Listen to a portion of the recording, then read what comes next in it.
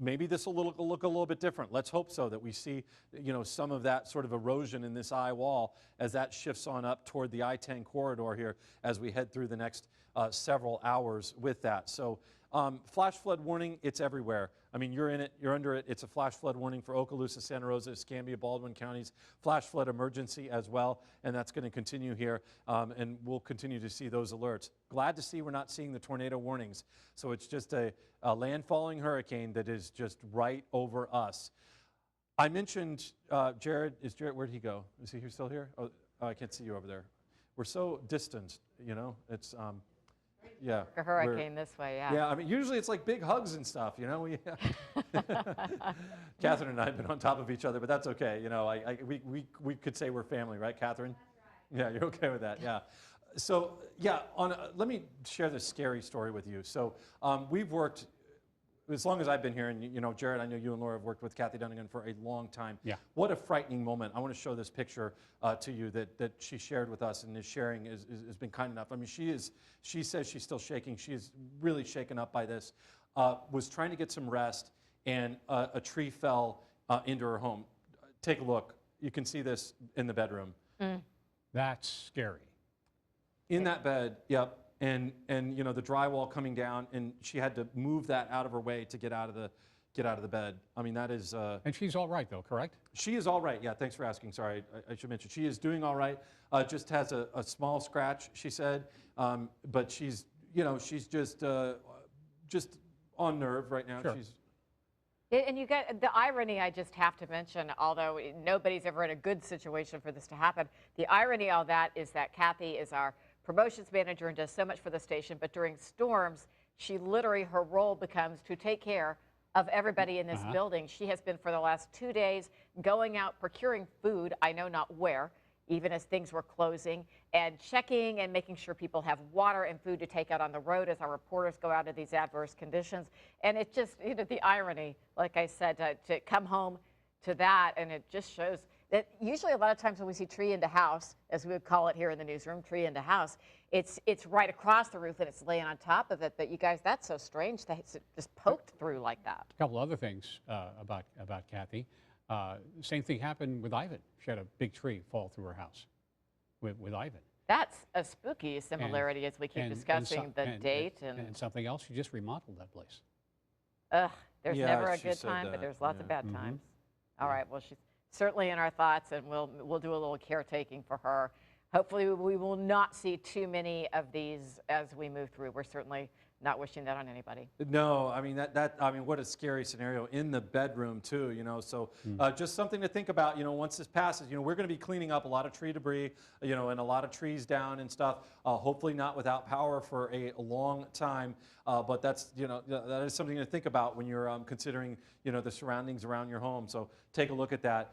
Yeah. So what we're here we are approaching 3 o'clock in the morning, and the worst part of the storm is moving on shore, and it's moving on here. It's over Gulf Shores. It's now spreading up toward areas like Alberta. Areas like Foley, seeing some of the worst part of the storm in Baldwin County, shifting it on over toward the Key around Perdido Bay. And like I mentioned, we're seeing a little bit of a change in the form of this storm, so that looks good. Hopefully a weakening. I mean, just with a kind of an instant analyzation of the radar and looking at it, this would be a sign of some weakening. So we'll probably get an update here at 3 o'clock in about 15 minutes from the National Hurricane Center. I'd like to see those numbers going down, maybe pressure going up, winds going down. And this is, but Northwest Florida flooding, this rainfall, we'll check out some of these numbers.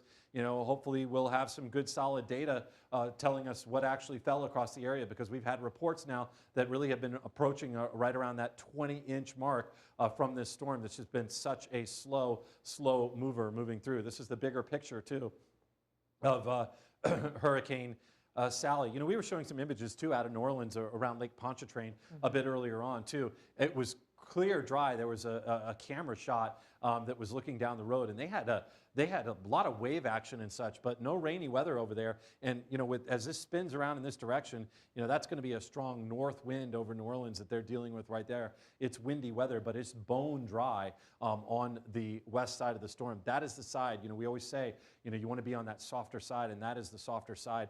That's the side to be on. It happened with us with Hurricane Michael. I mean, you remember that? You take this scenario, you just pick it up and move it over in this direction. Mexico Beach, Panama City Beach, those areas just getting blasted by Hurricane Michael, that being a Category 5 hurricane. We were on the air here. We were looking out for it. The same kind of deal when it was down over the Gulf. That thing started out, that thing popped up quickly. I mean, that was another scenario without a lot of prep time. That thing fired up, and we were looking at a tropical storm making landfall here, in a matter of days, and it ended up being Category 5 hurricane. We here on the south side of that storm, Michael, ended up seeing really not much at all. We were on that west side of the storm, while it was a totally different story for our friends over there in Panama City. There's a closer view. So this is going to continue to cause the flooding rains, though, over areas of northwest Florida here, as you see those orange and red colors and yellow colors showing up on our map. That little break is, that's a moderate rainfall. It's not like it's going to stop raining there, but we'd hope for a chance that some of that drains. But a bit of a change in the shape there. As you see the heavier stuff over Baldwin County, and it just not looking quite as deep over these areas that are rolling on toward areas like Gulf Breeze and Pensacola. Don't get me wrong, it's been pouring and it's going to continue to pour, and this is where we'll end up seeing the windiest of the weather, but it does look like that radar is taking on a little bit of a different form. Yeah, I got a question for you, another question. You're thinking landfall 6, 7 this morning, somewhere around there? I am, yeah. But landfall. Remember that's going to be that center right here, that part that's where it's quiet weather. Whoever gets to experience that too. It's pretty cool. Have you experienced it? Yeah, it's it's a long story. We'll tell it. Okay. But the question I'm getting to is when is all the rain going to be gone? Yeah. So, just I mean, lay when's it it out all there, going to be Jared. finally out of here? yeah. So this is the bulk of it. Since it's only moving at 2 miles per hour, it may be moving a little bit better pace than that. Hopefully, we'll see a number come out of the National Hurricane Center that will be a little bit higher. But this is going to be raining. You've got that landfall. So Gulf Shores, if you're there, the rain's going to start tapering off here within the next 30 minutes or so. Hopefully, that's the case there. But as this is still drawing up rain for areas of northwest Florida, we've got for, let's say you're in Gulf Breeze, you're in the Pensacola area.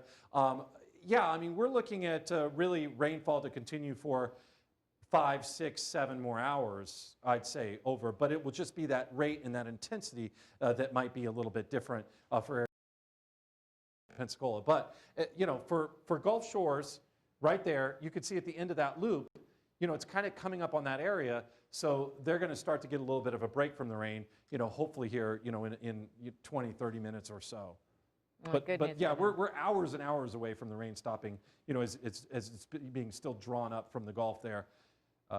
Headed on up into areas of northwest Florida. All right. Well, thank you, sir. All right. We just heard this from Orange Beach. Police tweeting out they are now officially unable to take any calls because of, the current conditions. They say simply move to higher ground if you have a flooding problem and do the best you can. But they can't come get you right now. We have seen some rescue calls go out overnight. There was some video right about midnight or so. High water rescue vehicle, Escambia County. The rescuers were called, this is West Highway 98, west of Blue Angel Parkway. It was a townhome surrounded by water. They tried to get out, had a little problem. So in this instance, the caller was able to get out of their flooded townhome before the crew got there. But they were ready and able to serve people who are having a difficult time with flooding water. More video from overnight in downtown Pensacola. A car was stuck in some high water on Gonzales. We were there. Tow truck arrived to get that truck out of the water, that car out of the water. Take a look. Another car tried to drive through the flood waters. They managed to power through and got through. But then again, we know the rules. And, there's turn around, don't drown. Because oftentimes you don't know exactly how deep the water is. And doesn't take an awful lot of depth to really move your car off the roadway and into a very dangerous situation. So follow the advice. Turn around, don't drown. We want you to be safe out there. We do have our crews spread out across northwest Florida to try to safely give you looks at what's going on. And right now, Channel 3's Jennifer Munoz, I believe on Blue Angel, in the car. Just we saw some of that flooding just a couple minutes ago. Jennifer, how are things looking right now?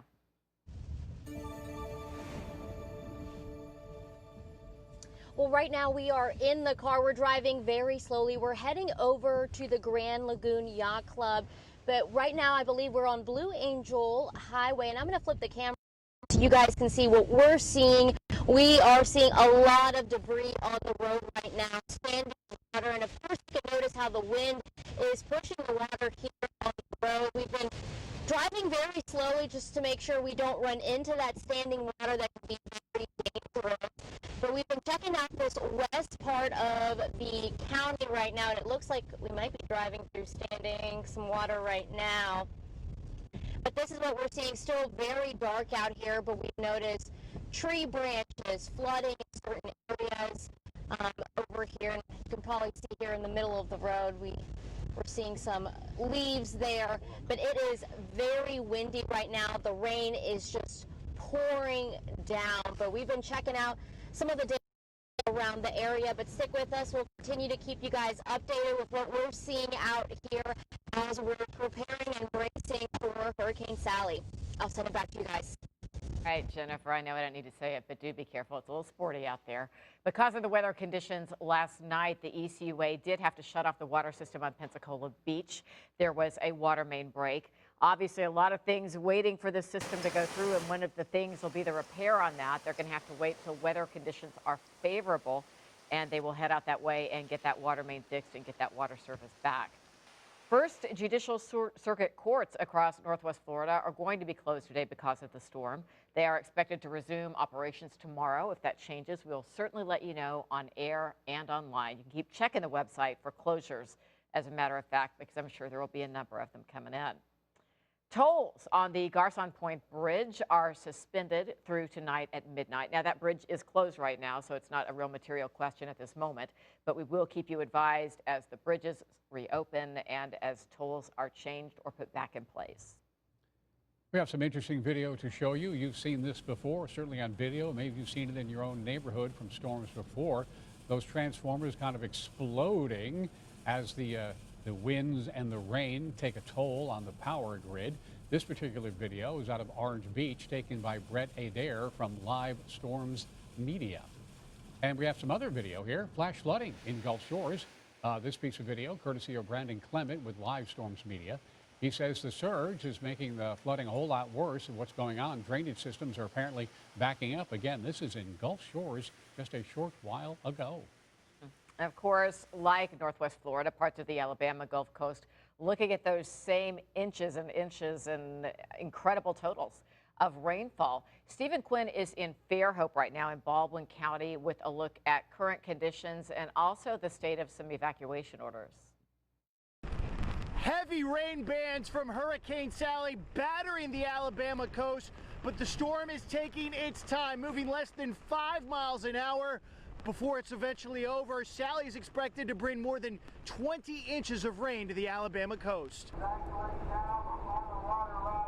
Authorities in Baldwin County spent the afternoon urging residents living along low-lying rivers to evacuate before Sally reaches the shore. Record-breaking flooding is possible. The sheriff warning residents soon it will be too late. In these type events, usually when the winds reach about 35 to 40 miles an hour, we can no longer have motor vehicles on the road, and certainly we cannot launch a boat and do that. So there will become a point in time during the storm that we would not be able to respond. Some residents are choosing to wait and see. Sally's winds already strong enough to bring down rain-soaked trees. Widespread power outages are expected overnight. A lot of times there's hurricanes and they don't end up hitting as bad as people say they will, so I guess everybody was thinking it's going to be like that again, and then everybody just packed up and left last minute. Another long night expected for people here in Baldwin County as those conditions continue to get worse. But because of the pace, Hurricane Sally now not expected to make landfall until tomorrow morning. In Baldwin County, Stephen Quinn, ABC 3340 News. Let's go a little farther west and go to New Orleans. Hurricane Sally causing wave action. Take a look at this, Lake Pontchartrain. Hurricane warnings and flood watches have been declared in southeast Louisiana, as you might expect, but the lake is certainly kicked up because of Sally.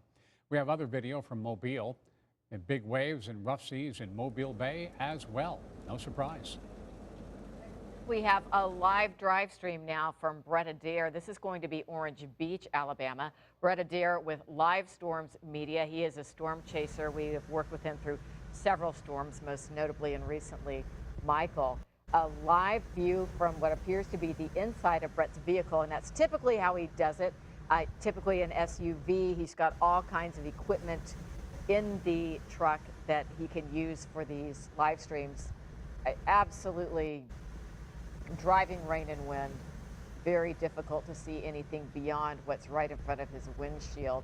He typically will find a place where he's at least sheltered to some extent from the wind in one direction or another, although right here it looks like he's out in it. Jared, do you think he's driving or is he parked? I would hope he's parked. He's got to be. No, absolutely got to be in that. Parked, yeah. Okay, yeah, thank you. In the control room, they're telling me that. One would assume.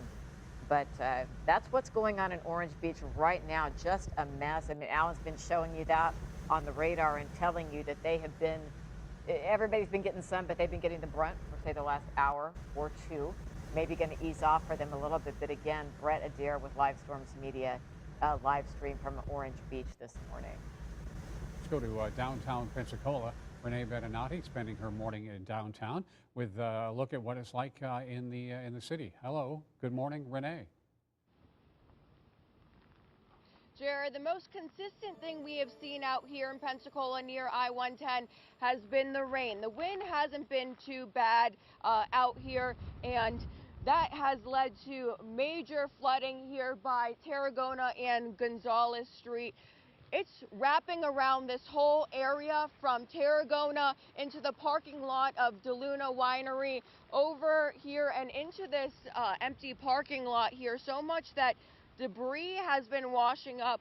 There's pieces of wood, I think it's from the railroad tracks that line this road. Now, you guys saw the video earlier where we found an SUV here in the middle of this road, and luckily a tow truck did come out and pull that car out. Now, what we have also noticed, I don't know if you guys saw that, lights have been going out by the minute.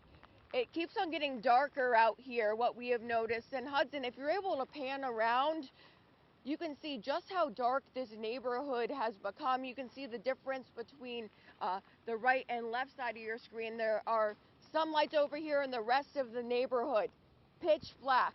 And we've also noticed this we keep on seeing flashes in the sky, not knowing what that is, but it's actually the transformers blowing purple and green flashes, and then it becomes a lot darker in those areas. Now, we are going to keep you guys updated with what we see here and, you know, all of the flooding, and we'll keep you guys updated. We're going to go to Alan.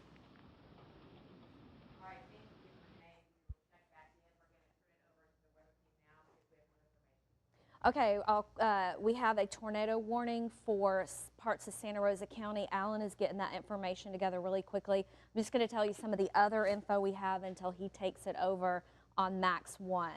So stand by for that. We'll give you the signal for that, Neil, in the control room. Okay, our Hardee's Beach Cam is up. It has been going off and on throughout the evening and early morning hours. Glad to see that. Tons of rain down at City Hall. We do have some updates. Navarre has registered a wind gust at 78 miles an hour, 90 miles an hour in Daphne. And the big news with the 3 a.m. update with Hurricane Sally is the system has picked up a little bit of steam. It is now moving at 3 miles an hour to the north-northeast instead of 2. And I know that doesn't sound significant, but it is going to help things out. So hopefully that trend will continue. It is now moving to the north-northeast at 3 miles an hour. Also pretty new is it is forecast to come ashore as a very strong Category 2 storm. 110 miles an hour, that's what it's forecast to come ashore as. And that's just 1 mile per hour away from a Cat 3. I know we keep talking about it's more of a rainstorm. Now it's becoming a windstorm and a rainstorm. So that is definitely going to make a difference when it comes to storm surge and all that kind of stuff. Right now it is 50 miles southwest of Pensacola, so it is starting to make some progress. Hopefully that forward movement will pick up as we go through the next couple of hours. We're looking at a gust of 75 miles an hour out at NAS. And oh, we're getting reports out of Theodore that the winds are bowing the pine trees all the way down to the ground. So a lot of the updates, we are talking about the wind. That is the new information that we're getting in.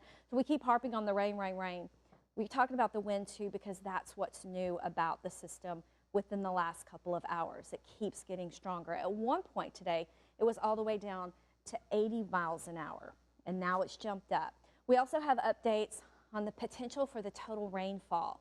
20 to 30 inches is what we are expecting for Pensacola, and those areas you see there, it looks like it's a little bit out in the Gulf. It's really for the Florida counties and part of Baldwin County you see there in the yellow. Now to the north of us, Bruton, Atmore, folks up there, you're not going to escape the rain either. We haven't talked a whole lot about you because the immediate threat right now is the coastline. But you guys, Molino, points north, Jay, Chumuckla, expect 10 to 15 inches of rain before it's said and over. The good news about it is we were really dry and we needed some rain. We didn't need this much rain, but we weren't like already saturated. And that's always good, especially when you're going to dump this much rain on. Here is the tornado warning in Santa Rosa County. It lasts until 3:30. Alan, are you ready to take this? Oh, yeah. Yes, absolutely, Catherine. Thank you very much. Let's take a look at it here. This is an area where we now have a tornado warning. You're looking right in the middle of the screen. It's going to be this box here, or polygon as we call it. So that is an area where it may have a tornado. So it's a severe thunderstorm. It is about 10 miles east of Rowville and about 12 miles east of Baghdad. It's moving northwest. I mean, it's moving along at about 60 miles per hour, this particular cell and this particular storm. So this is something that we knew we would be on the lookout for, and we're going to take a look at some different data and check out what's going on with this one. So I want to throw on our velocity. I want to kind of mention too where this is as well. Munson is up here, and that is not in the tornado warned area. Milton is down here, and that is not in the tornado warning area. So this thing is basically kind of between Munson and Milton in that area. So it's kind of a rural area that we're looking at, but I know there's some folks in there, maybe your phones have gone off, and we're going to basically let you know what's going on there so that you can know what's happening and take cover and be careful within that zone. So it's a tornado warning in effect until 3:30 in the morning. It's radar indicated, and that means that we've had an indication from radar that there's some spinning and that something may be capable of coming down and touching the ground. Let's check out our velocity data. On this one, we've been using this velocity data, and we've got winds howling, so in some cases it's kind of difficult. Well, there's a kind of a clear view of the actual warned area, as you take a look at where that is here on this map. Between Munson and Milton is where it is, kind of shifting on up toward Jay is what we're seeing with this particular thing. Let's take a look at that data again. We're going to use the Eglin radar site here, and as I'm looking, you're looking at this area right here. That is showing some signs of rotation. So it looks like maybe the brunt of it, and the worst part of that storm cell is probably right along Interstate 10 or maybe just north of Interstate 10, Highway 90, that area of Santa Rosa County. So, hey, if you're in this area and you're catching this broadcast right now, hang out in your safe spot. That one is moving rapidly. I mean, it is flying at about 60 miles per hour toward the northwest. It's going to be shifting on through this polygon in this direction. And if you're in the path of that, you want to be in your safe area, away from doors and windows. An interior hallway or bathroom, someplace safe like that is the best place to be when we have a tornado warning and something like this rolling through the area. We earlier showed that image and that picture of a tree that ended up in somebody's bedroom, and you just want to be in your safest possible spot so that you'd be okay with this particular storm. But it does appear, as we look at our velocity data, that we do have a bit of rotation showing up right there in the middle of the polygon in that area. And what that means as we look at velocity is you have, as you check out the radar site, what you have is particles, which is basically rain, moving toward and away from the radar. So here's the radar site. We call it the Eglin site. It's out over here. Now, the red ones are going to be moving away. Generally, the cool colors are moving toward, and the warm colors are moving away. So you see this green area here. As we've got this strong, basically east wind there, that's indicating particles, and they would be raindrops moving toward the radar. In this case, what we're seeing is some away motion in this direction here, and then some toward the radar in this direction. That's what basically velocity data is. And so in this area is where we have an indication of rotation as that's spinning around over that portion of Santa Rosa County. And that's what we're indicating on radar, and that's why this tornado warning has been issued for that part of Santa Rosa County, continuing here until 3:30 in the morning. So interior room, basement, lowest floor of the building. We don't have like basements around here necessarily. They turn into swimming pools, especially on a night like tonight. But you want to be away from the windows indoors is really what you want to take a look at, when you're considering that. So that's what we've got as we do check out that. Let's get it back to some of our radar data, and we'll show you kind of how the radar scene looks for that tornado warning as I back it on up. You're getting a lot of information here. I mean, we've got so many alerts and so many warnings. Let me pull some of them off. So our area that we're discussing here where we have this tornado warning is believed to be right in there, and that is moving in this direction. It's headed toward Jay, although Jay specifically, the town of Jay is not within the warning. It kind of cuts just shy of Jay. We'll see if another one ends up being issued for that area. But this is going to go until 3:30, although last time we've only had one other warning here tonight with these storms, and the last one was canceled early, so we're going to watch for that as well, because anybody that's taking cover, I mean, I know a lot of times people grab the kids, or they go to their safe spot and they may be in the bathtub, turn up the volume on the TV, or take the phone that's on WEARTV.com watching this live broadcast and head to that safe area to watch out what's happening. But that's the central portion of Santa Rosa County where we do have that warning. Let's run a 1 hour loop of this, and hang on, let me back that up. We'll run a 1 hour loop of this, and we'll show you what's happening here with our radar imagery as we're checking it out over Santa Rosa County and over the rest of Northwest Florida, as well as I know many people are tuning in the middle of the night here, as Sally is a direct hit on Baldwin County as well as Northwest Florida, a direct hit. And we're talking about these areas right here where the worst of the weather is.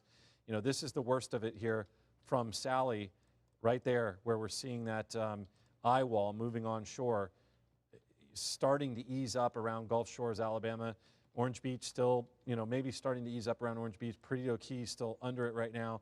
Southwest Escambia County really taking it, and other areas of Pensacola are going to be taking a big hit from this storm as well. Of course, the worst of it, if you are in this portion here of Santa Rosa County between Milton and Munson, you're probably feeling like it's the worst of it now too, as you are under a tornado warning.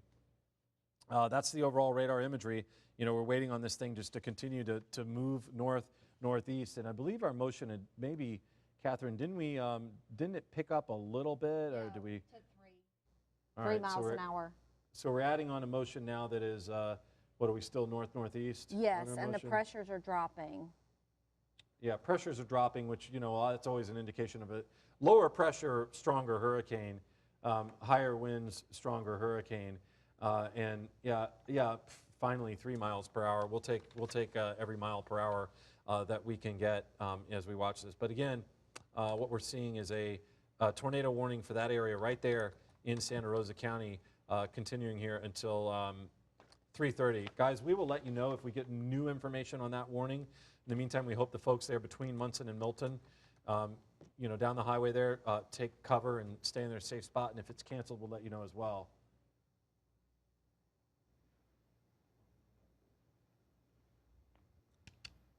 All right, thank you, Ellen. I know you guys will keep watching it, get us any new information.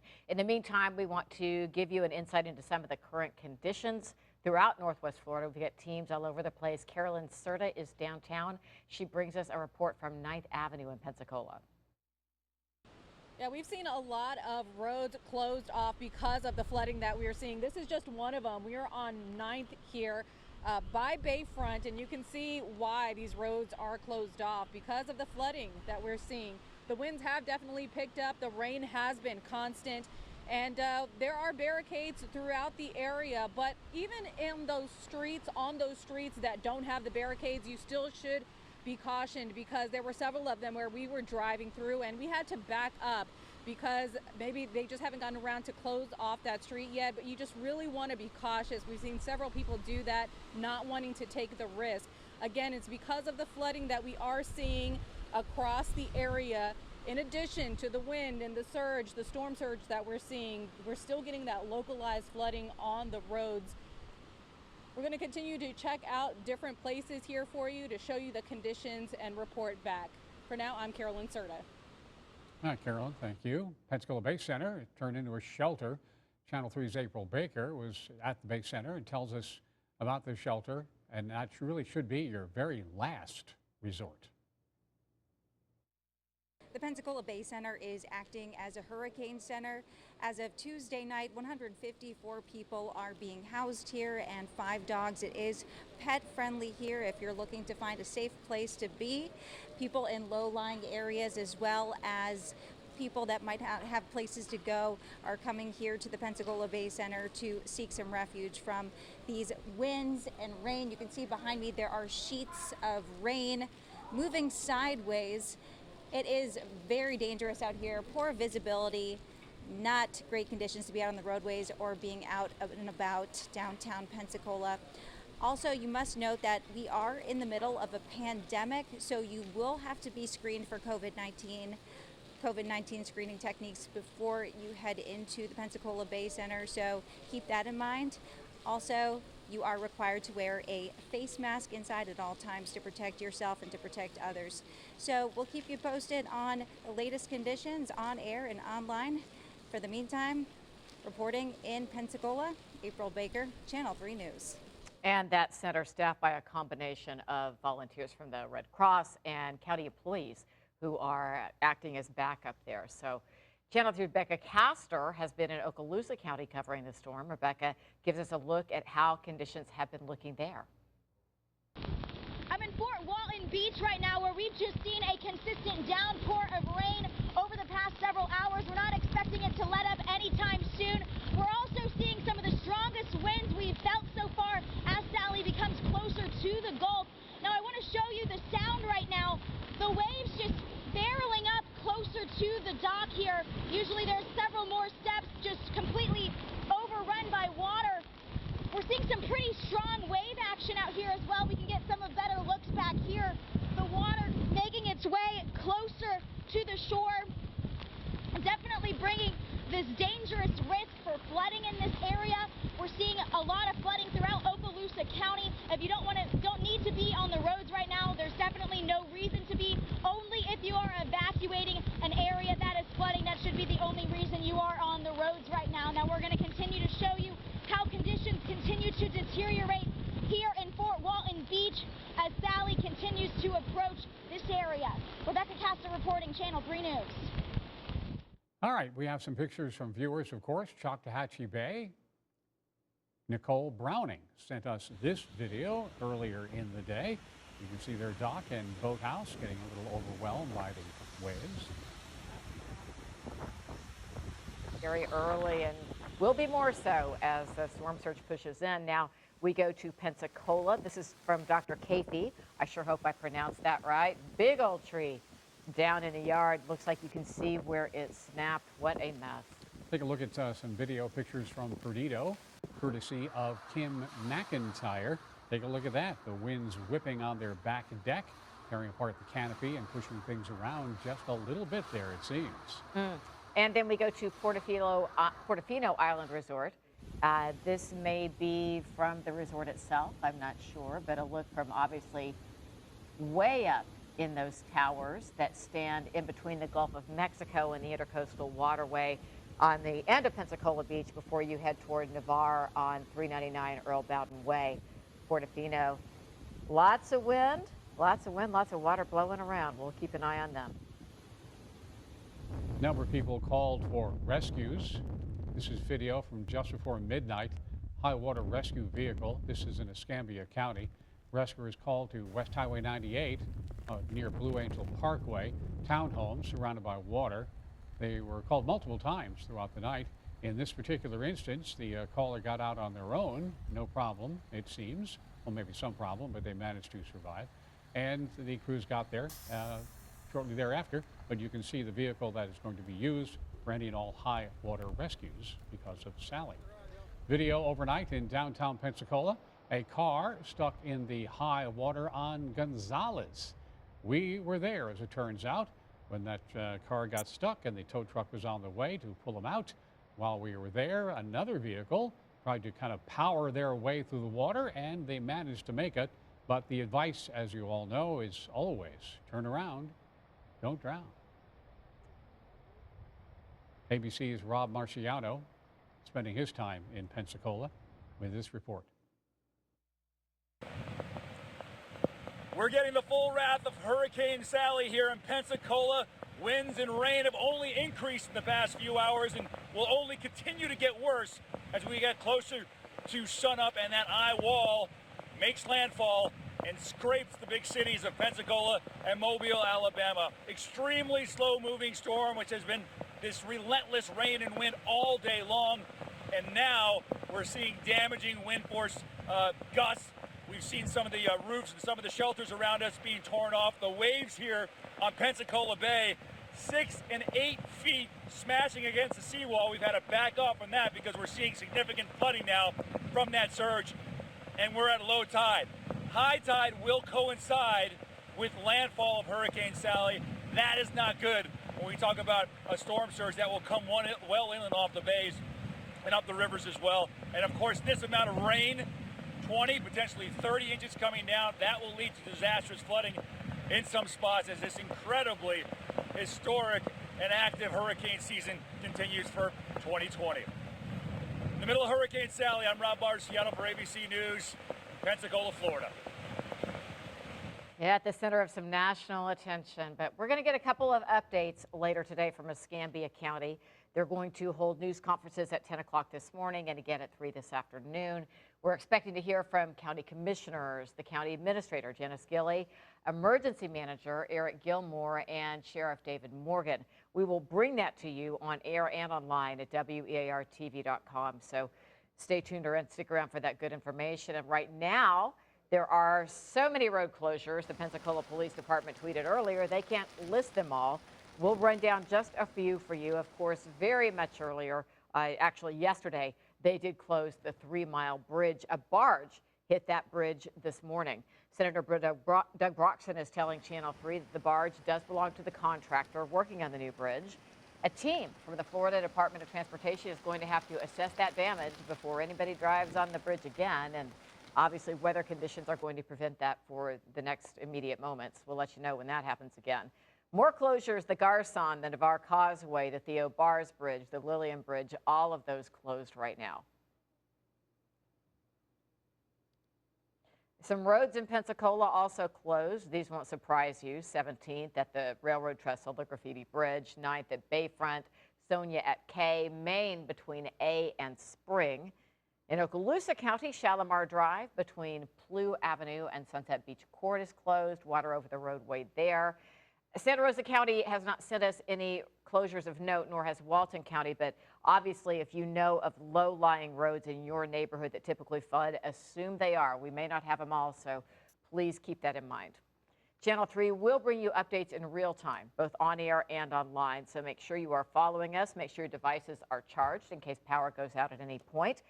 Check us out on all of our social platforms. We're going to be doing Facebook Lives throughout the day. To find us on Facebook, search WEAR TV. Let's go back now downtown Pensacola. Renee Beninate there with our continuing look as conditions as the storm gets closer to landfall. Good morning, Renee. I was about to say how I was surprised how calm the conditions seemed the past few hours here where we are in Pensacola, but I think I talked too fast because within the last 5 minutes or so, the wind and rain has really started to pour down this way. Hudson, if you can pan up, this traffic railroad crossing sign has just been shaking in the wind, and I've seen a few of the lights here blow out right before we came on air. Of course, we have seen the flooding here on Gonzales Street. Debris now filling the road. There was a trash can, almost like tumbleweed in this area. This is where we saw the car earlier today that was stuck in the middle of Gonzales Street. And we just saw a car, I don't know if you guys saw that Z-Trip man. He came from where Hudson, my photographer, is, tried to go this way. Of course, there's that flooded road, and came behind us and decided to head out this way. And that is the right decision to make, because as we know, you do not want to go down flooded roads like here. And I can't even see the end of where this flooded road is. It's wrapping around all of these streets and has clearly created a huge problem for that car earlier today. So we're finally starting to see the conditions here deteriorate more compared to when around 9 o'clock I was in downtown Pensacola, where we saw very strong winds, a lot of rain. Here mainly the thing we've seen is flooding, but now we are starting to see more of the wind and rain. And I don't know if you guys saw that, but a transformer just blew out behind me, kind of showing those bright green and purple lights. But we'll check in with you guys here later on in the morning. Hey, Channel 3's Renee Beninati, thank you. We have Alan Strum and Catherine Daniel in the Weather Center. They have been monitoring a tornado warning, among other things. So if you guys are ready, we will let you take it back and give us an update there. Yes, definitely. I'll show you where that tornado warning is, and they are continuing that until 3:30. The National Weather Service saying that this area of Santa Rosa County, let me show you the polygon for it. This is between Munson and Milton. It's been moving northwest at about 60 miles per hour, so it's probably on the top edge of that polygon, which hasn't been trimmed. But the National Weather Service out of Mobile saying that this has been showing some circulation, and a second circulation apparently moving into the polygon. So the original circulation weakening, but they're going to go ahead and let that continue until 3:30 because of that second circulation that's showing up. I'm going to take a look at our velocity data here in just a moment to view that and check that out. But if you're in Santa Rosa County, we're talking this area that's got the red polygon over it. You know, that runs from Interstate 10, that area there. You know, it's just around the Eglin area, basically on over Interstate 10 and then over the area that runs between Munson and Milton, almost to J, but not quite to J in Santa Rosa County. So this one... It just expired. I think it's still 3:30. Did it get canceled? Yeah, it got canceled. Oh, did it get canceled? Okay. Okay, so they're going to cancel. All right, so what we're going to do is we'll probably see that drop off the map. Yeah, thank you, Catherine. Catherine says that they are saying that they've expired that one. So good news. So if you are in Santa Rosa County, you're going to be faced with, a hurricane moving on shore, but that is good news about that particular tornado warning, that we can let that one go. Happy to report on that. We've been looking at this storm, and this is just ever so slowly moving on shore, with the worst part of it moving on shore. The worst of it is starting to move north away from Gulf Shores and Orange Beach, moving over Foley, moving over Lillian, Alabama. The bridge there over the Perdido Bay is closed. The worst of it moving over southwest Escambia County. In those areas, we're going to see a surge there. Areas around Perdido Key. It's going to start letting up around Perdido Key as this does continue to move on. Here it is in motion. This is just 45 minutes of imagery as we take a look. I mean, this rain is just incredible over areas of Okaloosa and Santa Rosa counties, over Milton, over Munson, over Navarre right now. Little break maybe around Pensacola. I was just trying to pour through some of my emails. I appreciate everybody emailing. It's really one of the best ways to get in touch, but a lot going on. Ken in Navarre, between Highway 87 and Navarre High School, says finally hit 20 inches of rain. That's in Navarre, and it's going to keep going. So that's why we've had these flood advisories. But 20 inches of rain. I want to thank Ken for that report there out of Navarre. And that's what we're seeing. What were we showing? 20 to 30 inches, of rain is what we were basically anticipating. And now they're around these areas. Now they're starting to use isolated it to 35. Okay, yeah. So Catherine's saying, yeah, isolated to 35. That's just, that's new. Yeah, we had 2 feet of rain back in the 2014 floods. Here's a cross-sectional view. Let's take a look at this. The eye, you know, we've sliced this open. The eye of Sally is right there in the middle where you see the blue water. And then we're going to take a look at the eye wall. So there's that area around Perdido Key where it's just slamming those areas around Orange Beach, where you see those yellows and orange and red colors.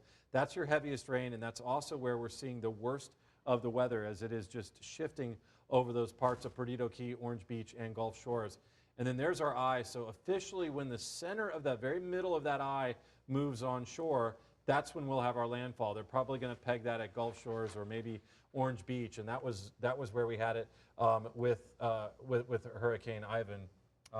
Yeah, go ahead, Catherine. What you got? Okay, we just got new information that they have increased the storm surge forecast for Baldwin County to the western Florida Panhandle to 4 to 7 feet. And we were expecting the storm surge to go up, and it indeed has. It was 3 to 5. Now it's 4 to 7 feet from Baldwin County through the western Panhandle, and the powerful northern eye wall is moved onshore, and coastal Baldwin County getting damaging winds right now. They are using the amount 35 inches in isolated areas for the first time that we've read in these notices, and farther north over interior Alabama and up into central Alabama, 8 to 16 inches. So they've upped the inches of rain across the board, and the storm surge is now for Baldwin County through the western Florida Panhandle, 4 to 7 feet storm surge. Wow, and that's what we talked about, that if the thing ended up going farther to the east, we would end up with that higher storm surge value, and we're seeing those higher values. And there's that eye wall. You know, you're looking at a three-dimensional view of it. You know, the eye wall is the strongest part of the storm, and it is right there over southwest Escambia County. You know, I'd imagine a lot of people have probably lost power in that area. You know, over those areas. You know, between the Intracoastal Waterway and Perdido Bay out toward the dog track area in that zone. You know, a lot of houses, a lot of you know, wonderful neighborhoods in that area, you know, on the way out toward Perdido Key, and that's the area being struck right now. Yeah, we're just kind of cruising around looking at this three-dimensional view, you know, as we check it out, you know, and the eye is right there in the middle. So Gulf Shores is finally starting to see a break. Just what a long night. Hours and hours of this storm moving over. They're finally getting a break. The eye of the hurricane will move over Gulf Shores and will move over Orange Beach. They will have a calming of the storm as the eye wall moves over these areas of Alabama and Baldwin County, like Foley, you know, Alberta, those spots like that, getting really some of that heaviest rain. You can see in Escambia County, the Bellevue community, which is basically where we are here, or near us, you know, near the WEAR TV zone, just down the road from us. You know, southwest Escambia County getting hit with some of that very, very heavy rain from that eye wall as it's shifting over areas like Fort Pickens.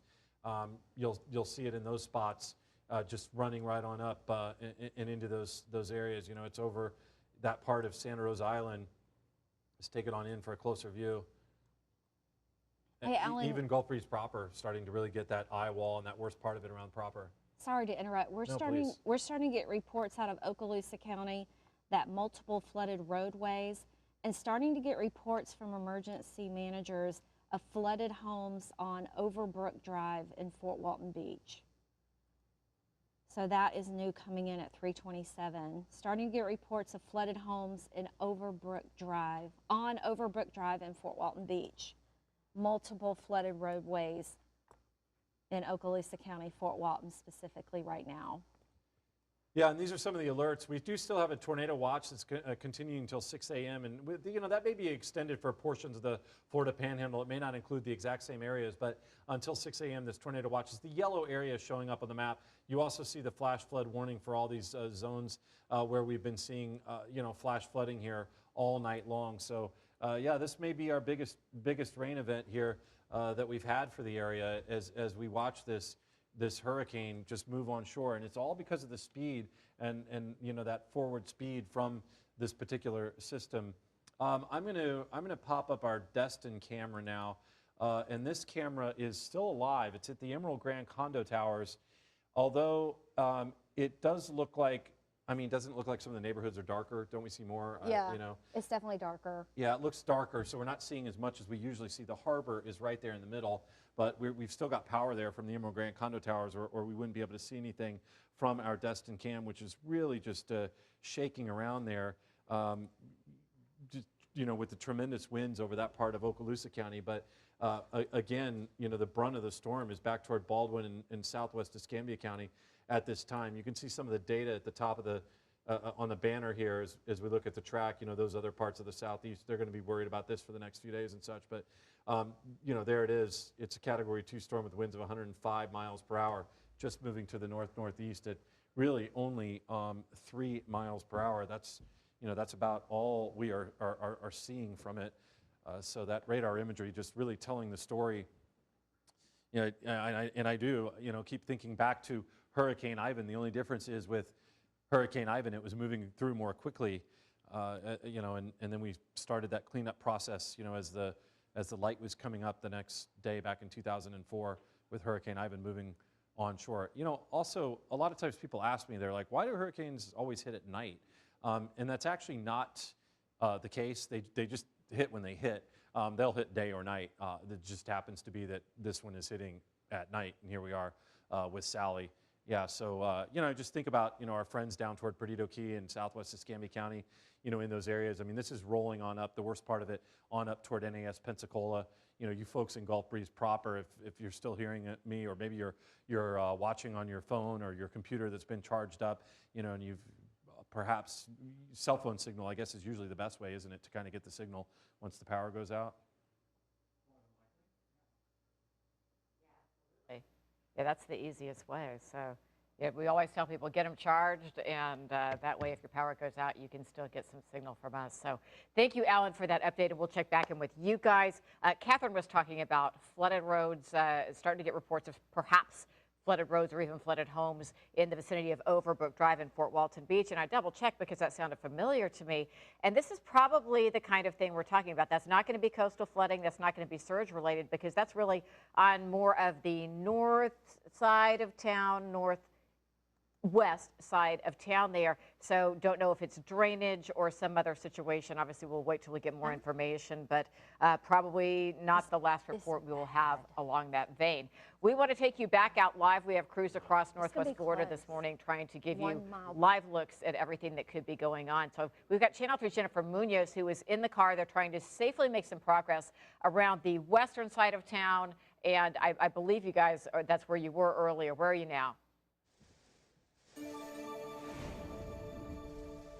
Well, right now we are parked in the CVS parking lot off of Navy and Gulf Beach, and I can tell you guys it is very windy. The rain is coming down. We were actually driving towards Innerarity Point, but the conditions got unsafe for us to be on the roads. What we saw was a lot of trees down, debris. We saw several transformers blow up right as we were driving. The conditions out here, if you don't need to drive, do not be out here. So we decided to pull over into the parking lot to be a little safer, just because at this moment there's not much we can even see. It's windy, and I'm going to turn the camera around so you guys can see.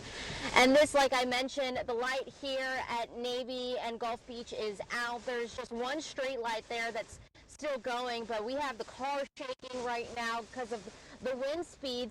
And right up here, I don't know if you guys can see, was the CVS sign. That actually blew off about 20 minutes ago.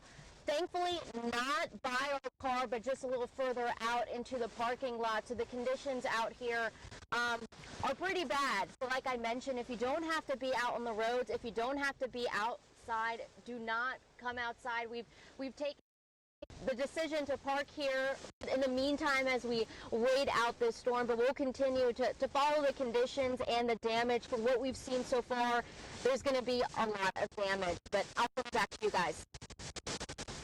All right, Jennifer, looks pretty severe on the west side. Let's talk about power outages rising in Escambia County, as you might expect. This is the Pensacola area. Thousands now without the benefit of power. Certain spots hit harder than others. The areas marked with the red labels have more than 2,000 power outages.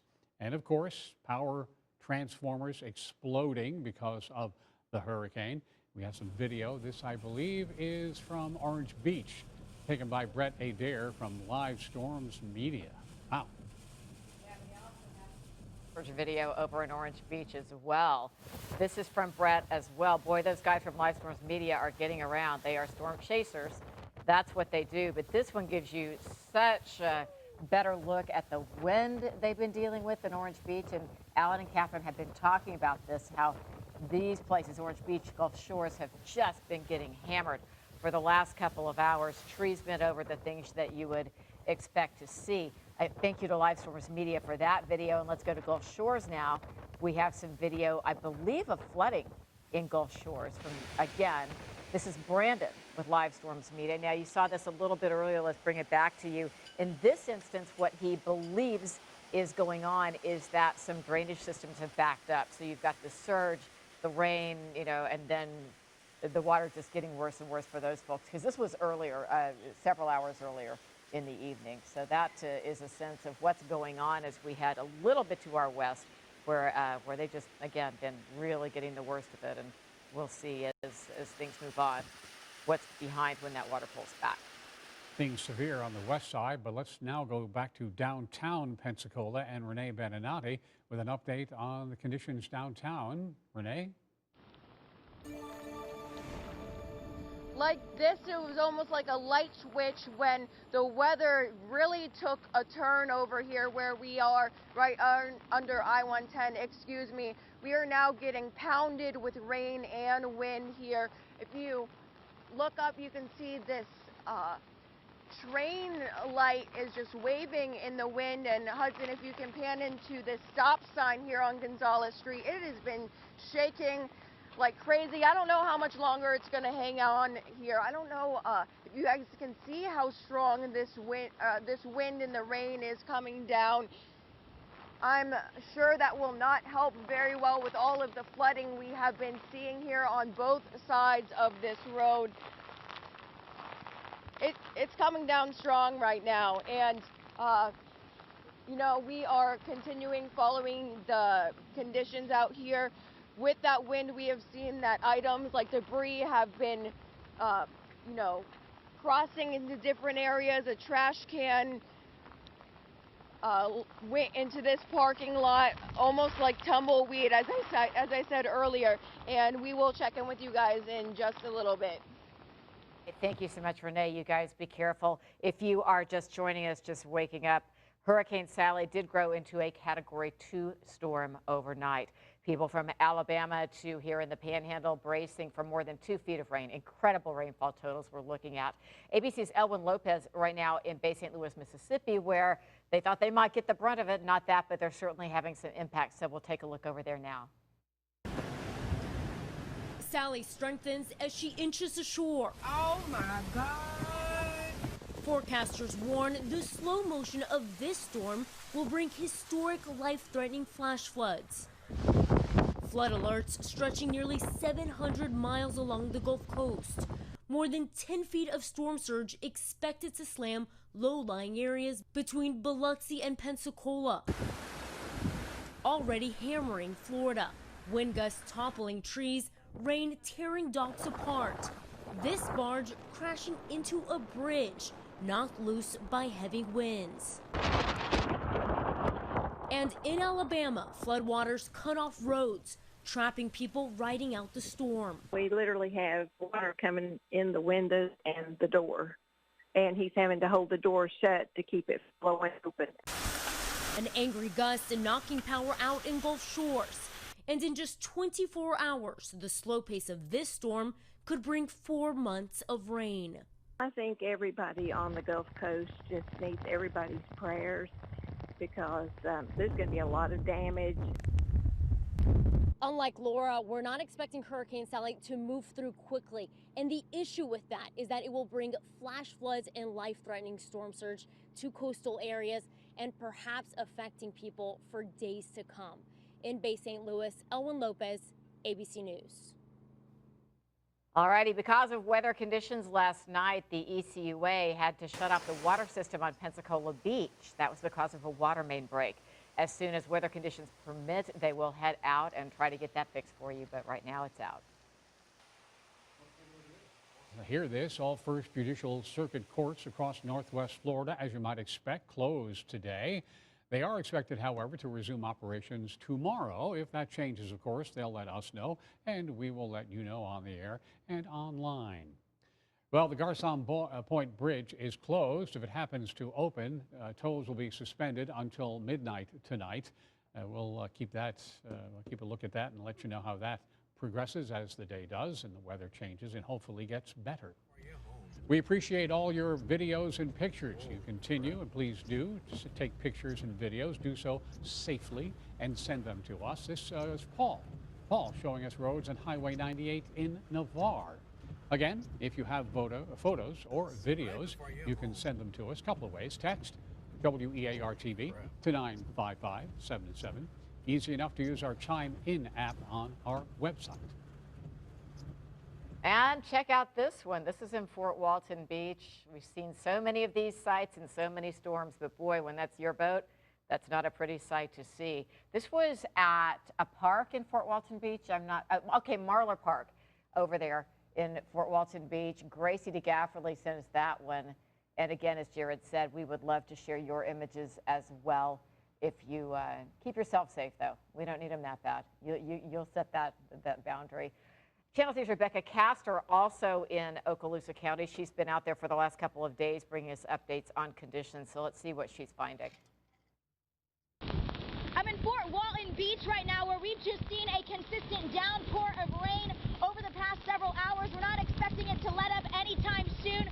We're also seeing some of the strongest winds we've felt so far as Sally becomes closer to the Gulf. Now I want to show you the sound right now. The waves just barreling up closer to the dock here. Usually there's several more steps, just completely overrun by water. We're seeing some pretty strong wave action out here as well. We can get some better looks back here. The water making its way closer to the shore, definitely bringing this dangerous risk for flooding in this area. We're seeing a lot of flooding throughout Okaloosa County. If you don't need to be on the roads right now, there's definitely no reason to be. Only if you are evacuating an area that is flooding, that should be the only reason you are on the roads right now. Now we're going to continue to show you how conditions continue to deteriorate here in Fort Walton Beach as Sally continues to approach this area. Rebecca Castor reporting, Channel 3 News. All right, thank you very much for that report. As we've been hearing from you all night, I want to update now on a new tornado warning that has popped up here, and it's over a similar area where we had the tornado warning in Santa Rosa County. You're looking at this map with a few different alerts, many different alerts. There's 2 tornado warnings on this map. One is outside of our viewing area, but what we're going to focus in on is this one here that is over Santa Rosa County. So this is going to be in effect until 4:15, so for about 30 minutes on this. And these have been moving pretty quickly, but this one is said to be moving toward the northwest at about 35 miles per hour.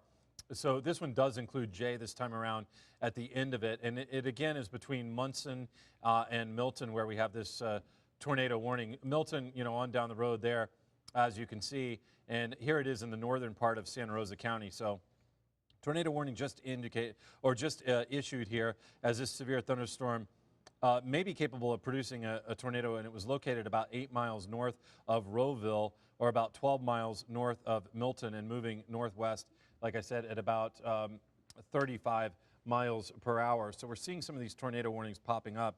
We've also got another one now that has just come in for Okaloosa County, and this one is, these areas, these are kind of these bands from our hurricane that do have the potential for some spin-ups. And as you take a look at this new one, this is a tornado warning for southwestern Okaloosa County, and this is going to be in effect until 4 o'clock in the morning. So it's 15 minutes on this one. This one is moving northwest at 65 miles per hour, so this one is really cruising along. And these are Doppler radar indicated. So that's what we're seeing. We're going to take a look at our velocity data here in just a second, but it's the polygons on the map here. That's Okaloosa County. You can see some of the communities that are included within this. We've got Destin, so this is probably just right offshore. It's moving northwest, maybe around the vicinity of Destin. You've got Okaloosa Island there, and then it rolls on up Niceville is outside of it, but the community like Fort Walton Beach and Wright, those areas are within a tornado warning. This one until 4 a.m. So this one's only going to go on for about 15 minutes. And then that rolls on over an area that is, this zone here is Eglin, which is, not populated like the areas that are under the gun right now, like Fort Walton Beach, Destin, and Laura, I know you're real familiar with that area since you spent so much time over there in Okaloosa County. As you look at some of those communities, anything stick out that you look at there, Laura? Within the warned area, you do have, as you said, good portions of Wright, Fort Walton Beach. Those are densely populated areas. So, up north of that, of course, you do get out on the reservation. That's not a big concern. But there's a lot of folks in that warned area, and we do hope that you are taking heed of this right now, going ahead and getting your safe space in your home. Ride this out in the safest place you've got. So, yeah, I think a significant number of folks, Alan, at this point need to be taking cover and being very aware. Yeah, that's a rather large area. We're talking Destin there over toward Fort Walton Beach. And again, we've got 2 tornado warnings for our area. The one in northern Santa Rosa County, that does include Jay. As we look on in, you can see Jay's within that tornado warning, and then some of the other areas like Highway 87 in Santa Rosa County under that tornado warning. And then, on Munson's not in it, but this is an area north of Milton and Santa Rosa County that is included within that tornado warning. So we've got 2 of these popping up on our map. Let's turn to that velocity data. I always like to take a look at it. Sometimes it can give me a better idea of where we have the actual rotation within the storm. And we'll check that out right now. So I'm gonna bring that up and check out our velocity data and see what we can pinpoint. Let's use the Eglin radar for this one that is over Okaloosa County. And now this is exactly where you were saying that we would start seeing these tornadoes spinning up. Well, that's right, Laura, because it's in that band that we were watching offshore, and I'll show you that radar imagery again in a minute here too. It looks like this is a pretty clear sign of where we've got some rotation here. What we're looking for is different colors kind of up against one another. So particles are traveling toward the radar and away from the radar, and that's an indication right in the middle of this polygon that we do have that rotation and that spinning right in this zone, and that's why the tornado warning here is in effect for that area. And then as we look on down toward this area here, it does look like there's potentially a couple of spots, actually that arrow kind of pointing right toward that area where there may be some rotation there. That would be out over, the Eglin Range. That's, 85. That's going to be to the west of 85 over really a pretty rural area. So that spot rural. But then as you look out over the bay here, you can see over the water, it looks like we may have some rotation there that's just off Destin, shifting, very quickly toward the northwest. This one at about 25 miles per hour. So this one is expected to be, right around the Fort Walton Beach area, and rolling onto the Eglin area, Lake Lorraine, Ocean City, Shalimar, Cinco Bayou, those areas there, the Wright community, maybe in about 5 minutes from now. And there you just saw a shift as the radar updated, showing, if you're around Lake Lorraine, this thing is over you or passing over you at this point in that community around the Wright area, right in the middle here of our polygon. This is where you really want to be in your safe spot. When we talk about a safe spot, we are talking an interior hallway. You want to be away from doors and windows, away from glass and such. Lowest level of your structure or your home is where you want to be. So this is, that's a clear sign that we've got some rotation. I'm going to bring up the radar imagery here in just a minute. And okay, let me let Catherine bring up Catherine's mic too. She's got some new information here that she can share with us. Okay, they just sent out from National Weather Service Mobile that they had to issue the tornado warning around Destin because a water spout was moving on shore. That circulation is crossing the bay and right now is moving towards Shalimar. Yeah, so, that's what we're seeing right there. Okay, that's the one that they're talking about. And they have now issued a flash flood emergency for Okaloosa and Santa Rosa counties in Northwest Florida. That's the second flash flood emergency that we've had in the last couple of hours. And that's a step above just your normal flash flood warning, on top of the tornado warnings now that we're dealing with. Yeah, and these are moving in those bands. I'm going to bring up that radar imagery here again in just a second, and you can see what we're faced with here.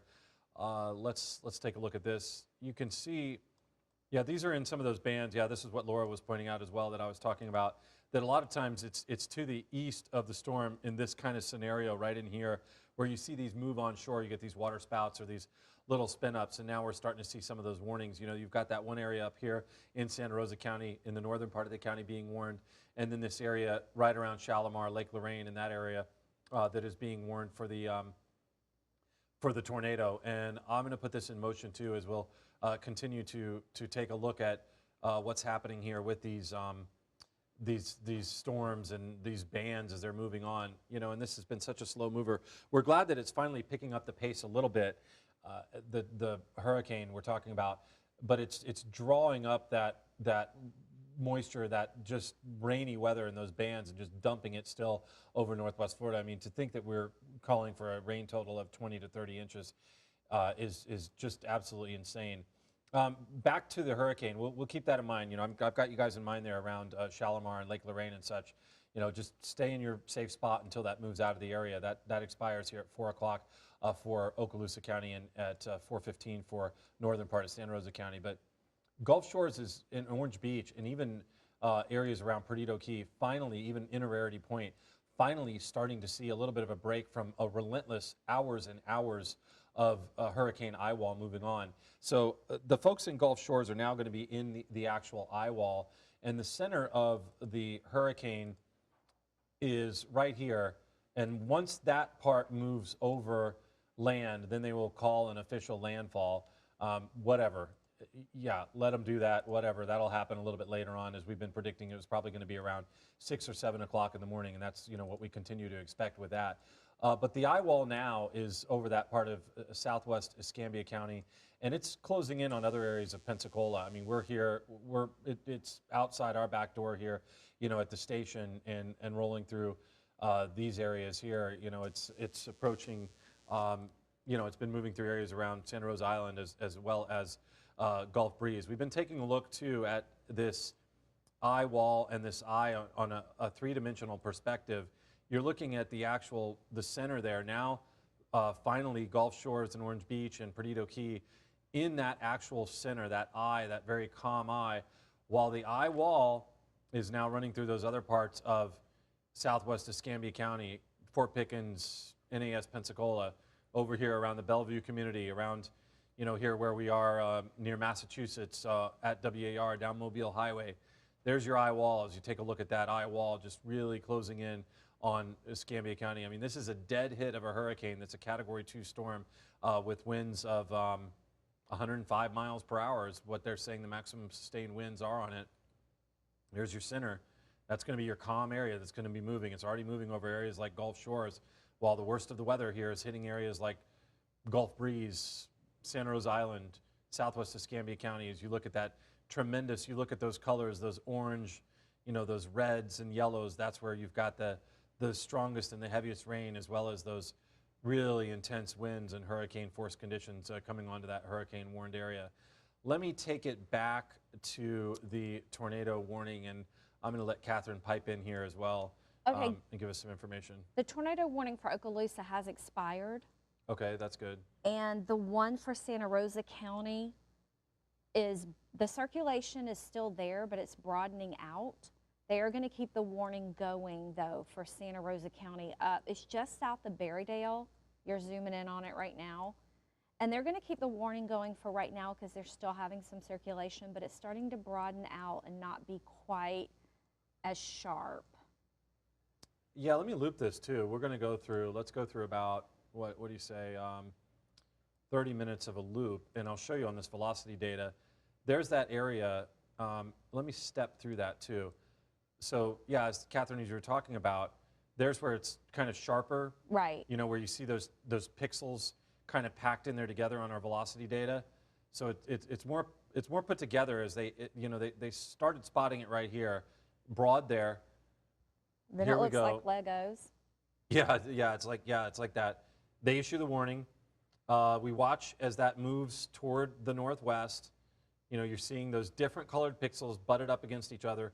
And now, as we look at the final image, yes, broader, and you're not seeing the stronger contrast in the colors, and that's exactly what you're talking about there with regard to a change, you know, that they're seeing. But it's still up right now. They'll probably drop that. they may. I mean, soon. that's going to go on for another, what, 20 minutes, I think, on that particular. Yeah, the one for Okaloosa has been allowed to expire, so that's absolutely good news. Okay. Yeah, it's still showing on our map here, but if they're saying that that's expired for Okaloosa County, that is definitely definitely some good news. In fact, also as you look at it too, whatever that water spout was that they believe moved on shore, anything left of it is over that Eglin Range, any rate, which is, you know, as Laura and I were discussing, is just a sort of really a desolate area. So, okay, we'll let the one out of Okaloosa County go. We'll let the folks know that are around Jay. Probably a good idea just to stay in a good spot until that actually passes over, since the tornado warning is continuing, you know, up around Jay and just off down the road, you know, from Jay around, you know, 399 there, 89, and, you know, it's beyond 87 at this point, but, you know, on up toward Jay. You know, as long as they're holding on to that, just hang out for a little while. Hopefully, you know, in case something kind of spins back down and ends up hitting that area. All kinds of alerts. You know, we didn't end up seeing these tornado warnings until, you know, 2, 3 o'clock in the morning. But we are not surprised at all. And, you know, as we were talking earlier too, I can't say that it's a, you know, I wasn't expecting necessarily the hurricane to head this way, but I can't say that this is like I'm blown away by it. You know, we were so unsure with these weak steering currents as to where this was going to end up going, and here we are with it dead on us as a direct hit. This has been, you know, with it coming right on shore, this has been a interesting kind of perspective and a view here to check it out three-dimensionally, you know, and just look at all these different angles. We are, you know, staring down on it as it's you know, it's now moving away from Orange Beach. Well, the actual calm part is moving over Gulf Shores and Orange Beach and Perdido Key, while, you know, these areas toward Pensacola, you know, and on up toward Cantonment are seeing the worst part of the storm. Let me start this perspective over. We'll give you another shot here and slice it open again. And then I'm gonna, in just a minute here too, I'm gonna send it back over to you guys over there, Jared and Laura hanging out, giving us a good idea and a roundup of what, you know, with all these reporters around. But let's get another sliced open view here. We do have the new advisory in. We're waiting on the latest track. We're waiting on the new track. Any details with regard to, there's your eye, any details with regard to, you know, maybe a lull in intensity? Are we down? Are we still at 105? The winds are at 105 and it's still at 3 miles an hour, north-northeast. The pressure is 965. There's your hurricane, three-dimensionally. All right, now we are looking toward the east. We're right over Dauphin Island, or just off, looks like we're just maybe over the Mississippi Sound there, looking toward the east. And it looks like there's still some rain there out over the Gulf waters. So the bottom part of the eye will come on shore too, and that'll be with a totally different wind direction, you know, moving over those areas. But the calm part, that eye is right over Gulf Shores and Orange Beach and Perdido Key on up toward, looks like maybe almost toward Foley. And there's your eye wall. All those deep colors, oranges, reds, yellows, that's your tremendous rainfall, and that's where the strongest winds are right now over those portions of Baldwin and Escambia counties. Laura, Jared? Actually, Alan, I'm going to pick it up right where you are with that eye wall, because you were talking about those severe impacts right now. And the locations, one you mentioned was southwest Escambia County, because that is where our Jennifer Munoz and her photographer are right now. They've been driving around trying to get in safe spots, but still give us some kind of view of what is going on as this eye wall moves on shore. So have we got Jennifer good to go? Can we take her at this point and see what she's seeing, or do we need to hold off on that for a sec? Can you guys give me an indicator? Okay, yeah, so let's go ahead and bring in Channel 3 Jennifer Munoz, like all of our reporters. There you are. A bank, the ATM teller. We had to move up the street from where we were on Navy Boulevard earlier, where you saw us. The wind has picked up here. Our car is shaking right now. The conditions out here are just awful at the moment. And as we were driving up to the bank where we are right now, we're seeing a lot of debris out on the road. tree limbs down. We've also, throughout our morning here, we've seen power lines. The conditions are getting worse right now. So, and while we've been out here, we've noticed as well some people driving. So if you don't have to be out here, stay home, seek shelter, be safe. You know, it's getting bad, as I mentioned, but we'll continue to follow the conditions, and hopefully we'll continue to see some of the damages caused by Hurricane Sally. But I'll send it back to you guys. All right, we have got, Alan, do you need to pipe in here?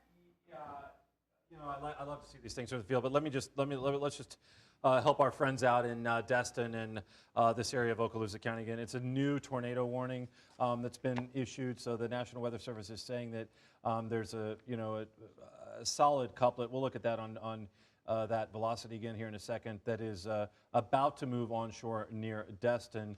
So, and you know, they're issuing these tornado warnings. You can see it right here.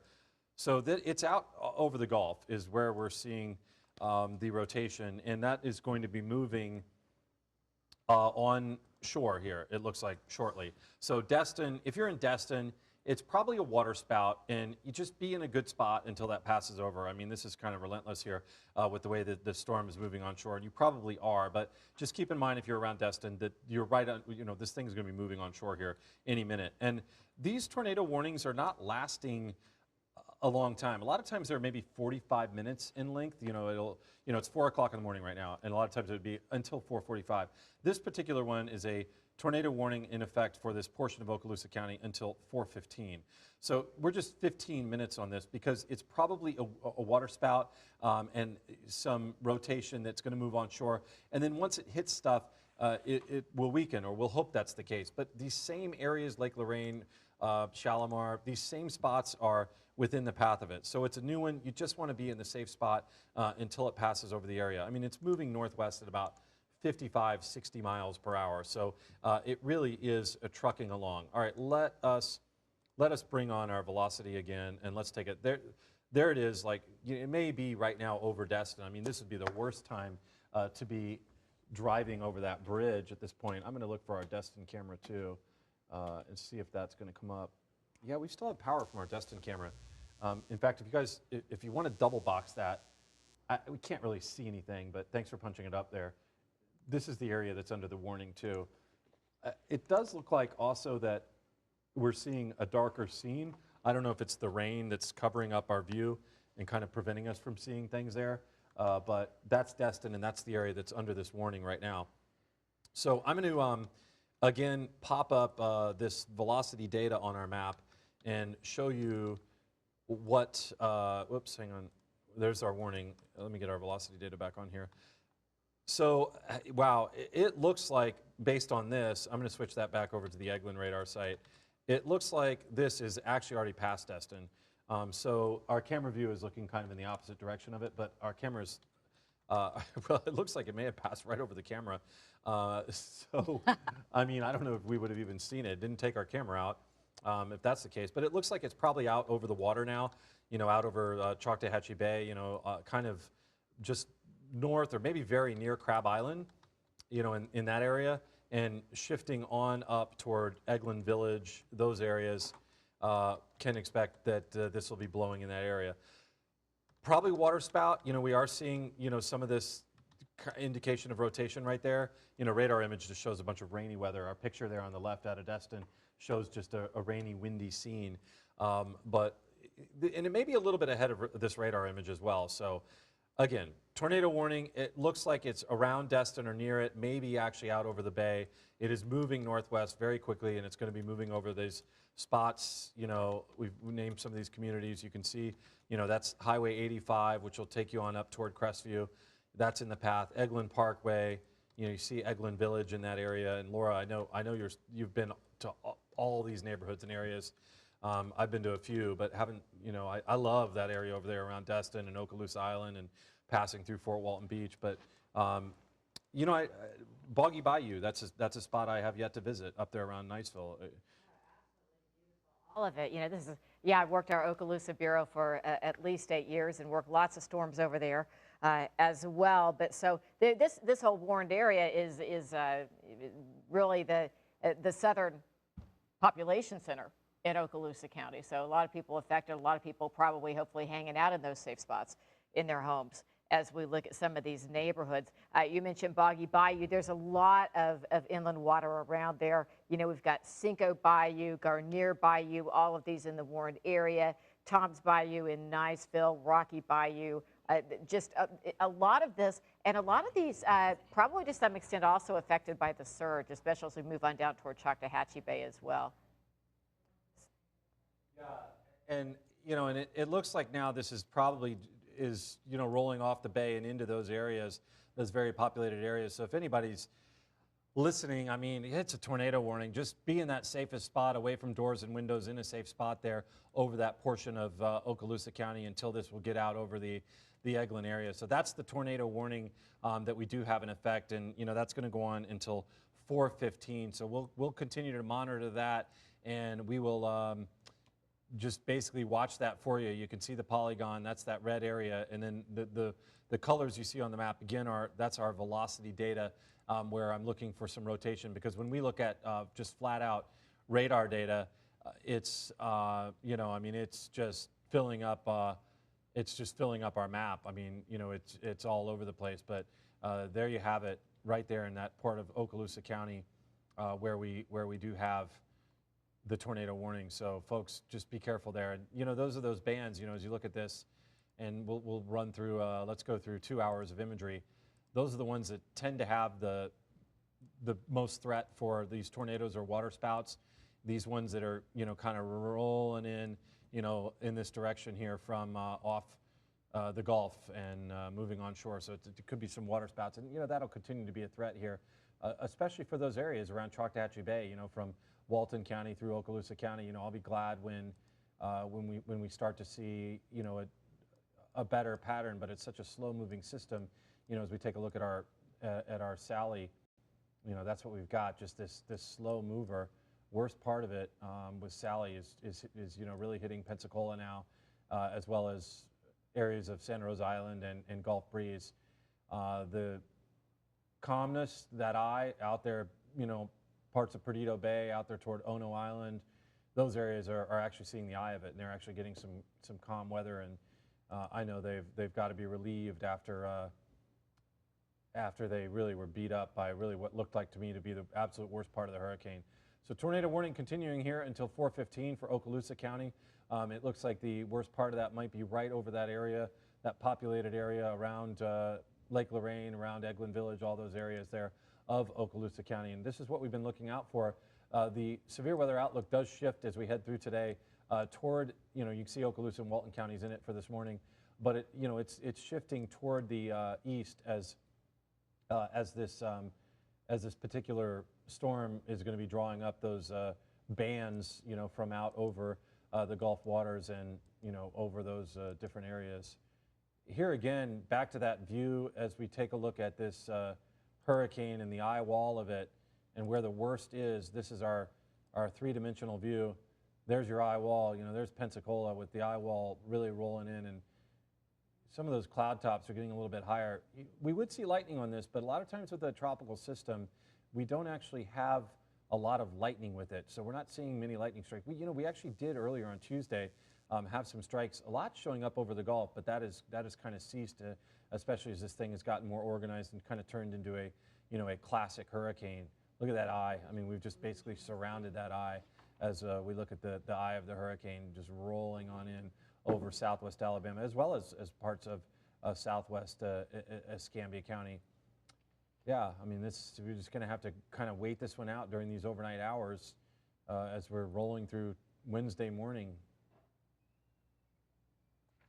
All right, Alan, thank you so much. We're just, as you said, got to write it out, and in the meantime, got to stay in. This is not the time to be out on the roads for any reason. Just texting with my wife. We live in North Hill, and she says our house, the entire house, is shaking right now. Pretty intense. Oh, that is that. That's another reason when we checked in with Jennifer, I wanted to get a sense of that, because here in the studio, although we're having some dips with our lighting, you know, I don't know if we're kicking on and off a generator, we don't in the studio get a sense of the noise or of the movement of the wind. So Yeah, no, I'm sure everything's okay, but that's, as Alan said, this is it right here, right now. Yep. We're getting this eye wall that has those incredibly powerful winds. And we also had some information on power outages. A lot of people out of power at this point. This was a bit earlier. 3 separate indicators on the Gulf Power outage map indicating outages of more than 2,000 households. So at least 6,000 households and then dozens of smaller outages. Gulf Power able to track those almost as soon as they happen, so they're aware and they get that repaired as soon as they safely can. So definitely in the thick of it right now. Shaking house, Jared. That's yeah. In fact, Paula sent me some video to try to get that on the air. It looked pretty intense. Yeah. Right now, speaking of downtown, Carolyn Serta is downtown with a look at conditions where she is. Good morning, Carolyn. Well, hey guys, right now we are standing underneath an awning here at Gulf Power, and for very good reason. Within just the past 5 minutes, 10 minutes or so, it has gotten dangerously worse out here. The wind, take a look over here. We are blocked by the building. You can still see my hair flapping in the wind, but this is the wind we are experiencing here in downtown Pensacola. I will mention also that it is a little darker right now. The light here, the power at Gulf Power has been flickering, going on and off. Right now it is off. And again, this is just the wind that is whipping past this building. You can even take a look at the trees, these huge trees here. On our way in here, street after street, branches, of course leaves, but huge branches as well, lining the streets through Pensacola as well. On our right over here, we could feel that wind whipping us around as well, which is why we decided to pull over. Again, we are underneath an awning here at Gulf Power. That is behind me, the building, and the power is out. A lot of dark streets that we are seeing. Power out, just depending on the street you go to, lights are flickering, the traffic lights, some of them are working, most of them are not. And again, this is just a very good visual. You can see this wind and rain.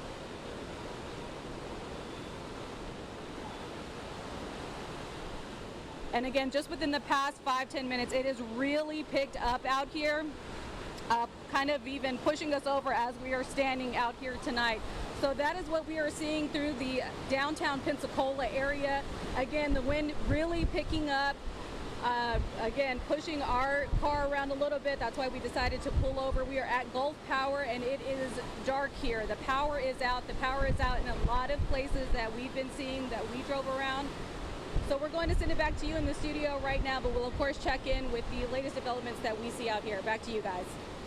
Okay, Carolyn, thank you. Take care. If you're not familiar with the location of the Gulf Power building, it is very near the bay, and we definitely got a sense of what the wind is doing right now. So let's move to downtown, which is where Channel 3's Renee Beninati has been throughout the evening. It looks like she's seeing some similar wind. Renee, I know you can't hear me, but if you want to go ahead and give her the go.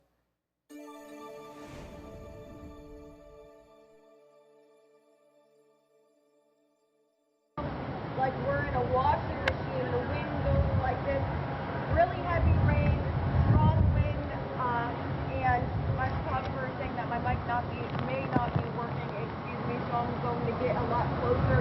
Within the last 5 minutes, I've counted 7 transformers flowing. As I said before, you can see the blue green light flashing in the sky. One time it actually looked like fireworks out here, but within the past half hour, it started getting worse, but within the past 5 minutes, the weather is just absolutely terrible here. And just to give you some perspective, we are getting blocked off a little bit by I-110. So where we're standing right now, we are getting a little bit of break from that weather now.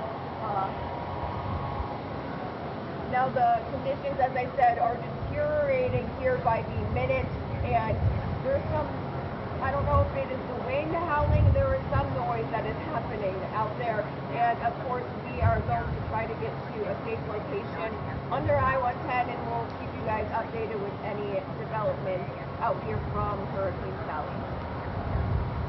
It appears we're in it now. Pensacola Bay Center is a shelter for those who needed to get away from the water. April Baker was there a little earlier and talks about how they're handling things. The Pensacola Bay Center is acting as a hurricane center. As of Tuesday night, 154 people are being housed here and 5 dogs. It is pet friendly here if you're looking to find a safe place to be. People in low-lying areas as well as people that might have places to go are coming here to the Pensacola Bay Center to seek some refuge from these winds and rain. You can see behind me there are sheets of rain moving sideways. It is very dangerous out here, poor visibility, not great conditions to be out on the roadways or being out and about downtown Pensacola.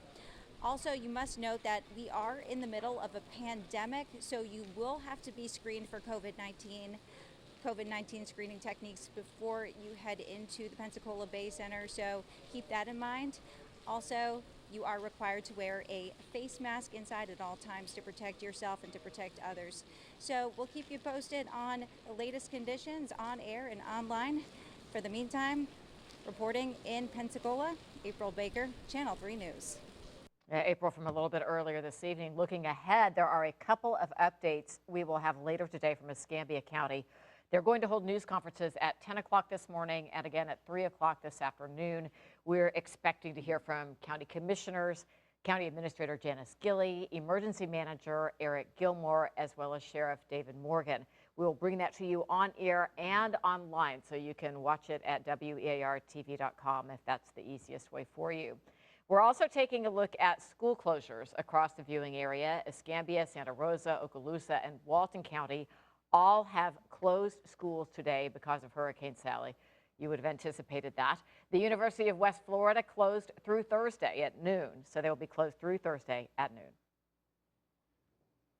As we speak, Pensacola Police, as you know, closed the 3 Mile Bridge yesterday morning. One of the construction barges came loose and impacted the bridge. The barge belongs to the folks working on the span, and when it's safe to do so, we presume Florida DOT will assess the damage, and that'll certainly impact when that bridge is opened yet again. So to keep an eye on that as the storm passes through and we get some sunlight. I'm sure they'll take a look and let us know. The Garcon Point Bridge closed as well. The Navarre Causeway, you can't go there. The Obarez Bridge and the Lillian Bridge all remain closed. A lot of roads in Pensacola are closed because of the flooding, of course.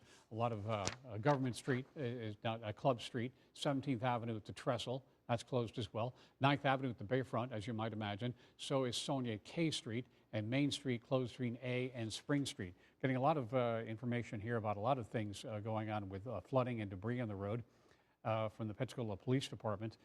Davis Highway has some problems at Palisade Road. There's some lines down there. Windhurst at 9th Avenue, there are some road obstructions of one sort or another. 17th Avenue near Lakeview, there are some road obstructions there as well.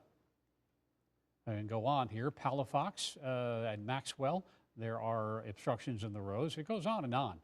Pretty much, if you don't absolutely positively need to get out of your house, stay home and let's ride this thing out together.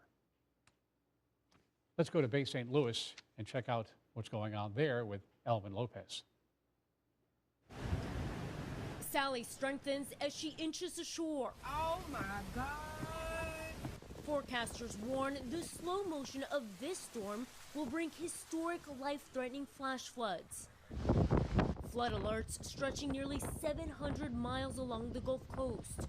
More than 10 feet of storm surge expected to slam low-lying areas between Biloxi and Pensacola. Already hammering Florida. Wind gusts toppling trees, rain tearing docks apart. This barge crashing into a bridge, knocked loose by heavy winds. And in Alabama, floodwaters cut off roads, trapping people riding out the storm. We literally have water coming in the windows and the door, and he's having to hold the door shut to keep it flowing open. An angry gust and knocking power out in Gulf Shores. And in just 24 hours, the slow pace of this storm could bring 4 months of rain. I think everybody on the Gulf Coast just needs everybody's prayers because there's going to be a lot of damage. unlike Laura, we're not expecting Hurricane Sally to move through quickly. And the issue with that is that it will bring flash floods and life-threatening storm surge to coastal areas and perhaps affecting people for days to come. In Bay St. Louis, Elwin Lopez, ABC News.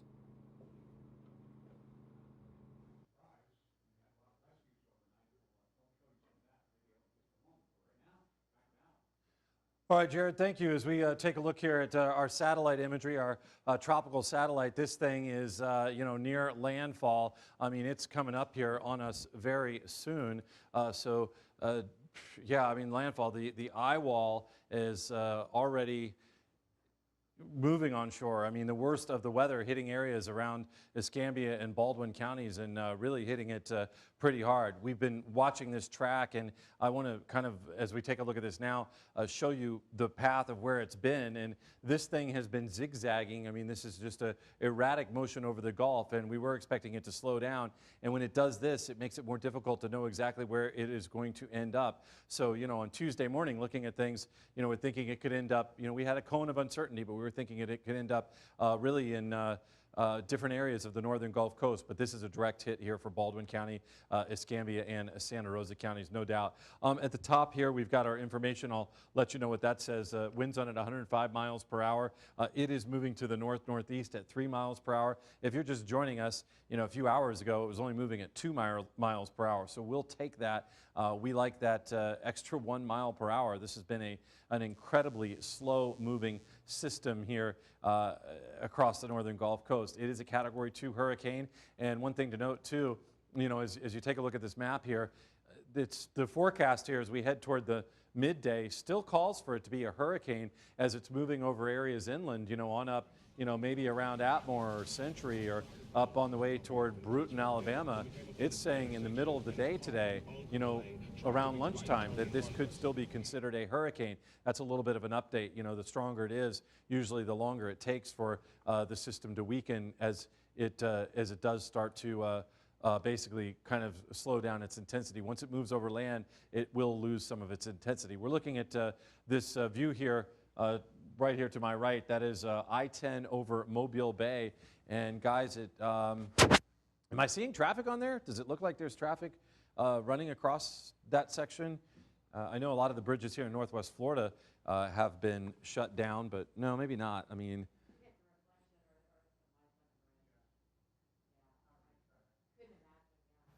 yeah, if you can you guys give me Jared and Laura's mics as well at times. Yeah, it looks like that. So yeah, I couldn't imagine either. But that is the I-10 bridge there over Mobile Bay. So we've just got a live view for you to take a look at that late tonight. The Hurricane Hunter, I think this flight may be over. We were watching this throughout the overnight hours. To me, it's still tonight. I know it still feels like tonight. I'll be saying tonight, sorry. You guys are in the mornings. But as we look at some of this info, you can see this. So this was just flying just all around it. And it does look like, it's either headed back or it's on the way back toward the Houston area there. A lot of times these come out of Mississippi and Keesler, but in this case, I think they probably changed things because of the threat from Sally, so they had to kind of get out of there and just take a different point. But as you look at this, this is that eye wall, so this is running on up toward the I-10 corridor. That camera view, I believe, was there on this side, on the Mobile side of Mobile Bay that we were looking at from that I-10 camera. There's some traffic for you. I mean, yeah, that's... Well, you're correct. Wondering if it's some type of emergency or official vehicle, or perhaps not. I would hope that it would be, although you might expect that it has some lights on, but it looks like a big vehicle. Could be one of those high water things.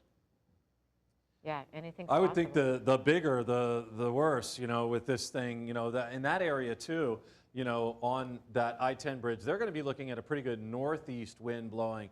It's got to be blowing pretty hard around there, as the thing circles around. These rotate in this counterclockwise fashion, and that's the I-10 bridge there right over Mobile Bay that we're seeing, and that eye wall actually is going to start closing in on that.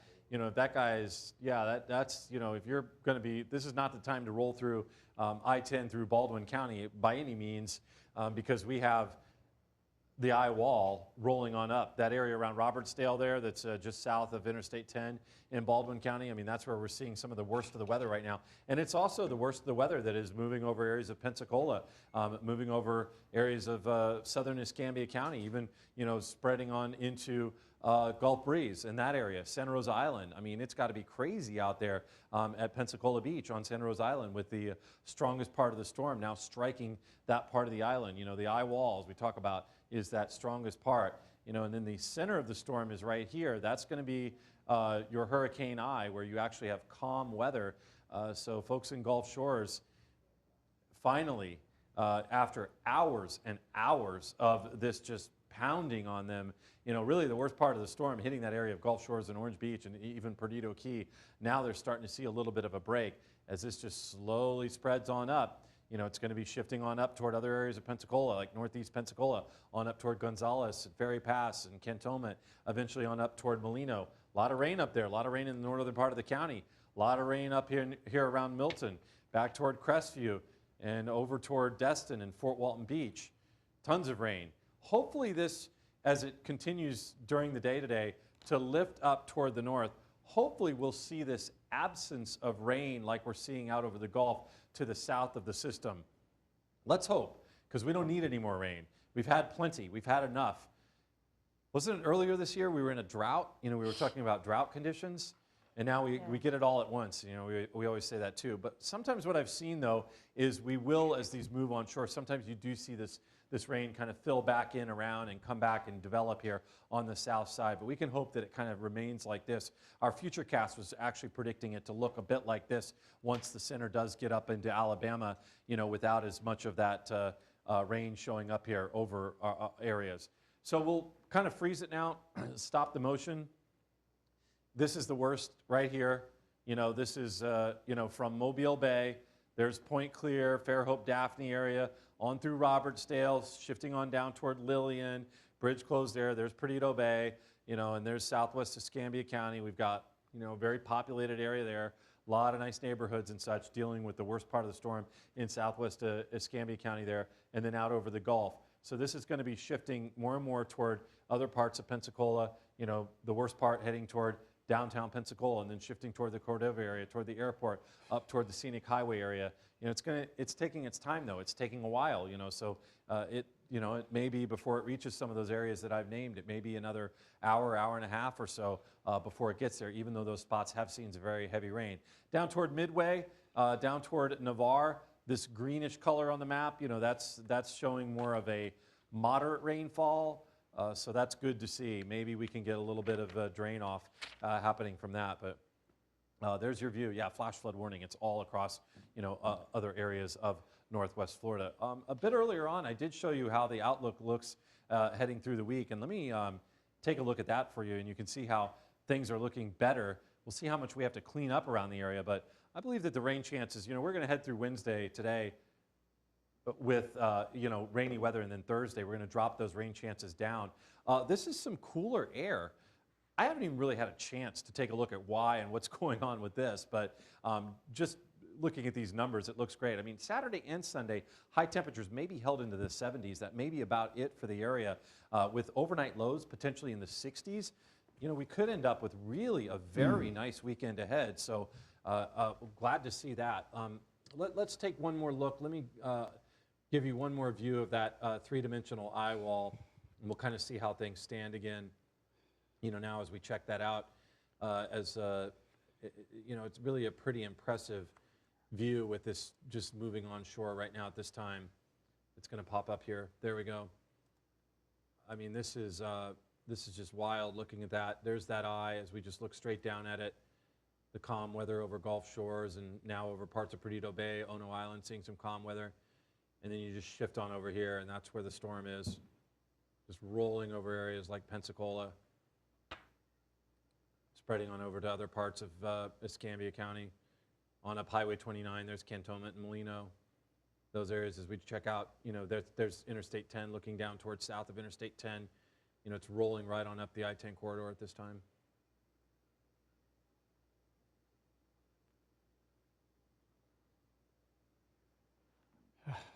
This is a rough one, that's for sure. We have our people out and about giving us a very close look at the conditions outside. Jennifer Munoz still in the car, safe place on the west side. It's pretty rough out there. Jennifer, tell us what you got. Well, right now we are under the drive-through of a Navy Federal Bank on Navy Boulevard, up the street from the entrance to NAS Pensacola. And I can tell you it is very windy out here. The rain is just pouring, but I'm going to turn the camera.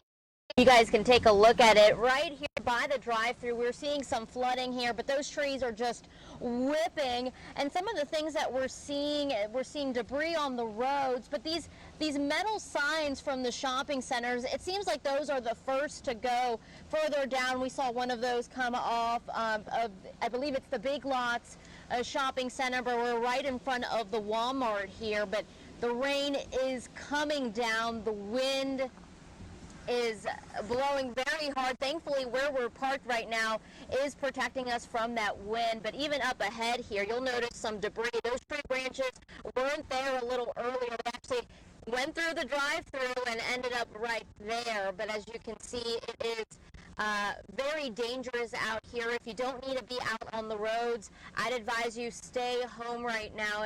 And we spot a couple cars like that wandering around, but right now the conditions are just not safe. Driving, the visibility is very limited, but we'll continue to follow the conditions out here and keep you guys updated. But I'll send it back to you guys. All right, Jennifer Munoz, thank you. Carolyn Serta is standing by downtown as we continue in the thick of it to try to give you a safe look. Are you guys still under some kind of cover, I believe? We'll check in with you now, Carolyn. Well, hey guys, just giving you another look at what we are experiencing here in downtown Pensacola.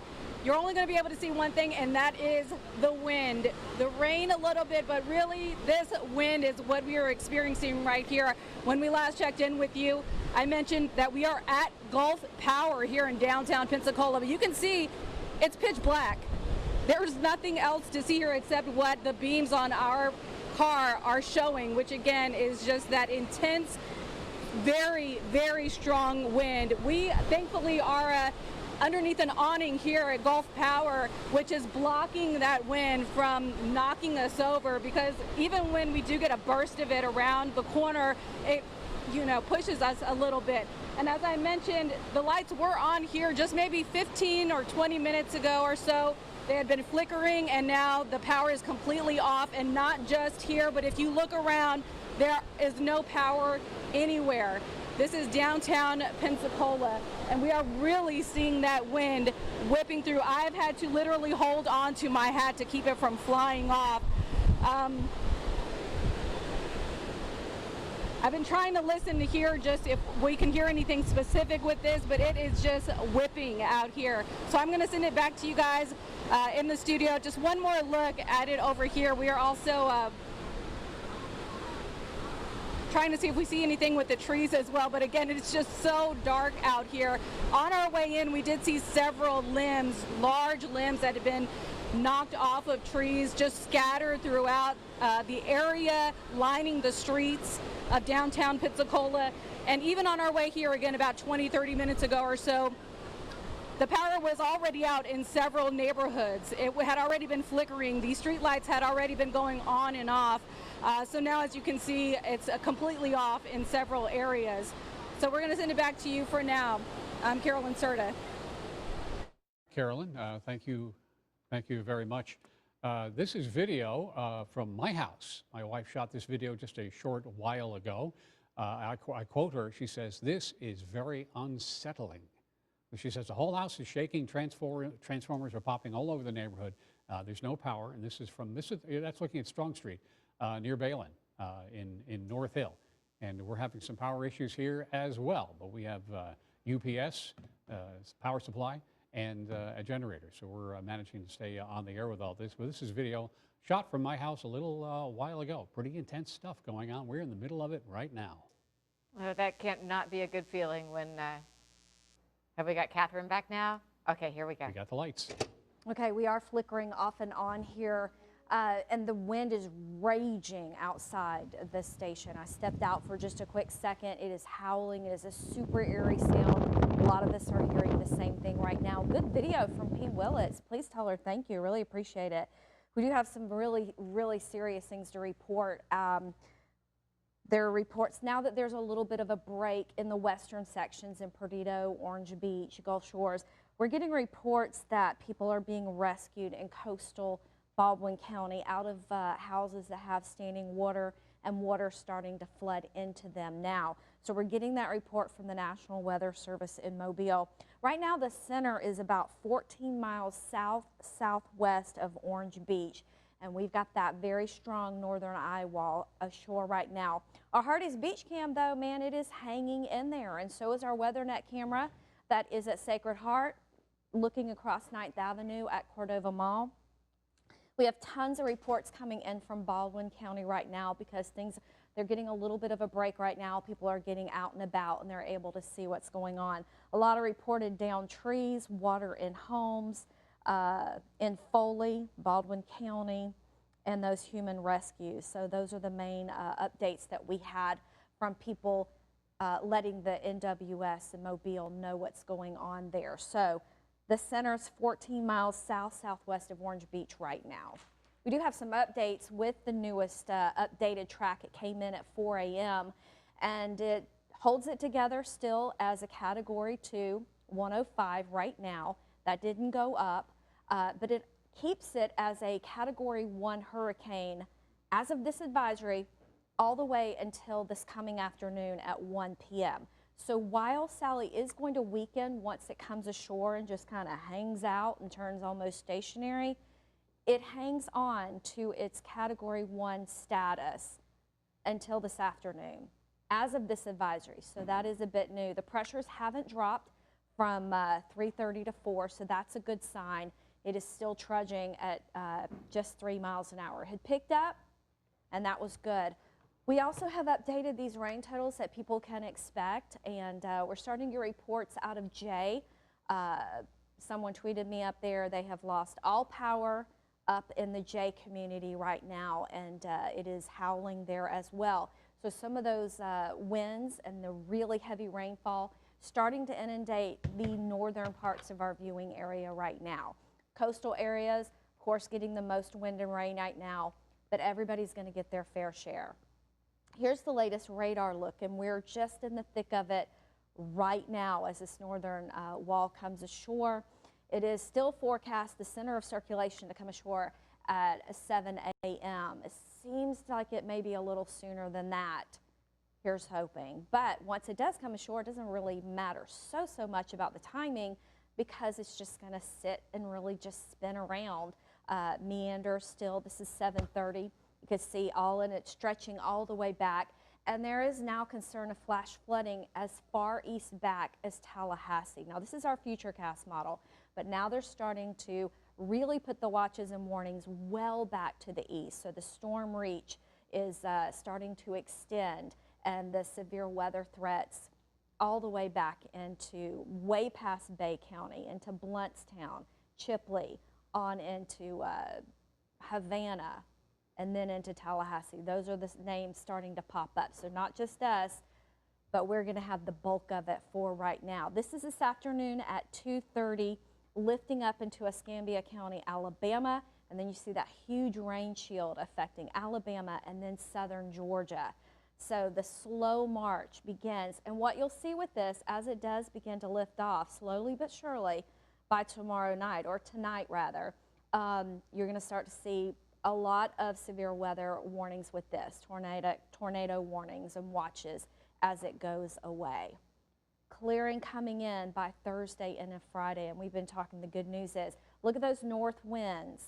It's going to be nice. We're going to have clear skies, cooler temperatures, lower dew points, so that is something to look forward to, as so many of us will be cleaning up after this. It's not going to be that sweltering hot. Most of the time after a storm, that high pressure moves in, things clear out. It's still super hot, like baking hot. Over the folks for Laura cleaning up, they have had heat advisory after heat advisory the last several weeks. We're not going to have that in the immediate future, so that's one of the bright sides. It's going to be clear and cool, and it will be so much more pleasant. Tropical alerts, they did extend this earlier on Tuesday evening into Wednesday morning. Okaloosa County under the hurricane warning. Here are the current winds in the miles per hour. NAS has pretty much led the pack with the highest sustained winds so far, and now they are up to 61 miles an hour. We are getting reports out of Mobile at the tunnel that they've had 90-mile-an-hour wind gusts there, and other reports starting to come in. But these are the sustained winds, and when you see 12 and 10 mixed in there and calm, those are not right readings. The ones that you can trust are the much higher ones at NAS and 47 over into Mobile. The storm surge alerts went way far to the east of us as well, and now we're expecting 4 to 7 feet storm surge for Pensacola Bay all the way to Navarre. So that has really risen as well in the last 12 hours. The accumulations keep coming up as well, 10 inches now in Pensacola. Let me see, out in the bay, some areas, 10 inches there as well, and then Crestview is up to 9 inches. We have been getting reports across the board pretty much anywhere from 12 to 16 in the last several hours, and of course it just keeps coming on down. Tornado watch until at least 6 o'clock tomorrow morning. We'll see that get extended. And one look at Hurricane Teddy. This is going to make a mess for Bermuda. That's one system out there. The Atlantic Basin, super busy right now. We have 7 areas that they're watching.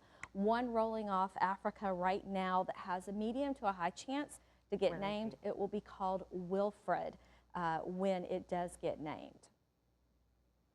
All righty. Thank you so much, Catherine. We have a couple of things to bring to you now. I've been trying to get a sense of how many people are out of power in the area, and at this point, the Gulf Power map is just reporting multiple outages. Here's a look. Now, if you look at those red dots, each one of those represents in the neighborhood of 2,000 households. The yellow is individuals. So throughout our viewing area, we have a lot of people out of power. You may be watching us right now on a device that you charged earlier on the app. We are glad to be able to stay with you here on air and online. So that's a sense of what's going on with the power, and no surprise, we've been seeing those live shots throughout the area of the incredible wind as this storm moves through. And we have something to show you now from Okaloosa County. Photographer Eric Dupre is in Niceville, where he was able to capture some video for us. Have we got Eric ready to go, or shall I hold off a minute? Here we go. Okay, this is in Niceville. He is in his car for safety, but right about the center of your frame, that is a tree down in the road. He's giving us a look at. Don't even know if he's going to have to turn around and not get where he was going, but that's, she did not mention what road he is on in Niceville, but imagine we'll be seeing much, much more of that as the day goes on and as we're out able to get you more shots and as our officials are able to assess the damage. There's just going to be a lot to show. Mississippi looked to be in the bullseye just really, 24 hours ago, and obviously everything shifted, but they are still seeing some impact. So we will have a look now from ABC from Bay St. Louis. Sally strengthens as she inches ashore. Oh my God. Forecasters warn the slow motion of this storm will bring historic life-threatening flash floods. Flood alerts stretching nearly 700 miles along the Gulf Coast. More than 10 feet of storm surge expected to slam low-lying areas between Biloxi and Pensacola. Already hammering Florida. Wind gusts toppling trees, rain tearing docks apart. This barge crashing into a bridge, knocked loose by heavy winds. And in Alabama, floodwaters cut off roads, trapping people riding out the storm. We literally have water coming in the windows and the door, and he's having to hold the door shut to keep it flowing open. An angry gust knocking power out in Gulf Shores. And in just 24 hours, the slow pace of this storm could bring 4 months of rain. I think everybody on the Gulf Coast just needs everybody's prayers because there's going to be a lot of damage. unlike Laura, we're not expecting Hurricane Sally to move through quickly. And the issue with that is that it will bring flash floods and life-threatening storm surge to coastal areas and perhaps affecting people for days to come. In Bay St. Louis, Elwin Lopez, ABC News. We have some new video for you. This is out of the National Weather Service office in Mobile. Winds there gusting to 70 miles an hour at times. That's what they've been seeing overnight. And then we'll bring it back to Pensacola. Palm trees being swayed by those strong winds. Just what we're seeing everywhere. Not sure how long ago this was taken, but we've seen those winds looking very, very strong.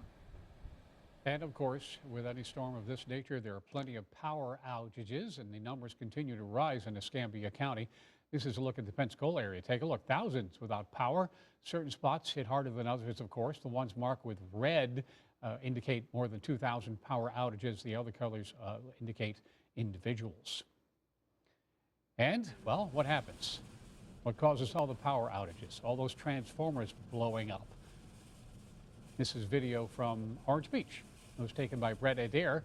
He's from Live Storms Media. Throughout the night, as we know, a lot of people, including myself, really didn't think it was going to be quite like this. And there were calls for some rescues. There are the high water vehicles that can accomplish the goal. This is from a call about midnight in Escambia County. The rescuers called out to West Highway 98, just off of Blue Angel Parkway. Townhomes surrounded by water. A number of calls came in. By the time crews got there, the people in those townhomes managed to get out okay. But this is a quick look at some of the vehicles that are being used to help people out of those high water situations.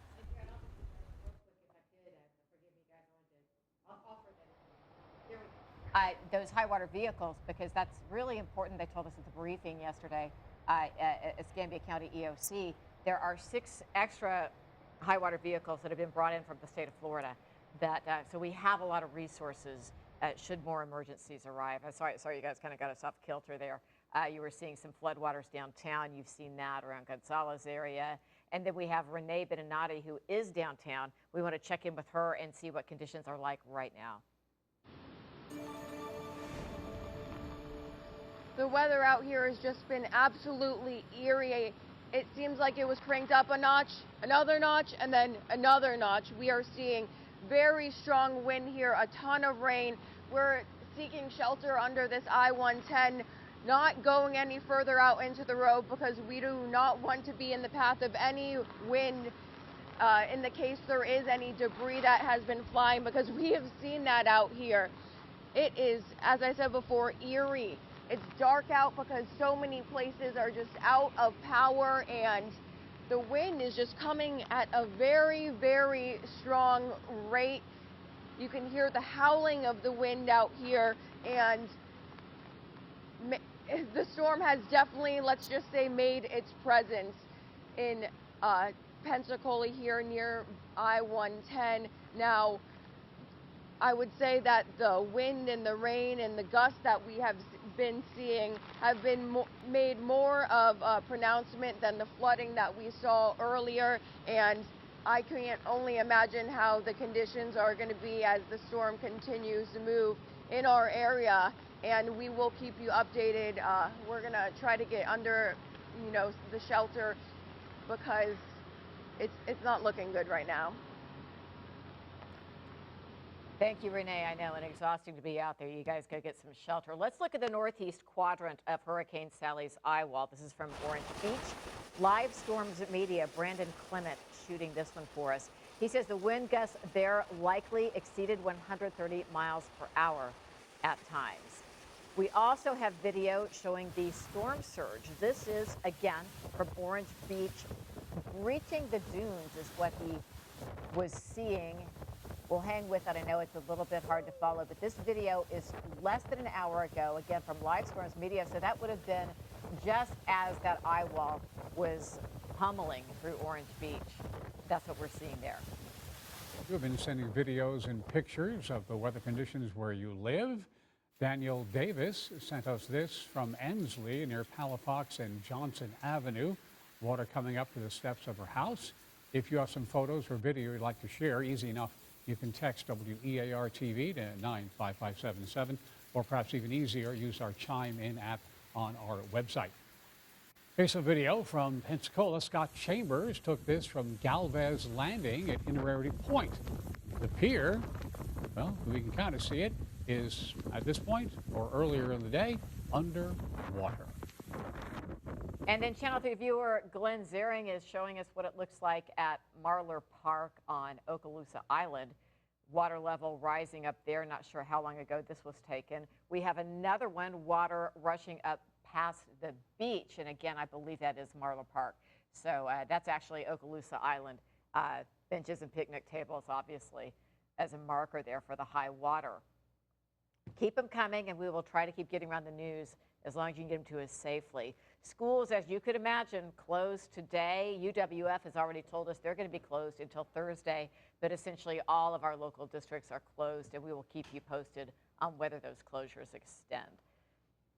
Because of the weather conditions last night, ECUA shut off the water system on Pensacola Beach because of a water main break. As soon as things clear up enough for them to fix it, of course, it will be a priority to get that fixed. All First Judicial Circuit courts across Northwest Florida will be closed today, as you might imagine. They should resume operations tomorrow. If that changes, we'll certainly let you know one way or another. We want to bring you updates in real time on air and online, keeping you informed about this storm. Make sure you're following us on all our social media platforms. Throughout the day, we'll be doing Facebook Lives as it becomes brighter, and we're able to see more extents of the damage. Follow us on Facebook, just search WEAR TV.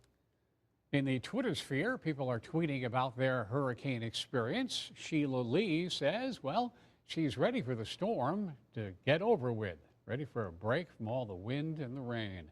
Another tweet says a bedroom window was damaged and water is coming into their home. And Katie reports 18.5 inches of rain so far, and she's glad she boarded up her house. Let's get back to Alan Strum and see what the situation is with this darn hurricane. Somebody boarding up, you know, I know a lot of people that probably would have did not. So good move there. And yes, to the other one, we're all ready for this to get on and get out of here. Still some power around the Cordova area as you're checking things from our Sacred Heart cam as we've got power from it. It's working fine at the hospital there. And we're looking at 9th Avenue there. It looks like actually a little bit of a few cars out. And then this is the Cordova Mall area. But this camera usually never shakes around like this.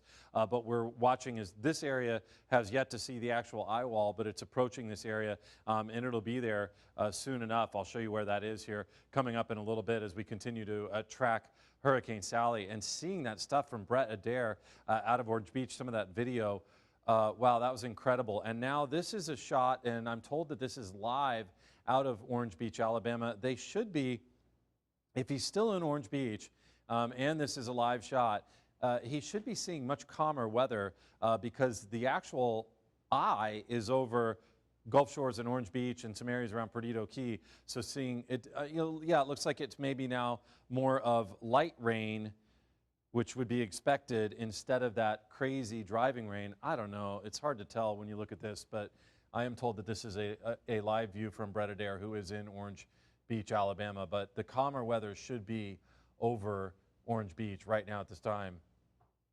Is he just sitting there? Is he driving? Or is he looking at some type of body of water? I can't understand what that light and movement are ahead of him. Some things I really think obscuring the shot because you don't see a lot of rain, Alan. You know, maybe you're right, Laura, because if you look kind of between, like just above the hood, you know, yeah. It looks like maybe those are like waves rolling in. And that would explain what otherwise would give the appearance of wind. It's just the spray off of the water. That's what I think I'm taking away from this shot. We'll try to get some clarity from Brett at Live Storms Media and understand exactly what we're looking at. Yeah, maybe we can hear from him as well because, yeah, he really should be in a calmer area of the storm at this time. So this one is zigzagged over the Gulf and then finally landed right on top of us and is going to continue to move through as we head through this morning and right on through today. In fact, this particular forecast track still calls for a hurricane around lunchtime, you know, to be along the Alabama-Florida state line. Let's hope that changes and we see a more rapid weakening to it. But that's the National Hurricane Center's forecast path. So, yeah, if you know, you're up there, and we remember this with Hurricane Ivan, you know, that thing that was a major hurricane that barreled right on up, similar path. Okay, just getting word that this is Niceville. Did you say Niceville? Thank you. Yeah. Okay, so this is Niceville. It's another live view. We're taking a look as one of our photographers is giving us some live feed out of Niceville, and I believe he is westbound. Eric Dupre headed in the car. So we'll keep that up or keep looking at it as I continue to show you some of these maps. But you know, I guess all morning, all night, I've been reflecting on Ivan and that long night here back in 2004.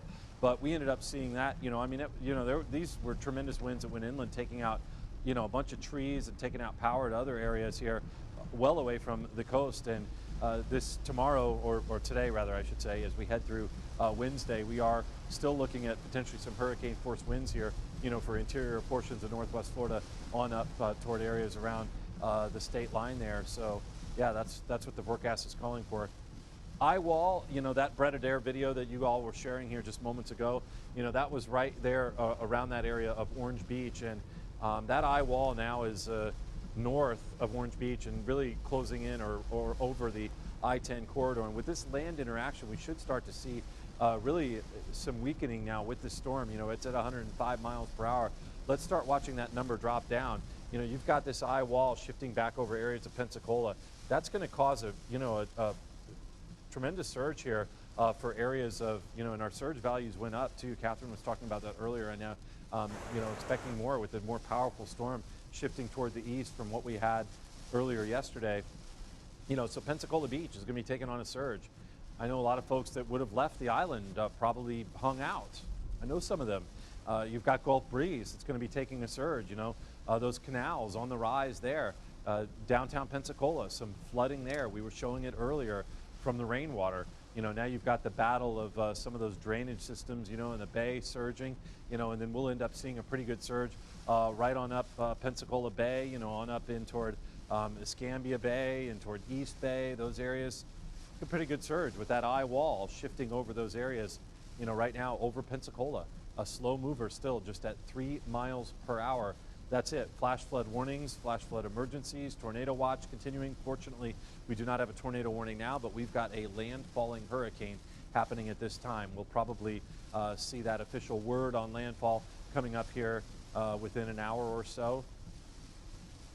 Kind of marks the moment and ends up going down on the paperwork as where and when it made landfall. Rainfall, we've had to bump that number up 20 to 30. I had a report out of Navarre, 20 inches of rain. That was a while ago. It's probably gone up from that. Bunch of rainfall reports coming into my email inbox. astrum@weartv.com. Looking back through last night in the evening hours, 8 to 10 inches. We could probably double some of those numbers now. As I was pouring through those are dated numbers now. Those incredible rainfall numbers. I mean, this is where it's landing. And now that eye wall, such a slow mover with Sally. Just pouring rain out. As we watch this scene with Eric driving down the road there, I'm glad to see that at least, he's able to manage and navigate those roadways. He's outside of that eye wall. I mean, it doesn't look pleasant, but there he is rolling on down the road. Storm surge alerts were issued too, and they kept extending some of these alerts, like the hurricane warning that didn't include Okaloosa County until the 10 o'clock advisory last night. Ended up including Okaloosa County, throwing it on the board with this shift in the storm toward the east. Storm surge alerts, yeah, these numbers are going to be low. They're on the low side with this thing just pushing that water, with the winds pushing that water up on shore around Santa Rosa Island, up around the bays, Perdido Bay, Pensacola Bay. Hurricane warnings do continue. We have inland alerts too. Maybe you remember Laura. That was a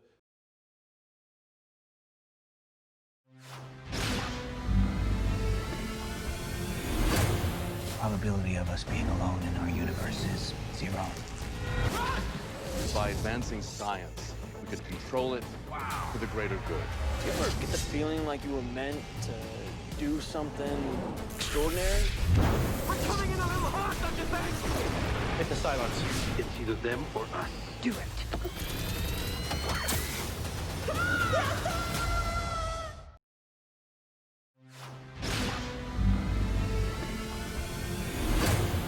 probability of us being alone in our universe is 0. By advancing science, we could control it for the greater good. Do you ever get the feeling like you were meant to do something extraordinary? We're coming in a little hot, Dr. Banks! Hit the silence. It's either them or us. Do it.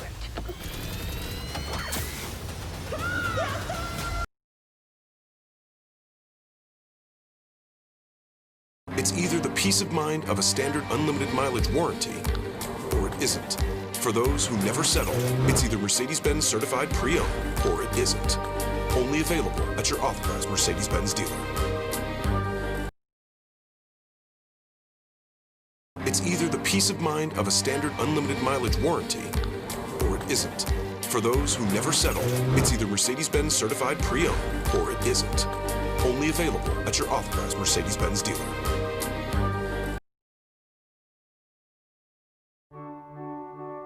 Right now, we're learning that we can still be social, even at a distance. We're finding new ways to connect with family, friends, coworkers, and those who care for them. Compassion passes through these walls that shelter us, and so does the healthcare your family needs. Video visits for primary and specialty care, pediatrics, and physical therapy. Available now with Avent.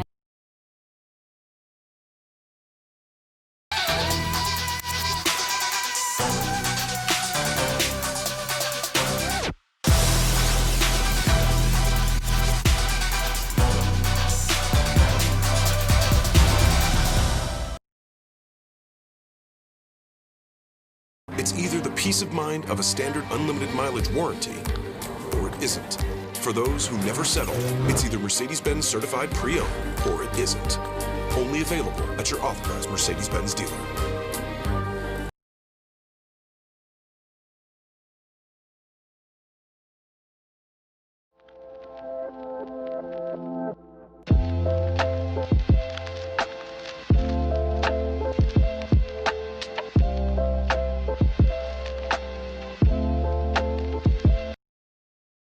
That was one category.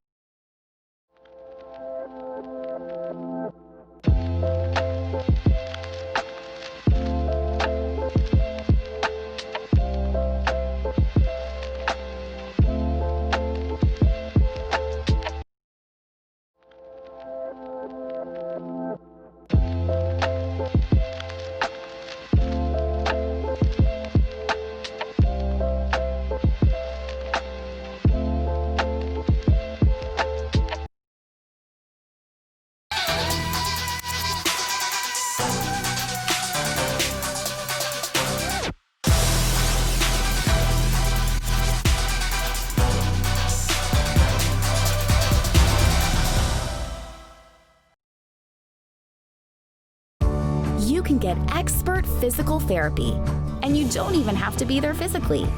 Try video visits for joint pain, aches, sprains, and strains. No referral needed from Avent Health.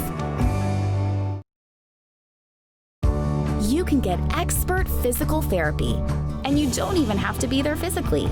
Try video visits for joint pain, aches, sprains, and strains. No referral needed from Avent Health.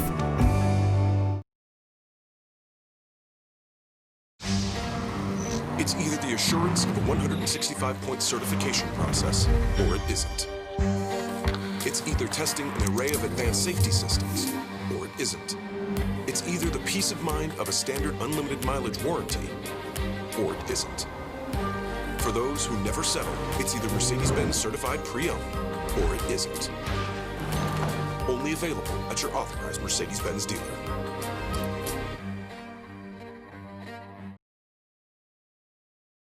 I started receiving highly unusual transmissions. You and I are going to be best friends. To us. We're in this together. This is fun for the whole family.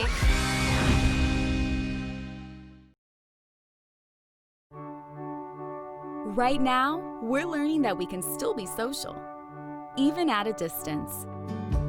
We're finding new ways to connect with family, friends, coworkers, and those who care for them. Compassion passes through these walls that shelter us, and so does the healthcare your family needs. Video visits for primary and specialty care, pediatrics, and physical therapy. Available now with Advent Health. It's either the assurance of a 165-point certification process, or it isn't. It's either testing an array of advanced safety systems, or it isn't. It's either the peace of mind of a standard unlimited mileage warranty, or it isn't. For those who never settle, it's either Mercedes-Benz certified pre-owned, or it isn't. Only available at your authorized Mercedes-Benz dealer. You just got brand new information. About an hour and a half ago, Sally forecast to become a Category 1 hurricane. You can see the storm clouds are starting to roll in here. Hurricane Sally over the Gulf of Mexico. Several days of this is what we're expecting. The rain has been drilling the beach. This is the storm surge. This is where the picnic area should be. 4 to 6, even 8 inches of rain possible just today. Mother Nature is certainly getting to work. We're going to continue tracking conditions out here throughout the night. Some rain starting to pick up, some more winds. We'll keep you updated.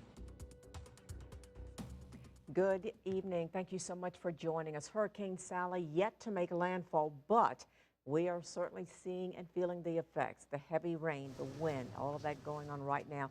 It's causing some big waves, sinking a boat on Dolphin Island Harbor. Also some video of power flashes as transformers exploding right by cars driving in Gulf Shores, Alabama late this afternoon.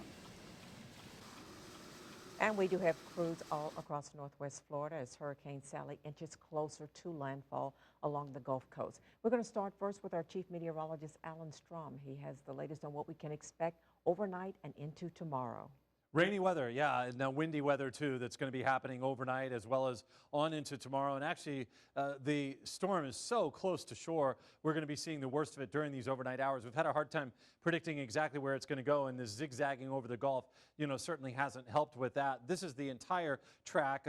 Latest forecast path. Let's take a closer look at it as well, and you can see some of the data here on my banner at the top. The motion still is only at 2 miles per hour, so slow, but it is moving northeast. We've seen little shifts back and forth, northwest, northeast, and that's been that zigzag pattern, and now we're seeing a little change there as well. Winds bumped up here about an hour ago now to 85 miles per hour. There's a hurricane hunter that's been flying in and around it and determined that it's a little bit stronger than what it was earlier, but it's going to be moving on shore. I'll show you where the worst of the weather is, but hurricane warning continues for Santa Rosa, Escambia, Baldwin, Mobile, and beyond. These are areas that we'll see hurricane conditions here as we head through the late night and overnight hours. Also a surge. We've already been seeing that for over a day now for areas of northwest Florida, but some of these piers and docks are really taking a beating here, and there's going to be a mess to clean up here along some of these coastal areas as we check things out with daylight and calmer conditions by the end of the day tomorrow. Tremendous rainfall expected around the area, around a foot, give or take. And I've already had reports from people coming in a half foot, 7 inches here.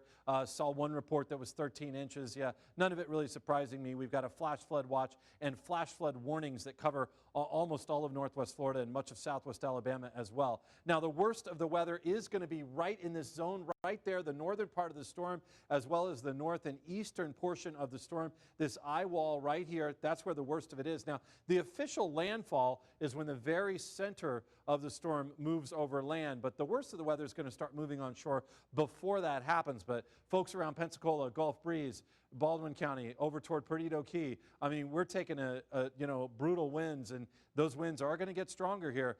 That's not the worst of it. The worst is still over the Gulf, and that'll be moving on shore during these overnight hours as you do check it out here on satellite and radar imagery. It looks like there's a center. It even looks like maybe things cleared up, within that eye just over the last maybe 30 minutes to hour or so. Bigger picture, there's our Hurricane Sally. It is right on top of us, or just offshore over the WEAR TV area. Closer view of radar imagery showing this very heavy rain here over these areas from Pensacola through Gulf Breeze. Looking for some breaks in that rain. That'd be nice to allow for some drainage, but we've got flash flooding, and that's just going to continue to occur as we're not getting many breaks from this relentless rain over mainly Santa Rosa, Escambia, and Baldwin counties. We've seen it too, though, around Destin and Fort Walton Beach. but it's going to be off and on super heavy and then a little bit of moderate rainfall and then picking back up to heavy rain. But there's Gulf Shores, Alabama. Perdido Key is right there, and as that works its way slowly on shore, that is going to be hurricane force winds just running through the area at a very slow moving pace. That storm's just going to allow for those winds to continue to kind of beat up on those areas heading through tonight. And that relentless nonstop wind action can cause power outages and do some damage. If you still have power and you're catching us, remember you can charge up your devices and you can go to WEARTV.com and you can watch the live stream. I mean, this is live streamed right now on WEARTV.com. Eye wall right in there, circling back around the eye. This blue area, that's the water right there where you've got calmer conditions. That's the worst of the weather, still over the waters and set to move on shore. I know there's a lot on this map, but this is sort of a radar estimate of where the heaviest rain has fallen. Most of it's been over the Gulf, but has been moving on shore as well, as you do check that out. A severe weather outlook, we do have a tornado watch that continues until tomorrow morning at 6. We have not had a single tornado warning. Glad to report that, but that's what we look out for with these tropical systems. Weak tornadoes or waterspouts that might move on shore. Here's the watch area. It includes Baldwin County and the Northwest Florida Panhandle in effect until 6 in the morning. I mentioned the flash flood warning. It's a huge area. This is going to be continuing. We'll see this updated and changed and continued throughout tonight, maybe some adjustments. But, I mean, this is just a very large flash flood warned area. We're seeing it. We're seeing the street flooding. And obviously the best place to be is just in a safe spot wherever you are now and hang out and wait till this moves over. That's our beach view. Still have some power at the beach from the Hilton, so we're able to kind of see what's going on around there. Hard to see, but we've got lights and such out there on Santa Rosa Island. I think we have word from ECOA too. I'll let Bob or Sue cover what's going on with that, but I'm going to let you guys take it over now as we check things out here with Hurricane Sally. Alan was mentioning the ECUA. We just got a notification from them that they have shut off water to a large water main on Pensacola Beach. We'll, of course, try to get more information and pass that along. But again, that's the latest that we have from ECUA. There was a problem with a large water main, and they've had to shut off that water main, which services a large portion of Pensacola Beach. Now, keeping up with the weather, you can do that anytime, in real time. Just download the Channel 3 Weather app. You can do that for free. You will find it in the Apple or Google Play Store. Earlier today, evacuations were encouraged in Santa Rosa and Baldwin counties. Of course, at this point, late in the night with the conditions out there, probably unsafe to do it unless you absolutely have to. And go ahead, Sue, I'm sorry. Well, a voluntary evacuation issued in Escambia County. And to see where the zones are, you can check them out on our website, WEARTV.com. We've had crews across the Gulf Coast. We've got some bridges shut down, making some travel difficult, and crews getting back here. But we do have Carolyn Serta, who is live at Sanders Beach in Pensacola right now with the conditions she's seeing. Carolyn, what have you got?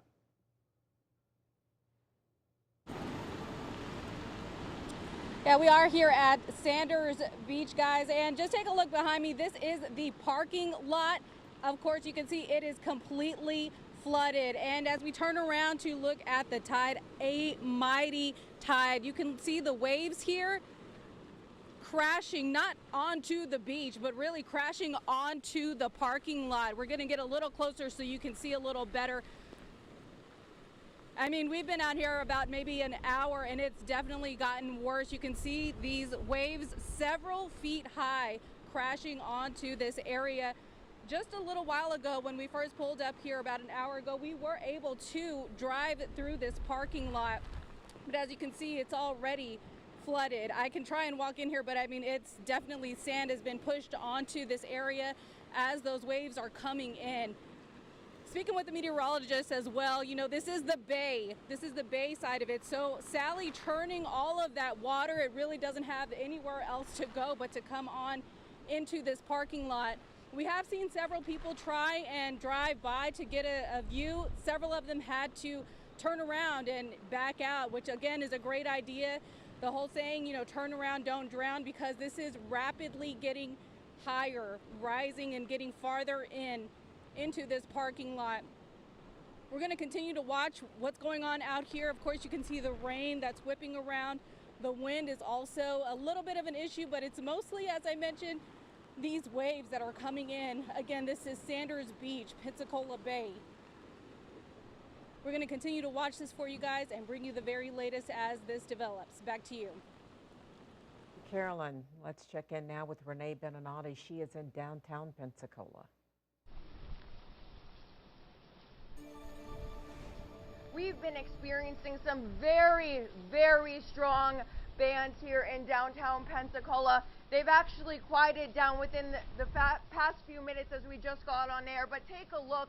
The wind is just plowing the road here. Rain, wind, bands.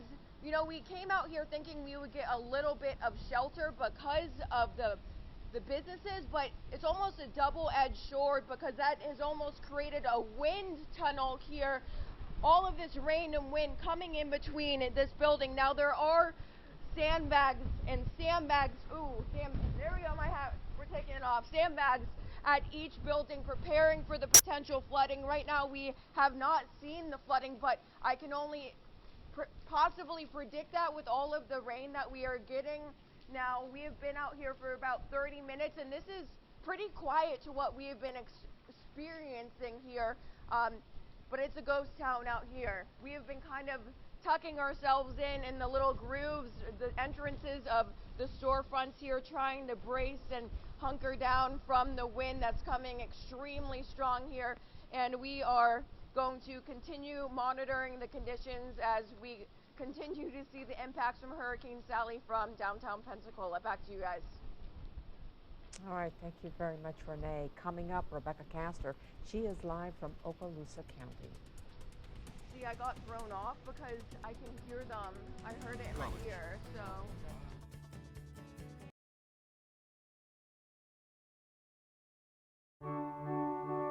Right now, we're learning that we can still be social, even at a distance.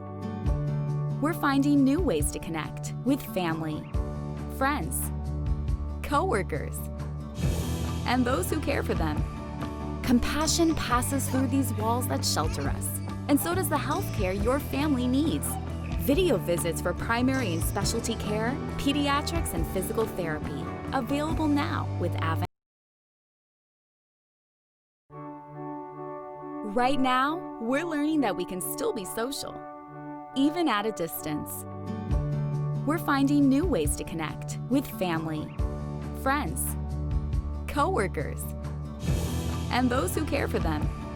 Compassion passes through these walls that shelter us, and so does the healthcare your family needs. Video visits for primary and specialty care, pediatrics, and physical therapy. Available now with Avent. You can get expert physical therapy, and you don't even have to be there physically. Try video visits for joint pain, aches, sprains, and strains. No referral needed from Avent Health. Challenge yourself to the career you want. Challenge accepted. Purdue University Global. Affordable online education for driven working adults. Apply now at Purdue. Challenge yourself to the career you want. Challenge accepted. Purdue University Global. Affordable online education for driven working adults. Apply now at Purdue. Right now, we're learning that we can still be social, even at a distance.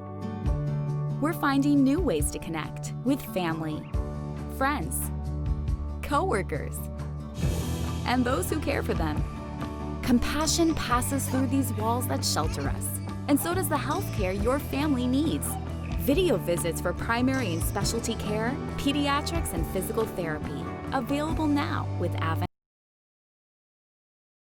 Right now, join Sam's Club and get a $45 gift card. See site for details.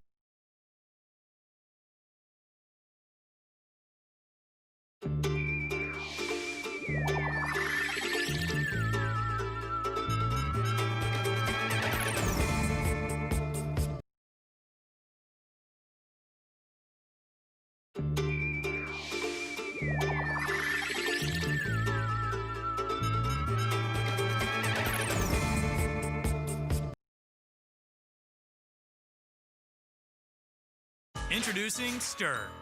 It's a new way to watch TV for free. It's live local news, it's live sports, it's movies, TV shows, cult favorites, the latest viral videos, and more. Just go to the App Store and download Stir to unlock a free lineup of TV channels and video on-demand programming, all stirred up into one easy-to-use app. It's free TV, anytime, anywhere.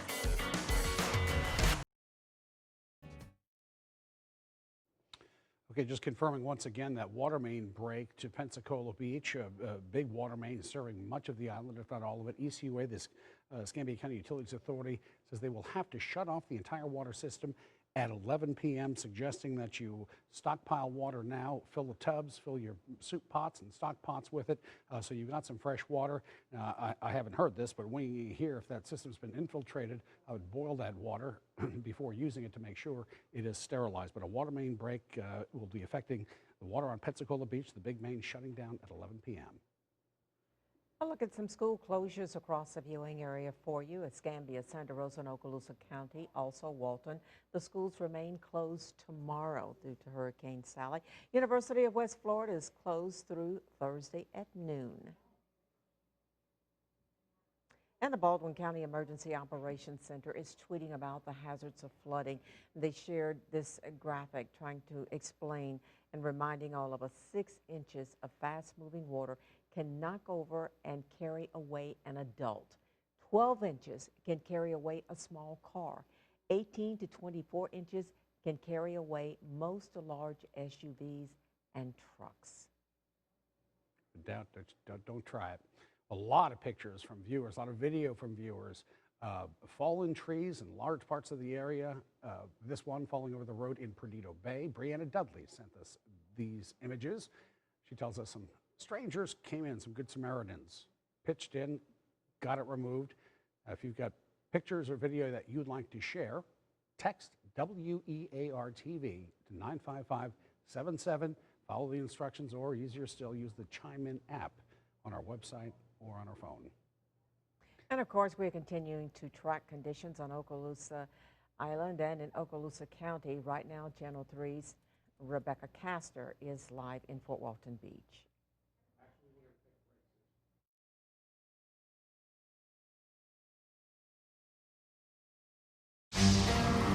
It's either the assurance of a 165-point certification process, or it isn't. It's either testing an array of advanced safety systems, or it isn't. It's either the peace of mind of a standard unlimited mileage warranty, or it isn't. For those who never settle, it's either Mercedes-Benz certified pre-owned, or it isn't. Only available at your authorized Mercedes-Benz dealer.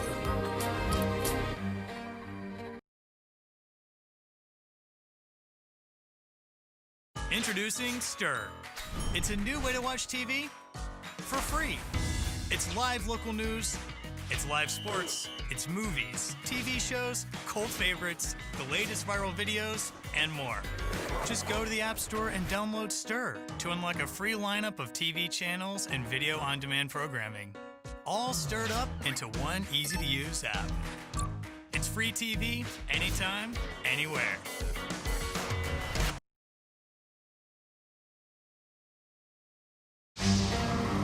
It's either the assurance of a 165-point certification process, or it isn't.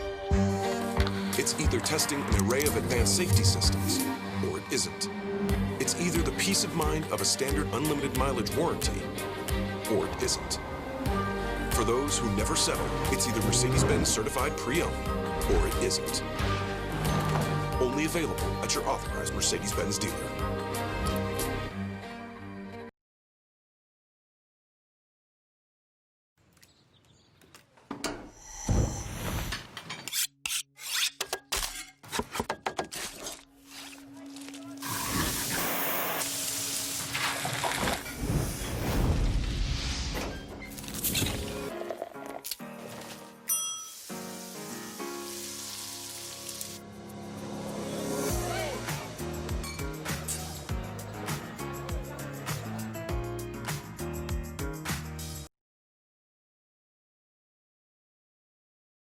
Get that deep clean with 100% natural exfoliants. Say Knives. turn up the glow.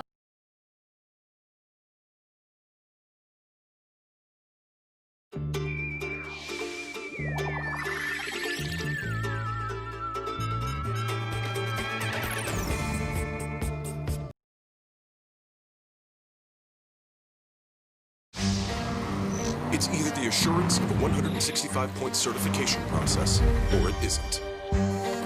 It's either testing an array of advanced safety systems, or it isn't. It's either the peace of mind of a standard unlimited mileage warranty, or it isn't.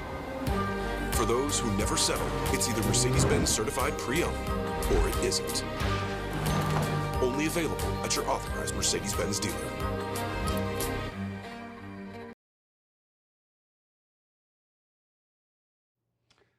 The live look at Lake Pontchartrain just outside of New Orleans in Louisiana right now. You see the waves there breaching the seawalls and splashing over the land. That's the good side. If there's such a thing as a good side on a hurricane, but that's at least the west side where the softer winds are. I think much of that area has been removed from the hurricane warning list. Of course, we're on the bad side, as Alan has fully explained. You can see the camera shaking from the high winds still on that side. Channel 3 First Warning WeatherNet is sponsored by Peden Air Conditioning, Plumbing, and Electrical. Here is Chief Meteorologist Alan Strum. That was Lake Pontchartrain? Oh, that was pretty wild. Yeah, they're definitely on the west side. Yeah. I wouldn't have expected it to be crazy rough like that. Yeah, the east side, that's the side you don't want to be on. You want to be on the other side where they are over there in Louisiana. They're probably happy that they're on that side while we're going to be really getting the brunt of Hurricane Sally. This is our Destin cam. You know, you can't see much, just shaking around out there with the windy conditions there out of Okaloosa County. Yeah, so we've had this sort of zigzaggy pattern here over the Gulf, and it continues to just kind of wobble around as it just inches its way toward areas of southwest Alabama and northwest Florida. That's what we've got, you know, our forecast track. We'll look at it on radar imagery. You can really get a better idea of where it is and what it's going to be doing when we take a look at the radar imagery. Kind of gives you a better idea of the impact. So let's check that out right now. The center of the storm is this area right there. So that's going to be where you have your calmest zone.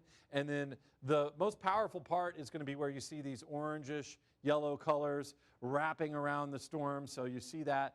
That's where really the strongest winds are. And these hurricane force winds are just slowly going to ride on up into areas of southwest Alabama and into areas of northwest Florida. I mean, its official landfall will be tomorrow, which is the 16th of September. I mean, I know that rings a bell to you folks around here because that was Ivan hit in 2004 on the 16th of September. So this one's going to make its landfall on the same day in really what looks to be the same area. If you go back and read the report from the National Hurricane Center, it will say that it made landfall over Gulf Shores, over that portion of Baldwin County. But the worst part of the storm hit these areas from Baldwin on over toward Perdido Key, you know, in Rarity Point, just getting beat up, Pensacola Beach, Gulf, all these areas, you know, with Hurricane Ivan. This one, though, a different storm, though. This is a Category 1 hurricane, not the powerful major hurricane we had with Ivan. But, yeah, hurricane force winds really right here along and offshore here. Those are going to be moving onshore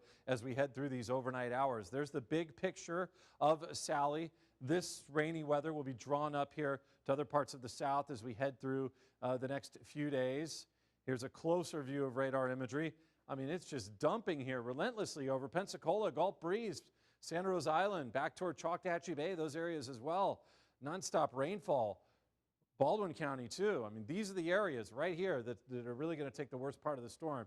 You know, we're talking about the lower part of Baldwin County. We're talking Perdido Key. You're going to get the worst of it out there around Santa Rosa Island. It's going to be pretty rough. Pensacola will be getting the worst of it, if not close to it. We have lots of alerts in effect, lots and lots of alerts. As we check this out, we've got a lot of flash flood warnings here. It's these little polygons here. It includes almost all of Northwest Florida. We're seeing flash flooding. You can plan on flash flooding for these overnight hours. There are, down outside of the WEAR TV zone, there are some alerts down here, down toward Apalachicola, Port St. Joe, that area. A couple of tornado warnings there, like we've talked about. We have a tornado watch, and sometimes you do see those water spouts or spinners kind of move on shore. Flash flood watch, yep, that continues. The warning means there's, you know, imminent flooding occurring right now, and it is. and we're going to see that tremendous rainfall around the area. We've already had reports of around 12 and 13 inches of rain for some spots. So we're kind of already at that point. Some other areas will be catching up, and some spots are going to run into, it looks like, maybe between 15 and 20 inches of rain. Hurricane warning continuing for the area. Storm surge warning continuing for the area as well. Here are your winds right now. These are the current winds. You know, it's going to be strongest right offshore there, but that's going to be moving on around Gulf Shores, Perdido Key, Orange Beach, down around NAS Pensacola, down around southwest Escambia County, down toward the dog track area, in that area, Inner Arity. We are looking at Perdido Bay to be seeing some incredible winds. I mean, this is a sustained wind right now at NAS Pensacola of 39 miles per hour, so that is of a tropical storm force. Hurricane Hunter is actually flying in. You'll see this is from earlier, taking off from the Houston area, flying around right now, zipping around in and over. Flight altitude's been about 10,000 feet, got up to about 47,000 feet on the way over and then dropped back down. So we do have some better weather ahead. The weekend looks much better. Later this week, we can clean up and get things put back together. We'll get some sunshine, low rain chances, and actually heading into the weekend, we've got some cooler weather, some pleasant temperatures for the area. That sounds good. When we come back, we've got April Baker. She's live at Navy Point. We'll see the conditions there when we come back.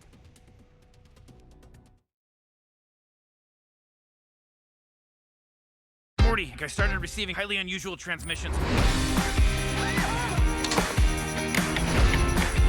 You and I are going to be best friends. To us. We're in this together. This is fun for the whole family.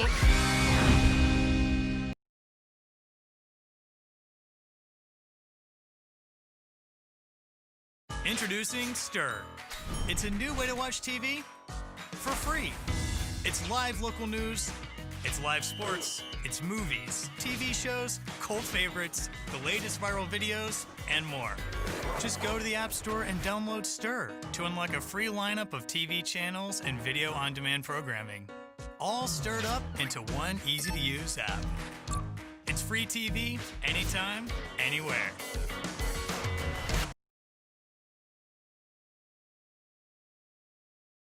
Introducing Stir. It's a new way to watch TV for free. It's live local news, it's live sports, it's movies, TV shows, cult favorites, the latest viral videos, and more. Just go to the App Store and download Stir to unlock a free lineup of TV channels and video on-demand programming, all stirred up into one easy-to-use app. It's free TV, anytime, anywhere.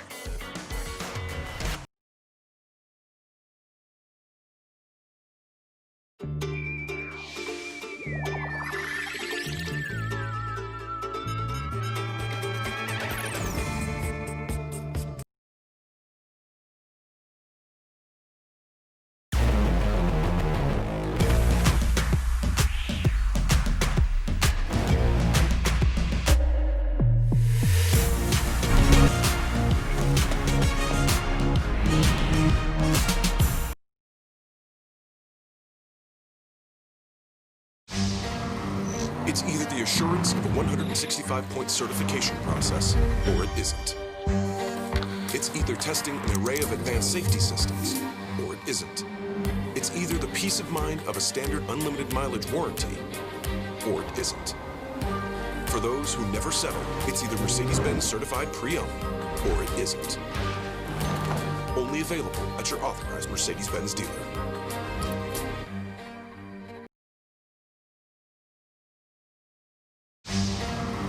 It's either the assurance of a 165-point certification process, or it isn't.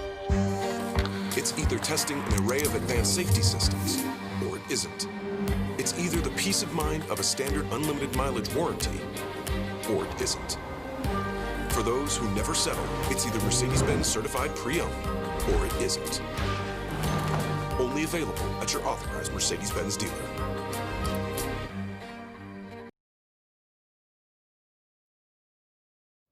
And we are continuing to track conditions in Okaloosa County right now. And Channel 3's Rebecca Castor is live in Fort Walton Beach. I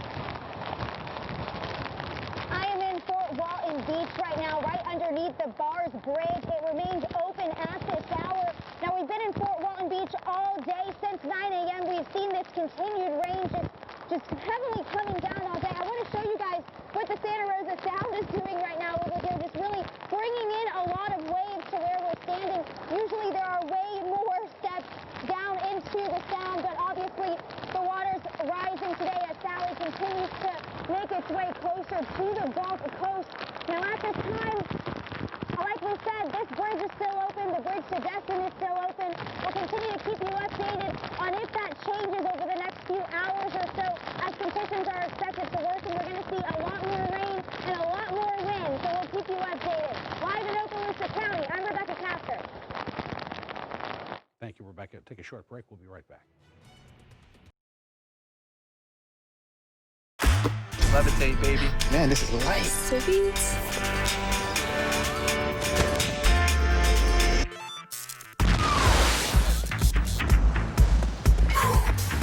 That was great.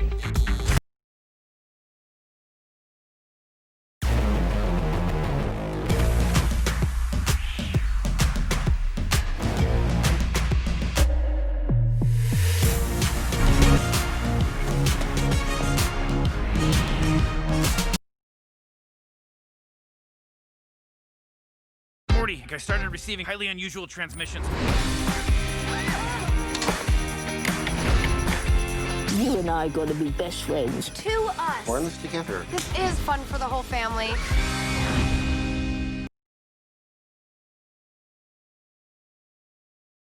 Introducing Stir.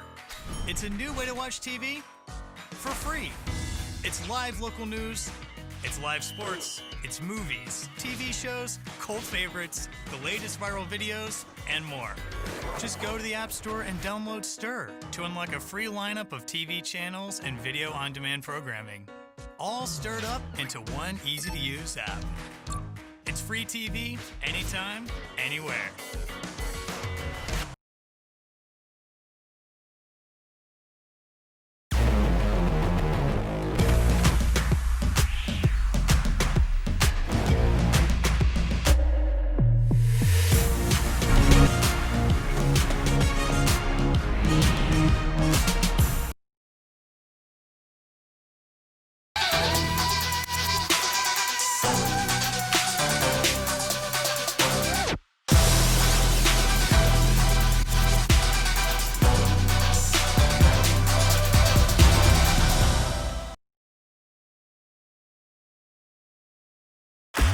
Levitate, baby. Man, this is light.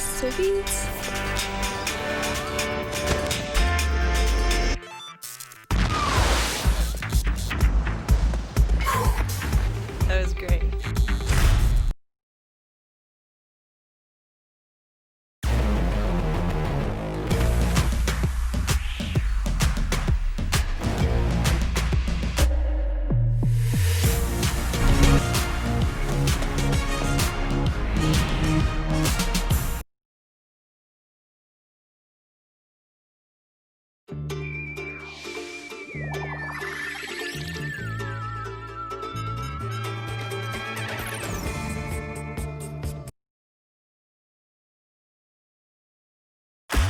Levitate, baby. Man, this is light.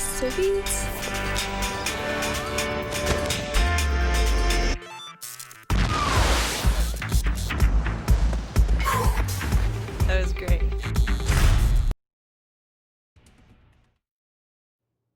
Thank you for joining us on WFGX. To continue watching us and our complete coverage throughout the night of Hurricane Sally, flip it over now to Channel 3 WEAR. We'll be there for the rest of the night. The latest forecast coming down, the latest track and stats on Sally coming down in about a half an hour. We'll see you on Channel 3.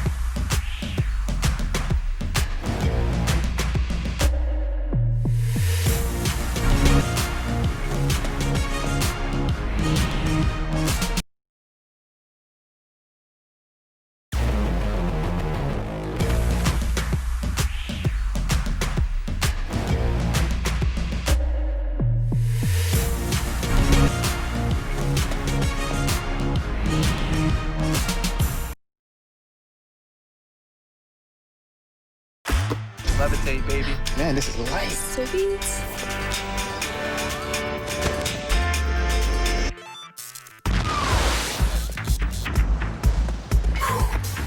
That was great.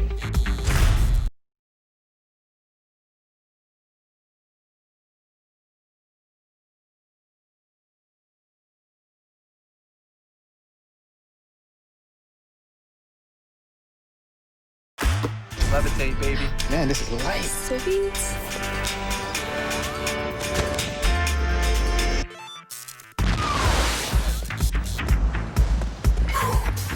That was great.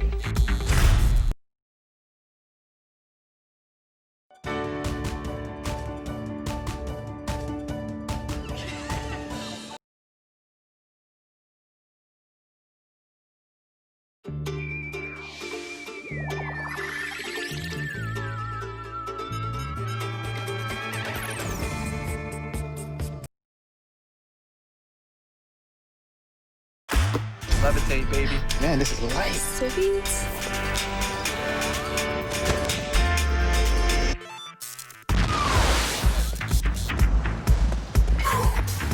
That was great.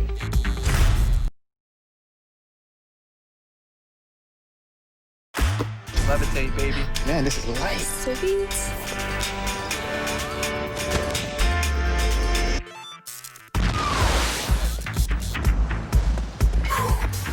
That was great.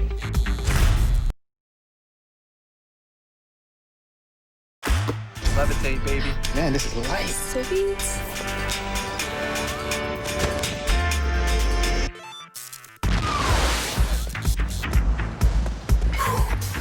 That was great.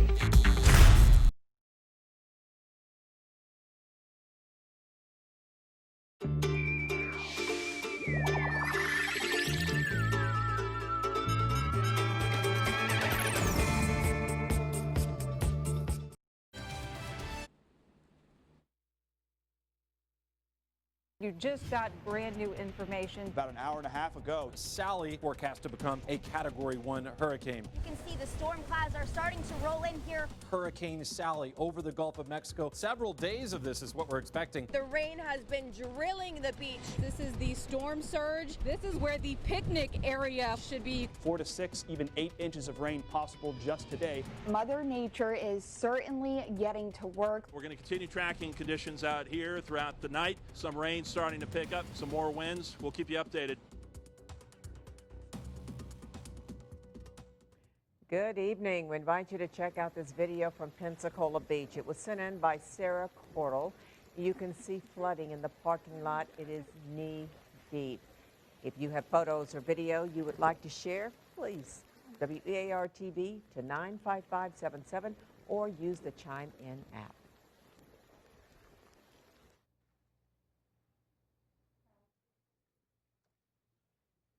All right, I guess you guys want me to talk about the weather now, it looks like. Yeah, okay.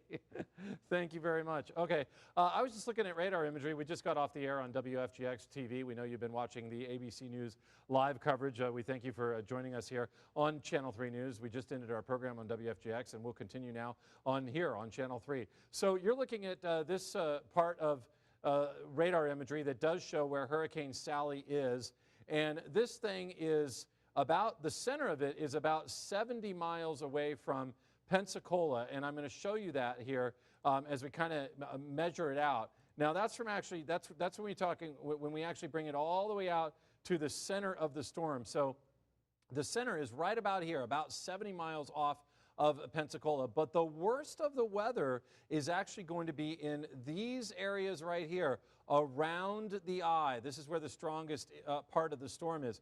This part in here, that part there, that is actually calm. That's the eye. So we've got strong winds in this band right here.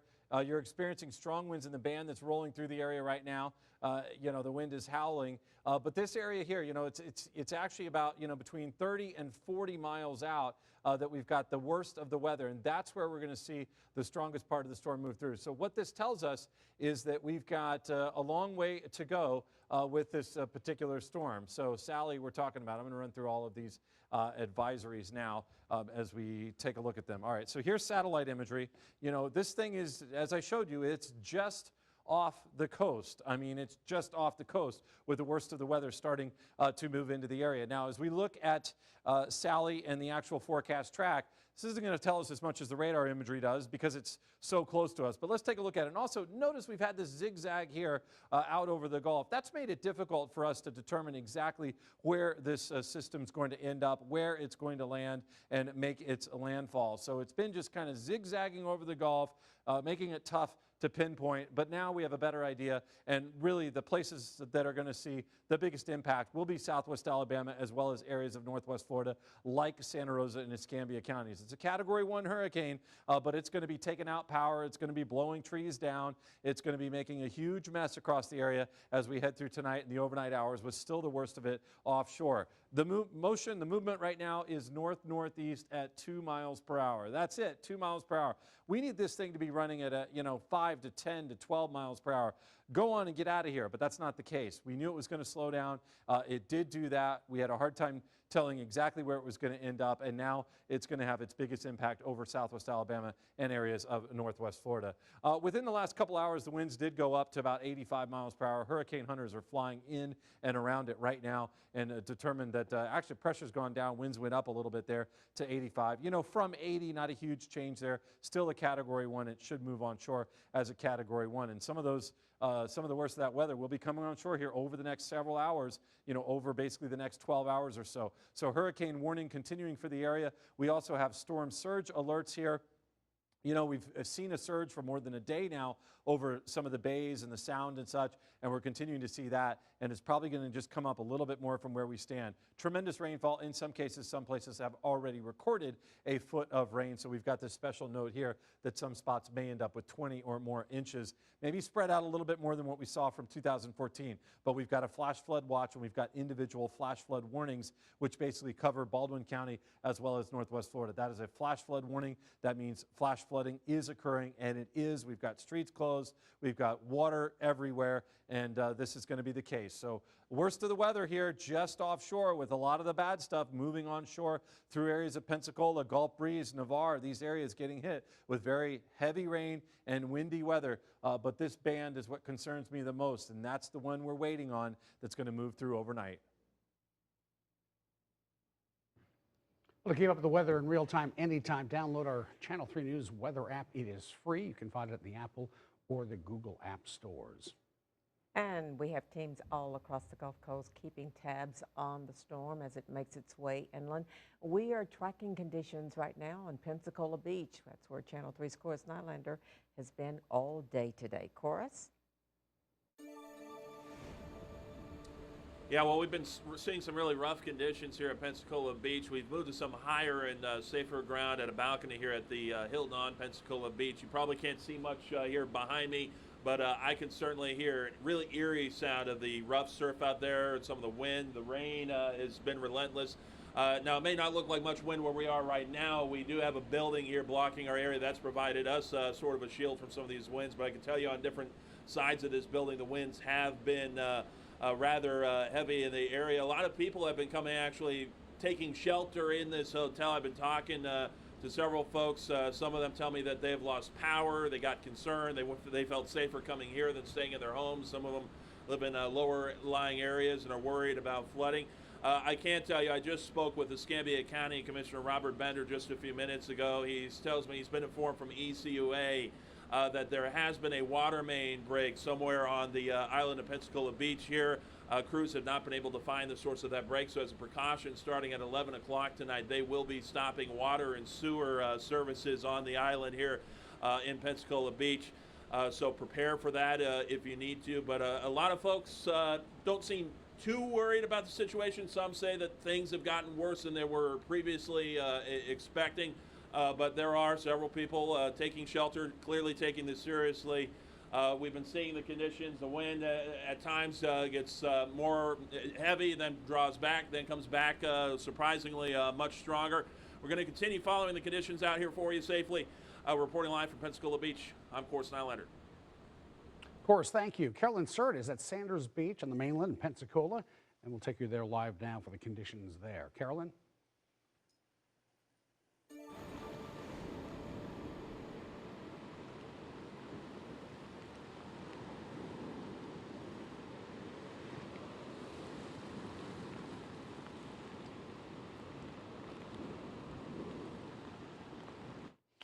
right, we're having trouble getting a hold of Carolyn right now. We'll give it a couple of minutes and try her back then.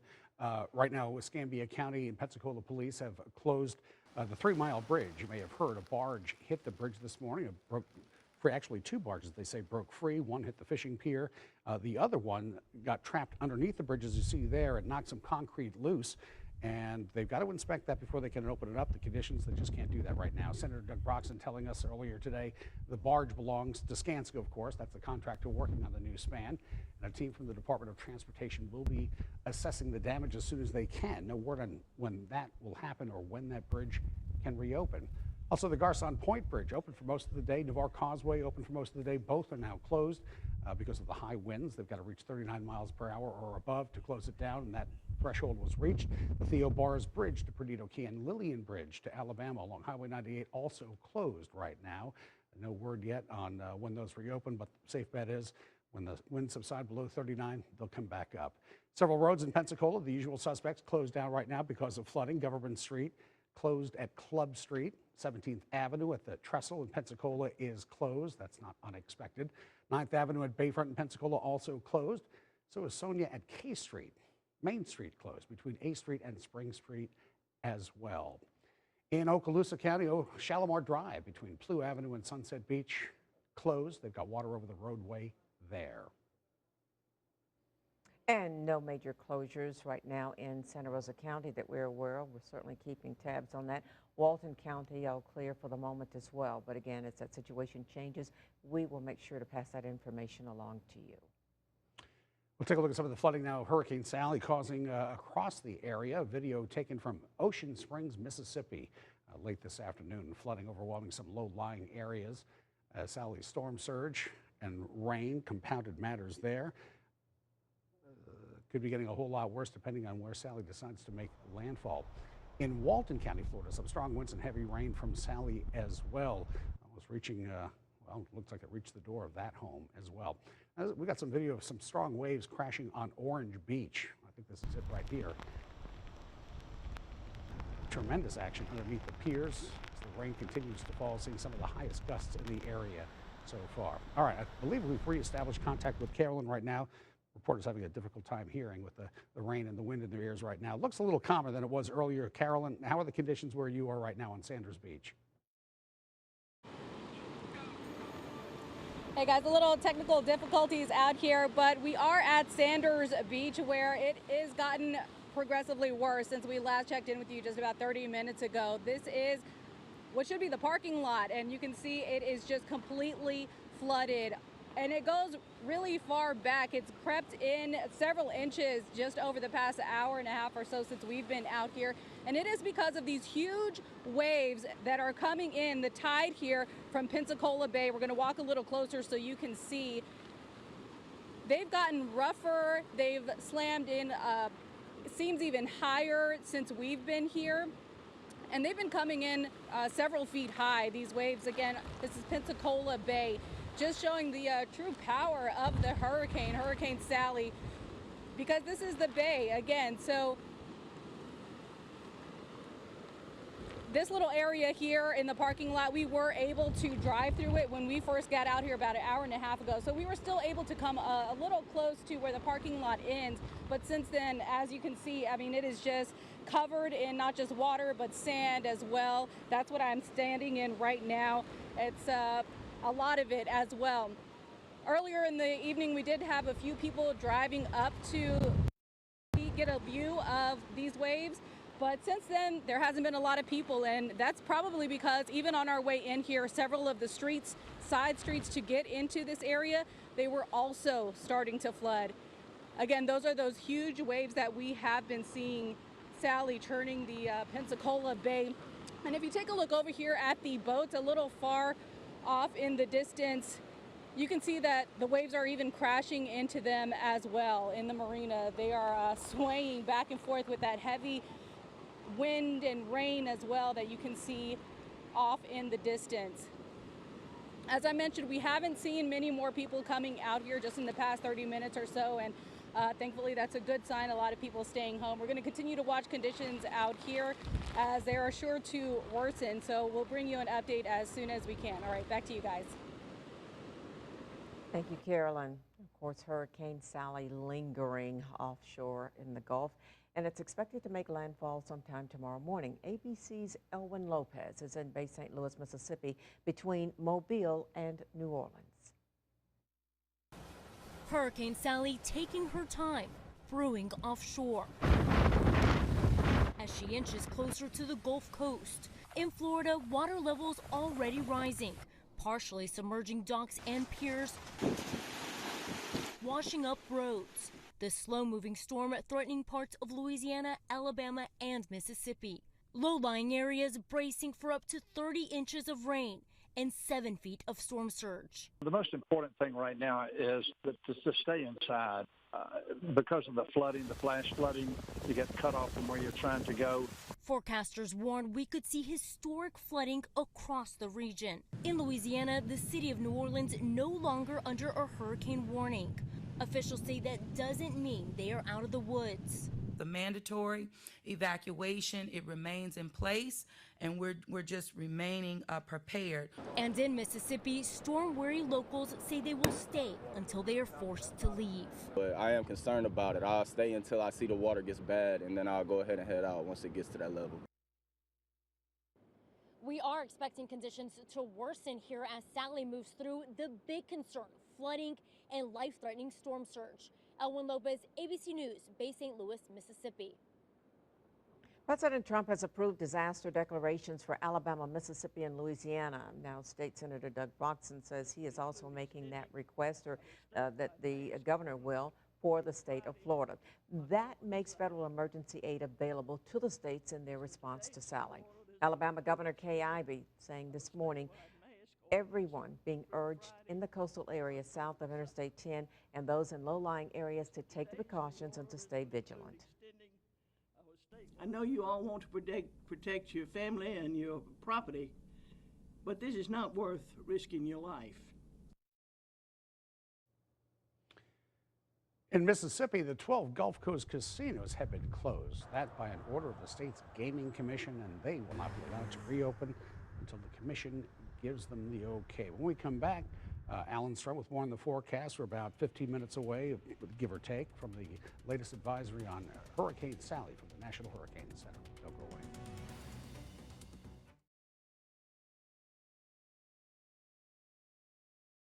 I started receiving highly unusual transmissions. You and I are going to be best friends. To us. We're in this together. This is fun for the whole family.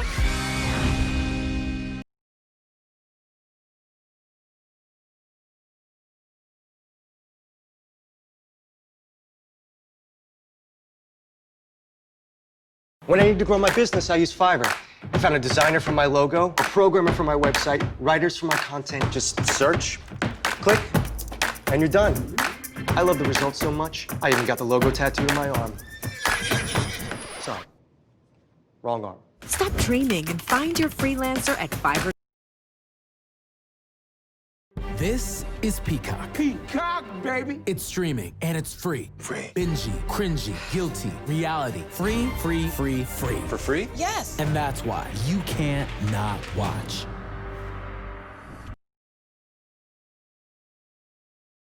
I started receiving highly unusual transmissions. You and I are going to be best friends. To us. We're in this together. This is fun for the whole family.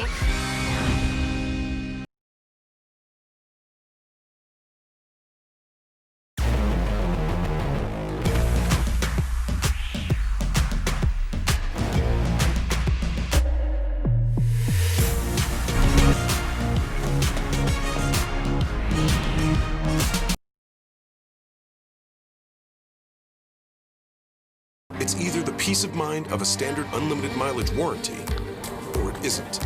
For those who never settle, it's either Mercedes-Benz certified pre-owned, or it isn't. Only available at your authorized Mercedes-Benz dealer.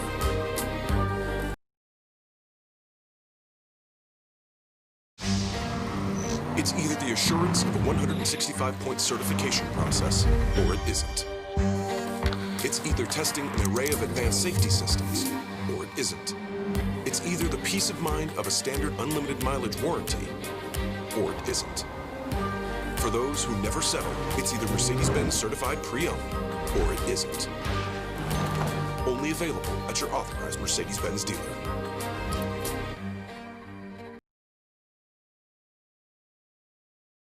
I started receiving highly unusual transmissions. You and I got to be best friends. To us. We're in this together. This is fun for the whole family.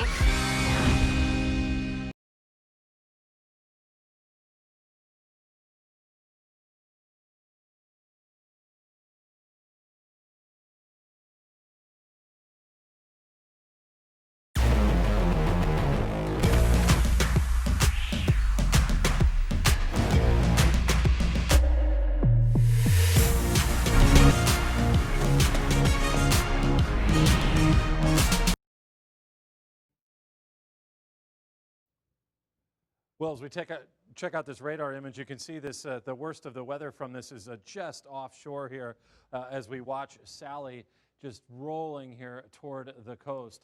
Let's take a look here at our camera from Destin, and it's just been shaking around there as we look at that part of Okaloosa County. Still power around there, and in a moment we'll see too if we still have power from our Hilton cam out at Pensacola Beach. But yeah, this one is not far from shore. I mean, really, it should be soon to move on, but it's just such a slow mover at only 2 miles per hour moving northeast. This is just crawling like a turtle here.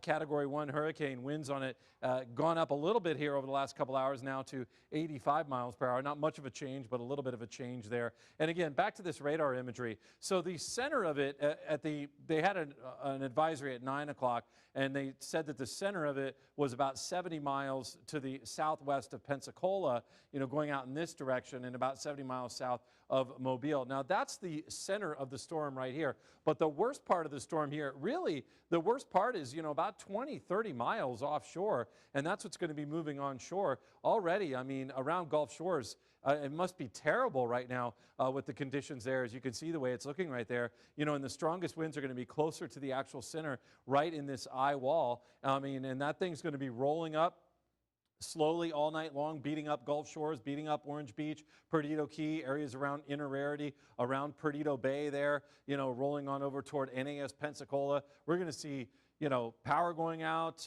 trees going down as this Category 1 hurricane does just slowly move on.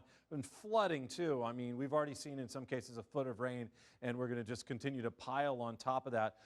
This is, looking like somewhat of a classic hurricane as you kind of take a look at the shape right here, and you can see the clouds and the structure of it. We've also got some rain that's going to be dragged up into areas of North Florida, Alabama, and Georgia as we head right on through tomorrow. But right now, the rain is dumping over areas from Walton through Okaloosa, Santa Rosa, Escambia, and Baldwin counties. It is just coming down at this time.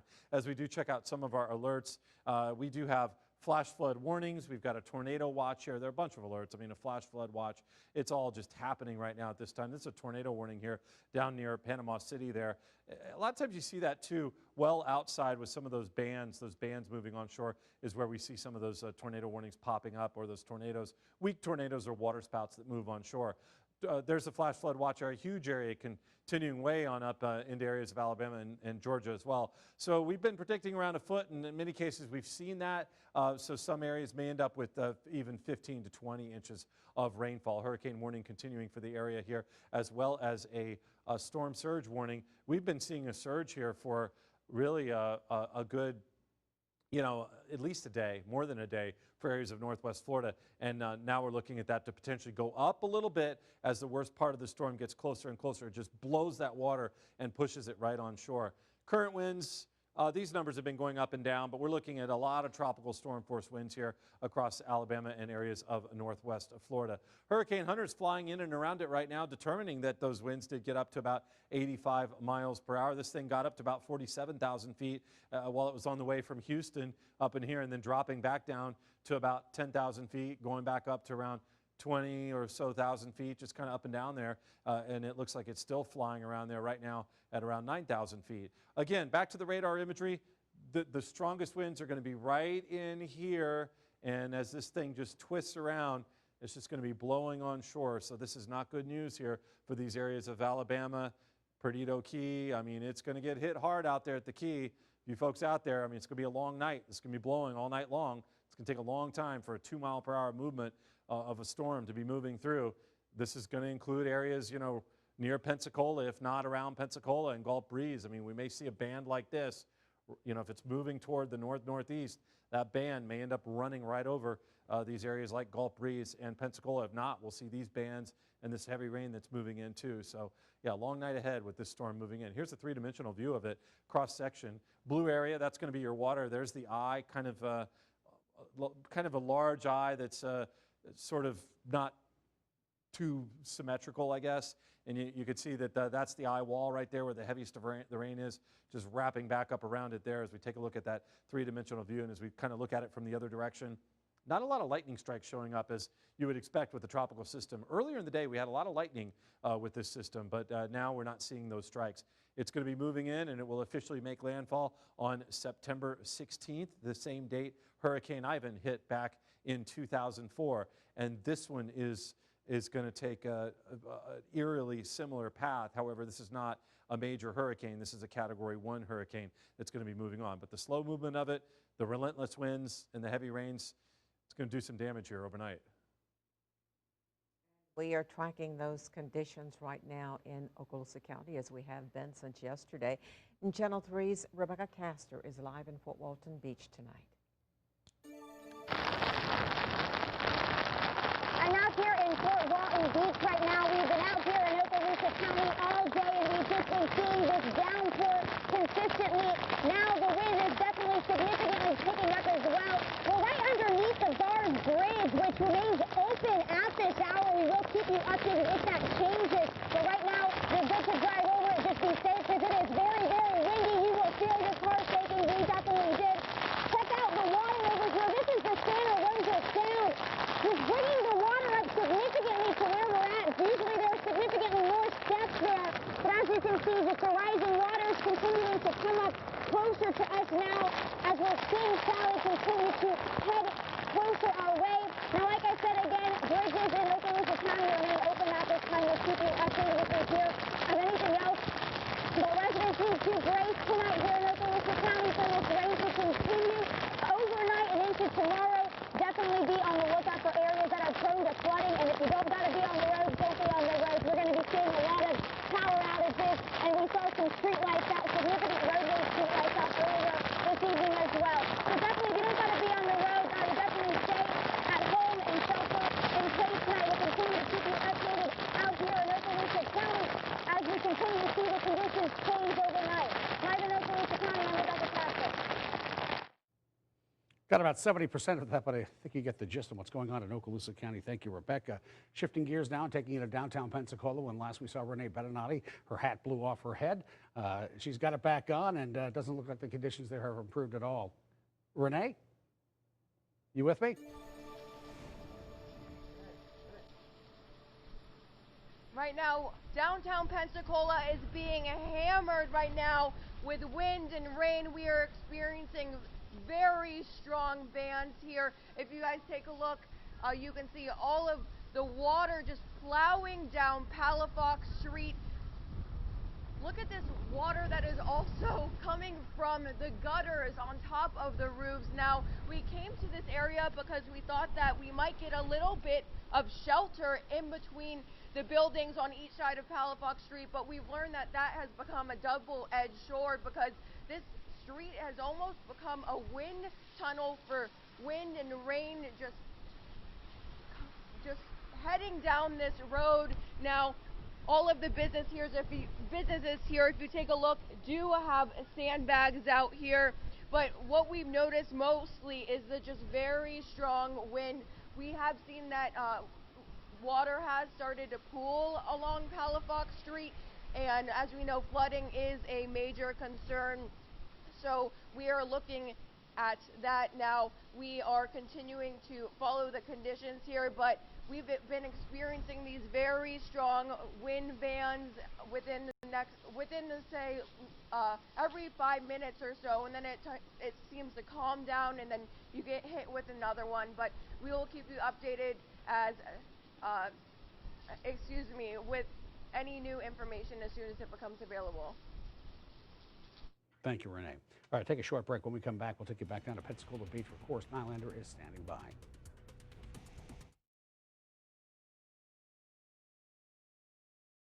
I started receiving highly unusual transmissions. You and I are going to be best friends. To us. We're in this together. This is fun for the whole family.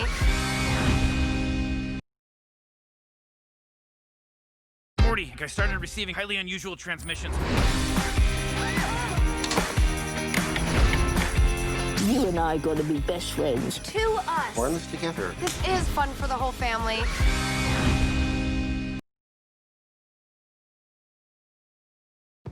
Not all vehicles are Subaru safe. Standard EyeSight driver assist technology, upgraded with advanced adaptive cruise control. The new, more powerful 2021 Subaru Crosstrek. When I need to grow my business, I use Fiverr. I found a designer for my logo, a programmer for my website, writers for my content. Just search, click, and you're done.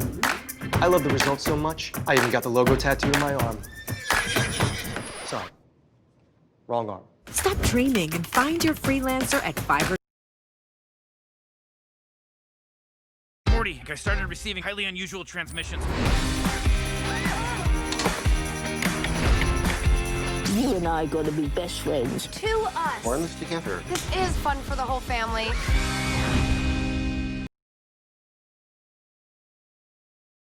I started receiving highly unusual transmissions. You and I are going to be best friends. To us. We're in this together. This is fun for the whole family.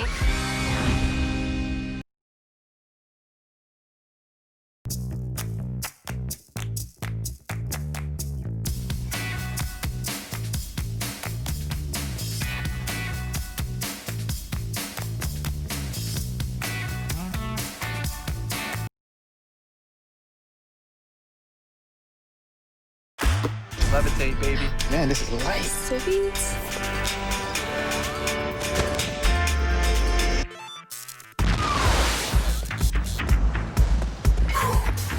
That was great. I started receiving highly unusual transmissions. You and I are going to be best friends. To us. We're in this together. This is fun for the whole family.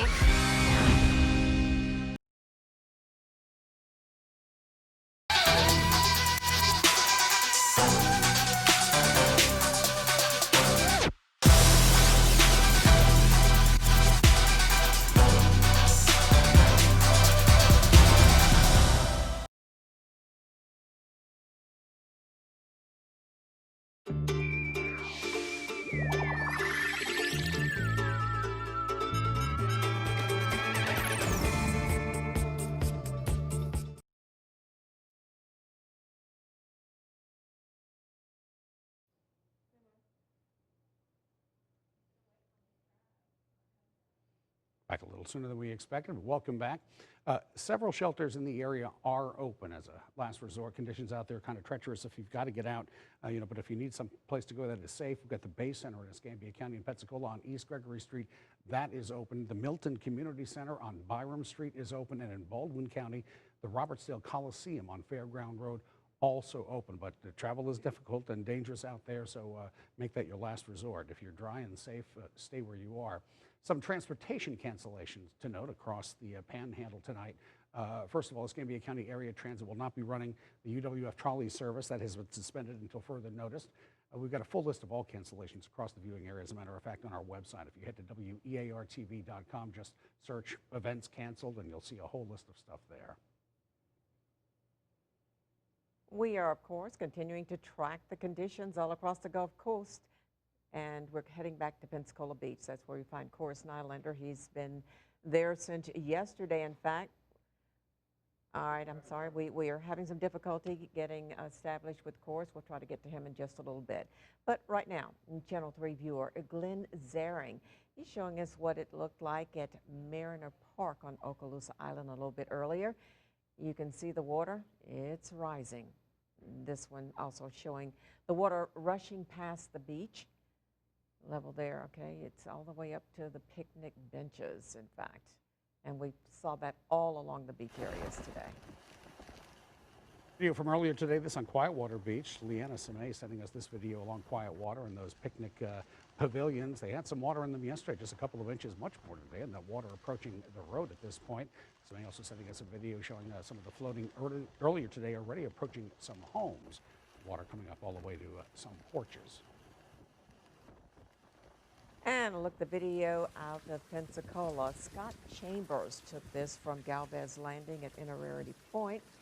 And you can see the pier underwater. Another common sight today.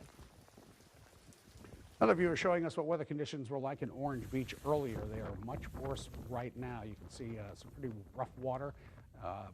But a scene you'll see across the coast right now, a lot of docks losing some boards or being severely damaged by the high surf of the bays and tributaries. Also got a picture of road conditions out there as well, and you see here Marina with some of the docks inundated. And water up to the midway point of tires on the trucks of the pickup trucks in the distance. Not sure exactly where that is, but I think that scene is playing out across the area. Two casino barges broke loose in Biola Battery. It was brought on by the high winds and the strong currents. There are drone shots of both of the boats. These came from Brandon Clement. He's with Live Storms Media. One of the boats being tied up. The other got lodged after running ashore. Now, several areas, streets also flooding in Biola Battery. Again, this is prompted by the storm surge that's out there. We're going to take a short break. We'll be right back.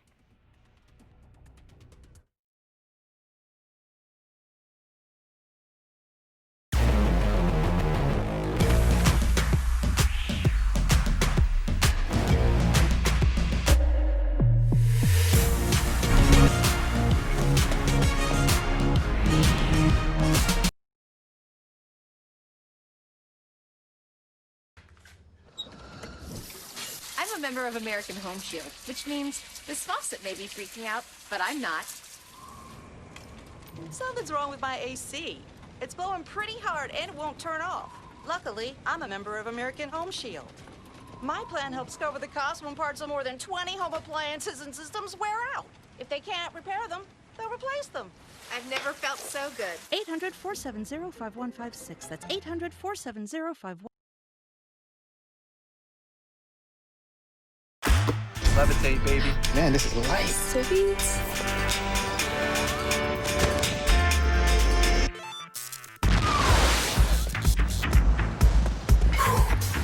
That was great.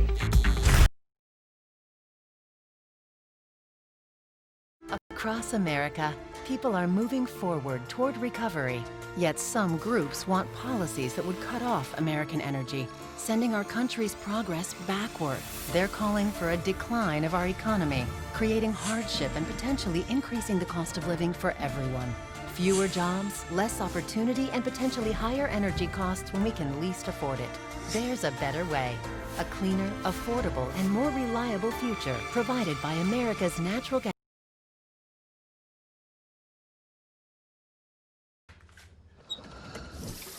I'm a member of American Home Shield, which means this faucet may be freaking out, but I'm not. Something's wrong with my AC. It's blowing pretty hard and it won't turn off. Luckily, I'm a member of American Home Shield. My plan helps cover the cost when parts of more than 20 home appliances and systems wear out. If they can't repair them, they'll replace them. I've never felt so good. 800-470-5156. That's 800-470-5156.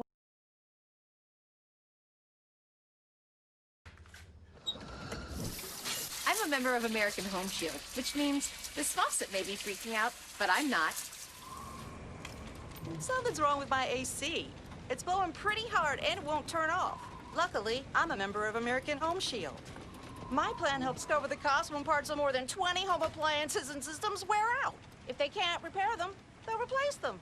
I've never felt so good. 800-470-5156. That's 800-470-5156. Levitate, baby. Man, this is light. Cookies.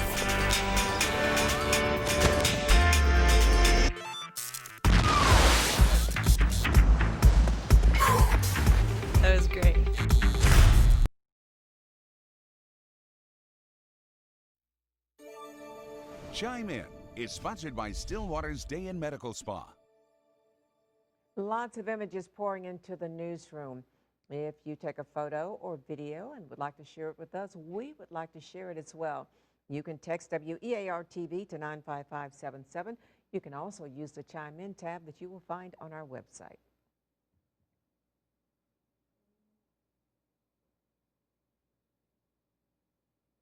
And Alan Strom has got a little bit more of the weather forecast for us, again letting us know what we can expect as we work our way through this evening and certainly into tomorrow, because it still looks like we've got some hours ahead of us with this storm.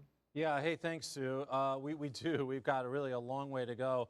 I'm right now looking at the 10 o'clock advisory. You know, the big package comes in at 10 and 4 at night and in the morning, and this is what we are checking out right now.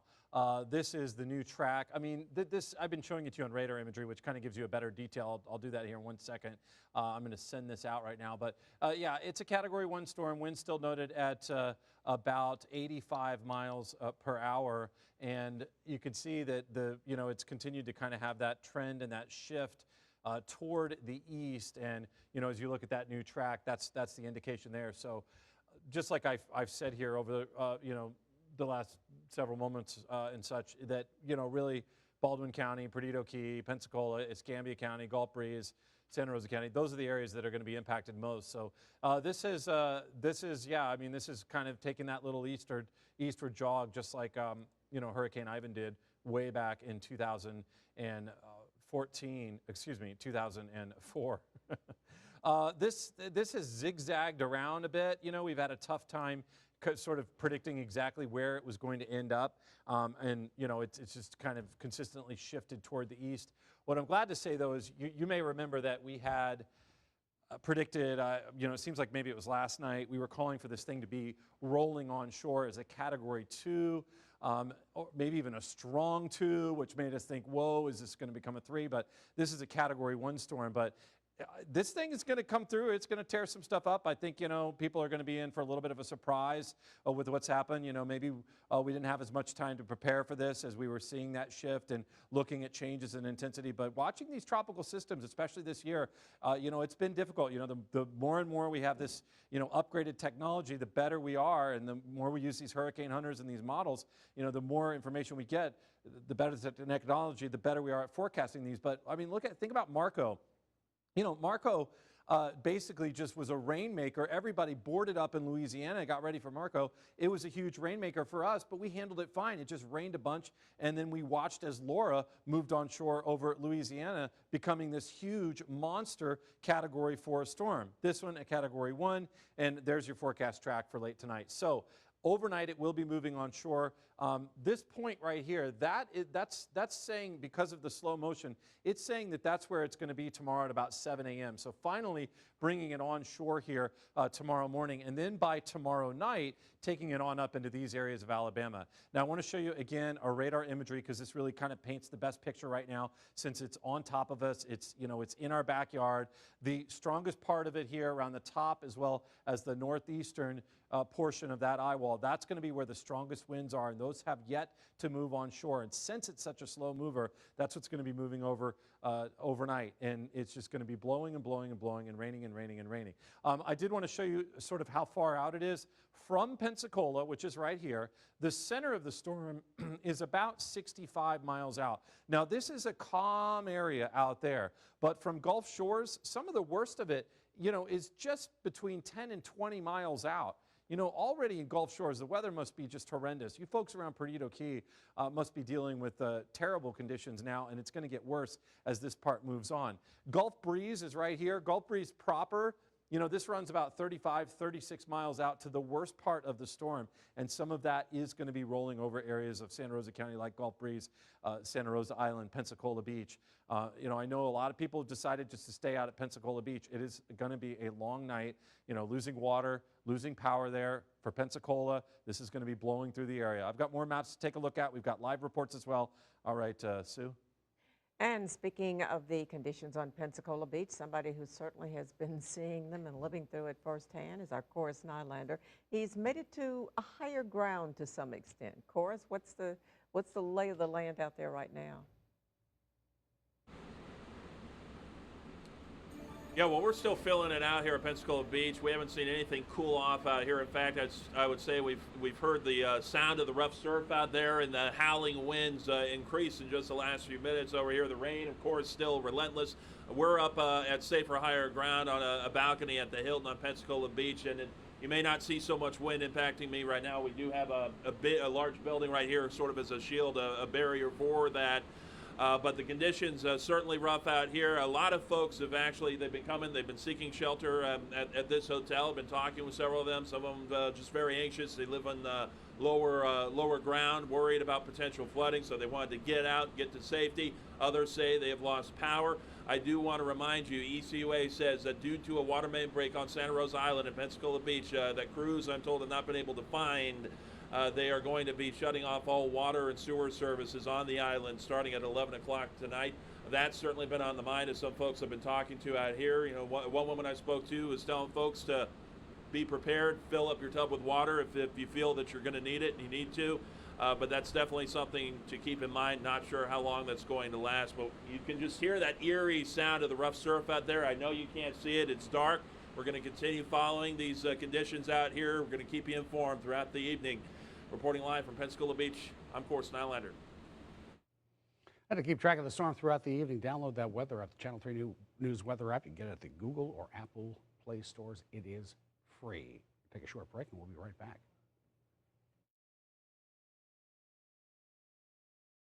When I need to grow my business, I use Fiverr.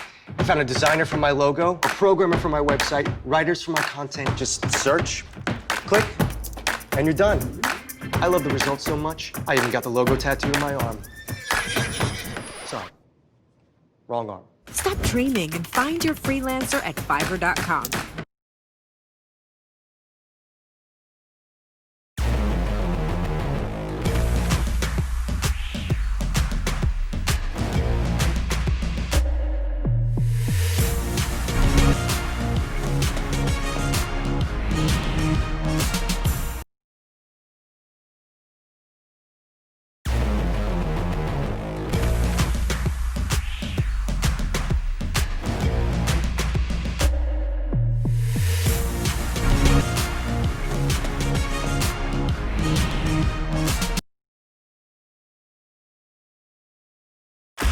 Levitate, baby.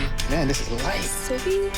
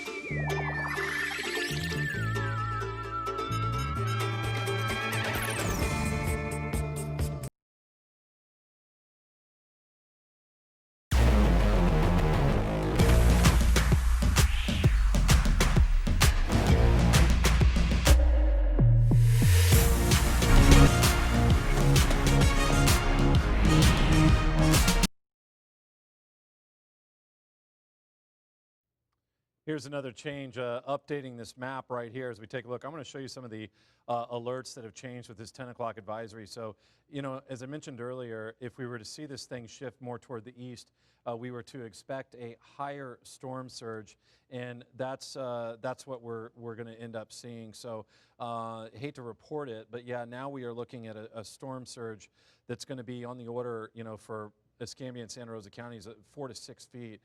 You know, where we were seeing it, you know, in areas of southwest Alabama, you know, back over toward Mobile County, that's going to be more like a 2 to 4 foot storm surge there. So a change here. Also want to note too, for you folks that are watching in Okaloosa County and Walton County, this has been extended out. Well, it was in Okaloosa County, but has now been extended out to include those areas of Walton County now. You know, that's that Choctawhatchee Bay area where we are looking at, you know, seeing a surge there as well, 2 to 4 down the road there, 4 to 6 though. So, you know, unfortunately with that, here's another update too. Let me show you that map.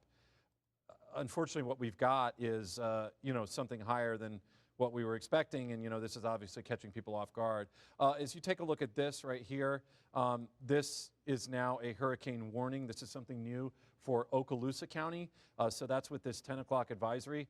Yeah, it's a little bit late, you know, but the National Hurricane Center changing it and now putting a hurricane warning out for Okaloosa County. I mean, with this thing moving through overnight, I don't know what that changes for you folks over there in Okaloosa County. It was a, you know, it was a tropical storm warning for that county just, you know, 15 minutes ago. So, but at any rate, you're being alerted for it. Know that hurricane conditions now are certainly going to be possible, because what we're seeing with this is, and as we look at this, what we're seeing is, you know, obviously this shift. So we always say like the right front quadrant is the worst part of the storm. So we're talking about this area. I've got these measurements still on our map here as well, but you know, we're talking about this zone right here.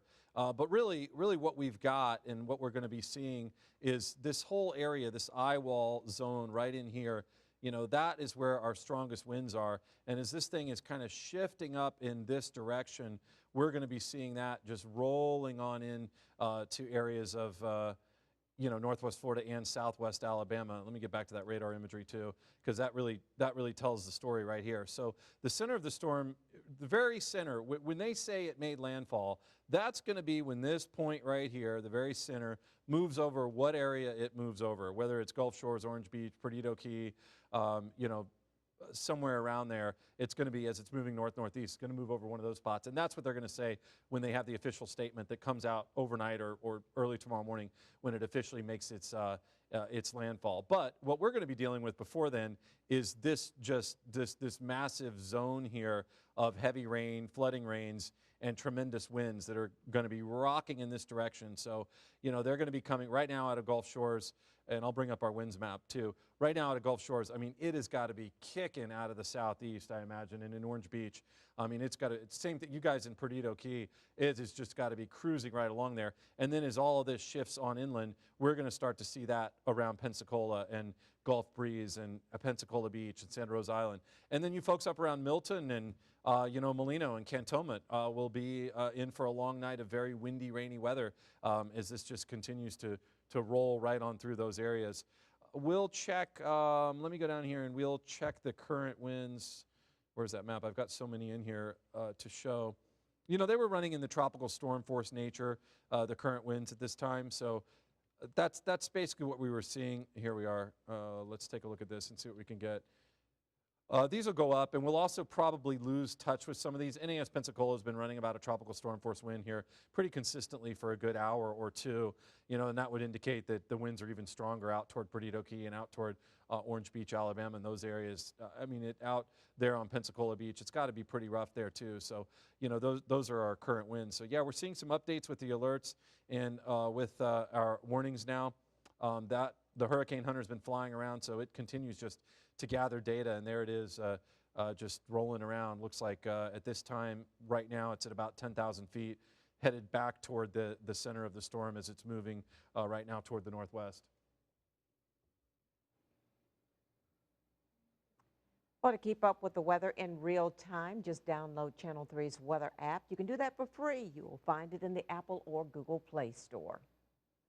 Hurricane Sally continuing to move slowly through the Gulf. It's drifting toward the Alabama-Florida coastline, as Alan was just explaining to us. The wind's not the problem so much as the days of rain and the potential to cause massive flooding inland. Heavy rain bands from Hurricane Sally battering the Alabama coast, but the storm is taking its time, moving less than 5 miles an hour before it's eventually over. Sally is expected to bring more than 20 inches of rain to the Alabama coast. Authorities in Baldwin County spent the afternoon urging residents living along low-lying rivers to evacuate before Sally reaches the shore. Record-breaking flooding is possible. The sheriff warning residents soon it will be too late. In these type events, usually when the winds reach about 35 to 40 miles an hour, we can no longer have motor vehicles on the road, and certainly we cannot launch a boat and do that. So there will become a point in time during the storm that we would not be able to respond. Some residents are choosing to wait and see. Sally's winds already strong enough to bring down rain-soaked trees. Widespread power outages are expected overnight. A lot of times there's hurricanes and they don't end up hitting as bad as people say they will, so I guess everybody was thinking it's going to be like that again, and then everybody just packed up and left last minute. Alabamians bracing for another long night as conditions get worse, but Hurricane Sally now not expected to make landfall until tomorrow morning. In Fairhope, Alabama, Stephen Quinn reporting. Please stay with us. More continuing coverage just ahead.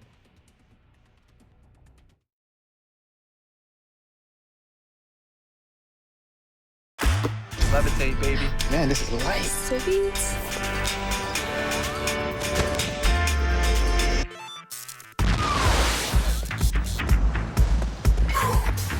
That was great.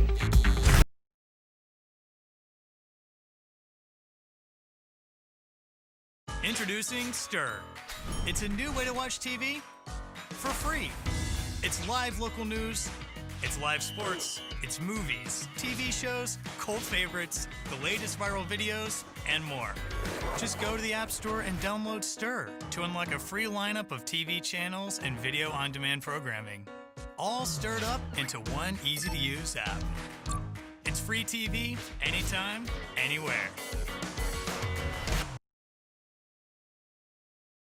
When I need to grow my business, I use Fiverr. I found a designer for my logo, a programmer for my website, writers for my content. Just search, click, and you're done.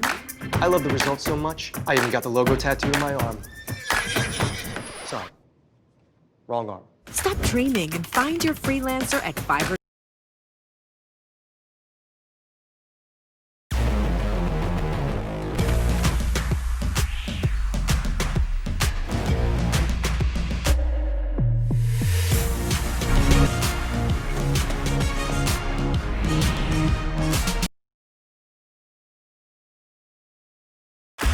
Levitate, baby. Man, this is light. Sweet.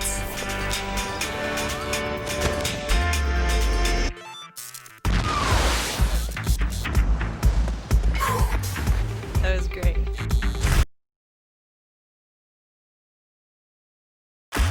Levitate, baby. Man, this is light. Sweet.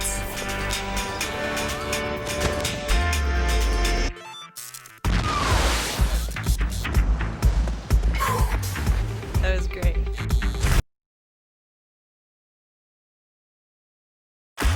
Levitate, baby. Man, this is light. Sweet.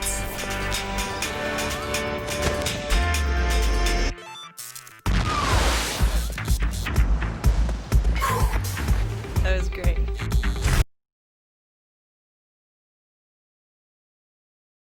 Introducing Stir. It's a new way to watch TV for free. It's live local news, it's live sports, it's movies, TV shows, cult favorites, the latest viral videos, and more.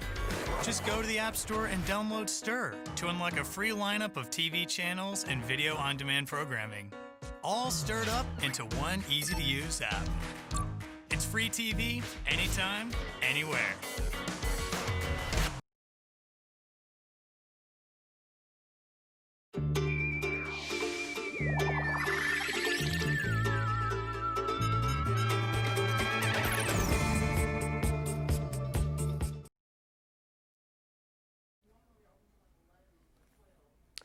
Well, high school football schedules have been the story the last couple of days, the changes that we have in them. There is one more game moved off of Friday night. The Niceville Choctaw game at Choctaw will now be played Monday evening at 6 o'clock at Etheridge Stadium. Fort Walton Beach and Crestview are all still scheduled to play Friday, but they're going to talk about it tomorrow morning and decide then what to do, whether to play or postpone.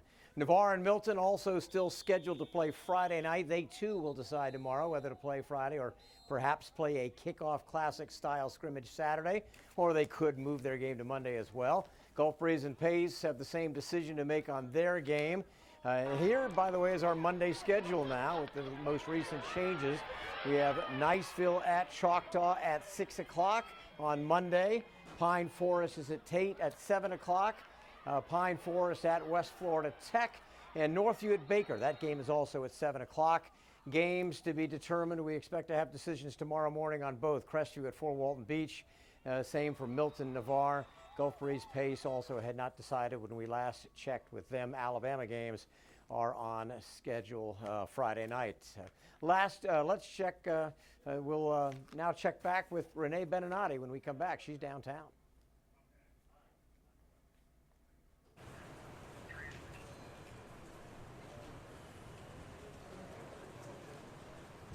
Pensacola for the say last hour and a half we've been experiencing very strong winds, very heavy rain, which we are seeing here right now. If you guys take a look at this water plowing through Palafox Street.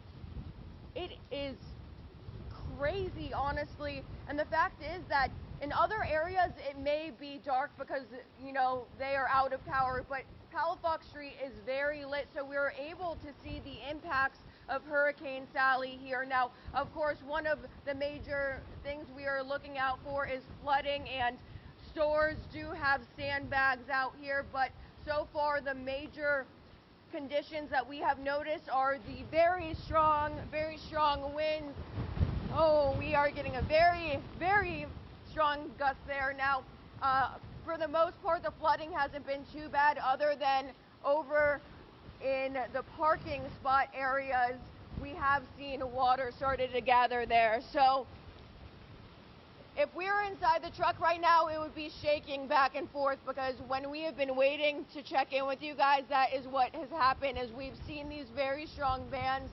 We're in the truck and you feel it shaking back and forth. Now, these are probably some of the strongest conditions we've seen here in downtown Pensacola throughout the night, and you know, we can only expect these to get stronger, and I can't imagine what it's going to look like as Sally continues to head to our area. Back to you guys. All right, thank you, Renee. Now, this is the third time many residents of New Orleans have had to evacuate this year. As Natasha Robin reports, many fishermen, well, they're struggling to keep their businesses. It just takes a toll on you. I'm drained. I'm on Hopedale Highway, y'all. For a third time this hurricane season, people have had to evacuate from the lower end of St. Bernard Parish.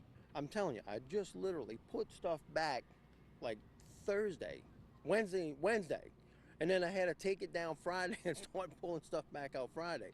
This is from Laura. So, I mean, you know, you just get lost for words almost, because you're like, where, you know, when does it stop? For business owners like Robert Campo of Campo's Marina, it's a haul to protect his property and livelihood. You got camps to unload. You got all this stuff. You know what I mean? You got, you know, bait tanks and, you know, boats and. At least 2-3 days for everybody to get their stuff, get everything loaded up, move it out here, move it up here. You're making 2-3 loads.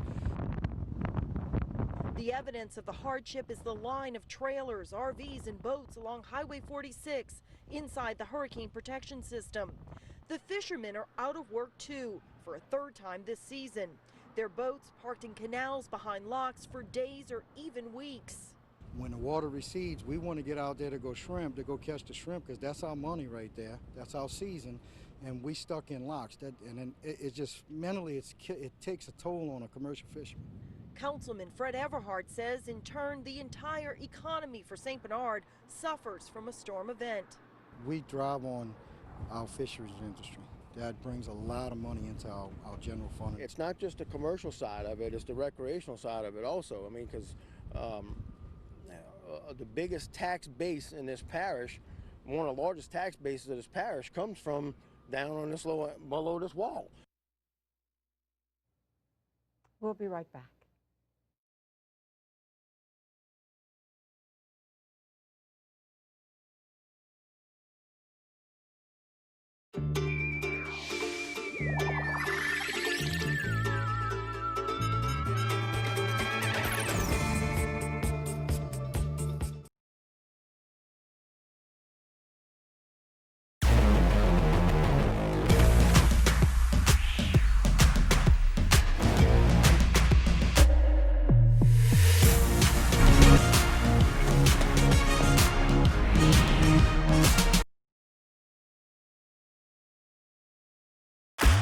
Levitate, baby. Man, this is light. Sweet.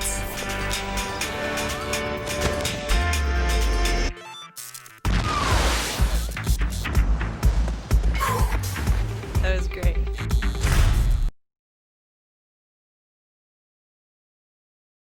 Introducing Stir. It's a new way to watch TV for free. It's live local news, it's live sports, it's movies, TV shows, cult favorites, the latest viral videos, and more. Just go to the App Store and download Stir to unlock a free lineup of TV channels and video on-demand programming, all stirred up into one easy-to-use app. It's free TV, anytime, anywhere.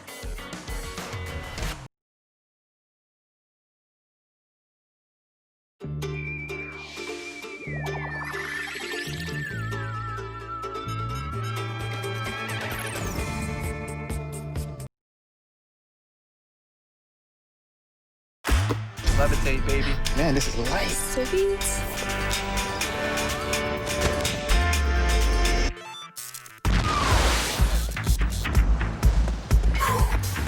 That was great. Levitate, baby. Man, this is light. Sweet.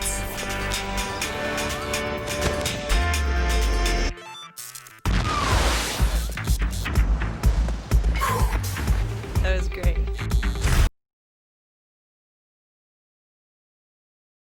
Introducing Stir.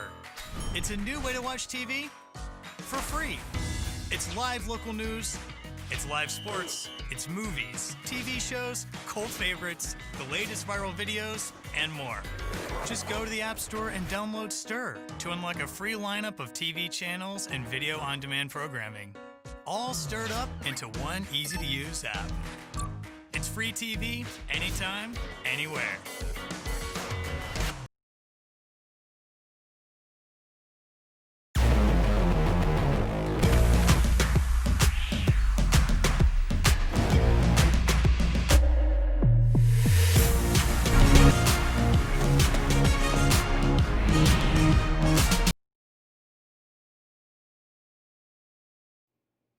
A couple of quick things before we take you out live. Again, Gulf Power's got on its outage reportage map a number of scattered outages, some with a couple of hundred customers here and there that will progressively get worse, no doubt, throughout the night as the winds pick up and that storm inches closer. They're also asking you not to report outages with their outage reporting system. They've stopped at this point, I guess, getting inundated right now, and usually they know if your power is out, they know it, in many cases, the same time or if not before you do. Also got notified from the Santa Rosa or Gulf Breeze utility system, my neighborhood in South Santa Rosa County, advising now due to the storm that sewer backup is possible in our area. I'm in the Villa Venice neighborhood and surrounds.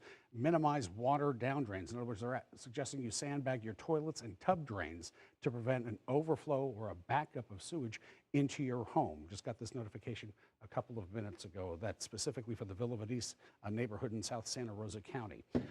That said, Gulf Power, as I said, Mobile County, did I already mention, reporting, last check I had was about 40,000 customers in Mobile County without power right now. That all said, we're going to take you down to the Pensacola Bay Center. It's one of a number of, what's the word I'm looking for, shelters that have been opened up for people as a last resort. Nasty out there, but if you need safety, it's one of the places to go. April Baker standing by at the Bay Center now. April? The Pensacola Bay Center is acting as a hurricane shelter right now. We're told by the Bay Center's manager that 154 people are staying here overnight. Also 5 dogs. It is open to animals as well if you have one. We are driving down the roads in downtown Pensacola. The roads are pretty bad. The visibility is very poor. If you take a look behind me, the rain is moving sideways. The wind is pushing it sideways. It's not a good night to be out tonight, but the Pensacola Bay Center is open to those people who have evacuated from low-lying areas or those who might not have a place to stay or just don't feel comfortable and they want to come there. So we are told that you do have to get screened for COVID-19 before you pick up a blanket. We also were advised that you must bring a face mask as well. You must have it on at all times. Obviously, we're in the middle of a pandemic right now, so you're going to have to be careful. But authorities have been advising people if they do have the opportunity to stay with family or friends, they would advise you to do that instead of staying in a public place like this. But you know, if you have no other place to go and you can safely get here, it might be worth the risk if it means life or death. So we are going to continue to check out the conditions out here. Again, we're at the Pensacola Bay Center acting as a hurricane shelter. Not sure exactly when at this point, how long it's going to remain open to people, but we'll keep you posted on that. We're trying to gather some more information. And as I mentioned before, 154 people are staying here overnight. 5 dogs. It is pet friendly, so you want to keep that in mind if you're worried about your furry friends. So we're going to check things out around here and keep you posted. For now, we're live in downtown Pensacola. April Baker, Channel 3 News. Thanks, April. With that, we're going to take a short break. We'll be right back.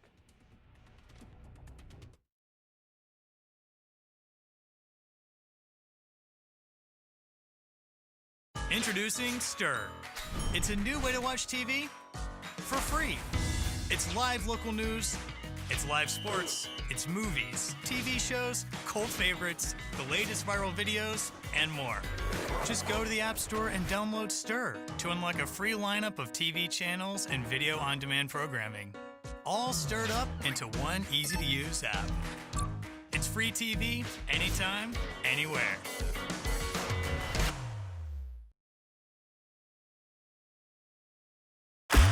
Levitate, baby. Man, this is light. Beats.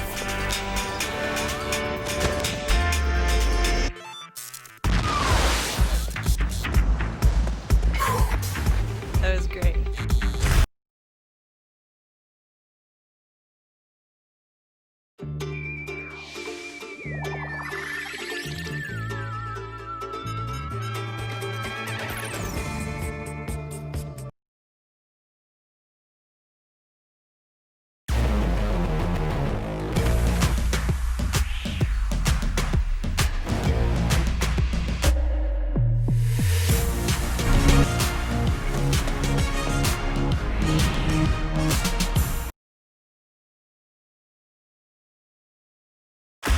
Levitate, baby. Man, this is light. Beats.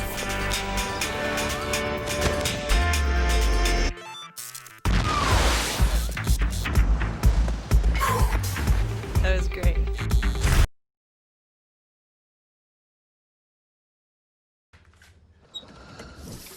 I'm a member of American Home Shield, which means this faucet may be freaking out, but I'm not. Something's wrong with my AC. It's blowing pretty hard and it won't turn off. Luckily, I'm a member of American Home Shield. My plan helps cover the cost when parts of more than 20 home appliances and systems wear out. If they can't repair them, they'll replace them. I've never felt so good. 800-470-5156. That's 800-470-5156.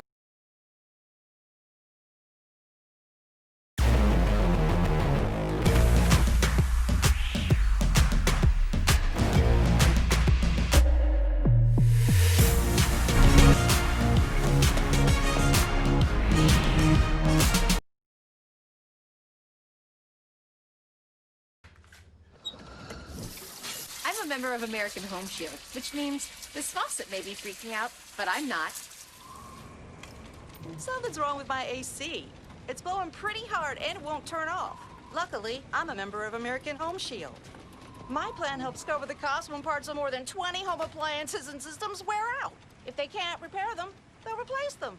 I've never felt so good. 800-470-5156. That's 800-470-5156.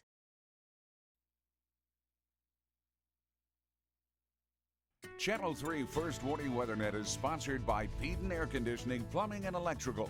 Here is Chief Meteorologist Alan Strum. We talk about Hurricane Ivan, Hurricane Dennis, Hurricane Sally, maybe one we're going to remember. It's definitely going to be a long night, and I hope everyone fares okay, because I know a lot of people that might have otherwise left decided to stay put here in the area, as we've had a difficult time knowing exactly where the worst of the weather was going to end up. I've never been able to pinpoint an area, wouldn't do that. We see changes with this, and now it's basically Baldwin County and areas of northwest Florida that will see the brunt of this as we head through the overnight hours. Now we can tell you that's what's going to happen, but we're just stuck where we are at this point. That's our satellite imagery. We'll look at radar imagery here in a second. You'll get a better view of what's going on with it. We have watched this kind of zigzag, making it more difficult to predict where it's going to go when it starts to slow down its motion. That's because the steering currents aren't shoving it in one direction or another. If you have a big area of high pressure or a trough or something drawing it one direction or another or pushing it, then you have a little bit better idea of what's going on. But we've had weak steering currents, and so even at this hour, the system is only moving north-northeast at 2 miles per hour. Maybe you remember Dorian that hit the Bahamas. That thing was a Category 5, though, stuck right there, just tearing up that area of the Bahamas, and this is a Category 1. We're going to be dealing with the hurricane force winds as they just slowly continue to move onshore throughout tonight. That's the whole track, so that's the whole thing, you know, as we run through tomorrow night, on into Thursday, heading up through Georgia and the Carolinas, getting toward the end of the week. And we'll get some better weather around this area a little bit later on in the week, and I'll show you what I'm talking about here in a second. But another closer view. Now, the radar imagery really gives us a better idea of what's going on, and I'm going to show you that right now. But I just want to show you this updated track that came down at 10 o'clock tonight. Now, you know, this has continued to kind of shift and trend toward the east, and we again saw that. So this is going to be rolling over us as a Category 1 hurricane tonight. I want to remind folks, too, if you do still have power, you know, make sure your phones and your tablets and your iPads and stuff are charged up, because if you do lose power, you can just head to our website, weartv.com. I mean, this is live streaming right now on the website. Maybe you're away, you left, and you're catching this from somewhere outside of our viewing area. So that's a good way to catch our signal and get the information you need with a charged phone. So taking a look at radar imagery, yeah, this is what I want to show you, because we've got this very rainy, windy weather, and we're not really getting those gaps in the rain that we'd like to see, allowing for some drainage. So that's why we have flash flooding that's happening right now. So these areas over northwest Florida where you see the yellow and the orange colors showing up on our map, that's where the heaviest rain is. This is rainy, windy weather. But the worst of the weather is actually out here still over the Gulf. Those are going to be your strongest winds where that eye wall is, and it's on the north, the northeast, and east side of Hurricane Sally. Fortunately, once this moves through, as we head through the day tomorrow, we'll get on the backside of this and we'll be seeing some better weather. It's still going to be breezy, but once this slowly moves over us, you know, and as we move through the day and it starts shifting up, then we can expect what's down here. Hopefully the rain not wrapping all the way around. Hopefully we'll see it kind of keep this shape and allow for us to kind of dry out around the area.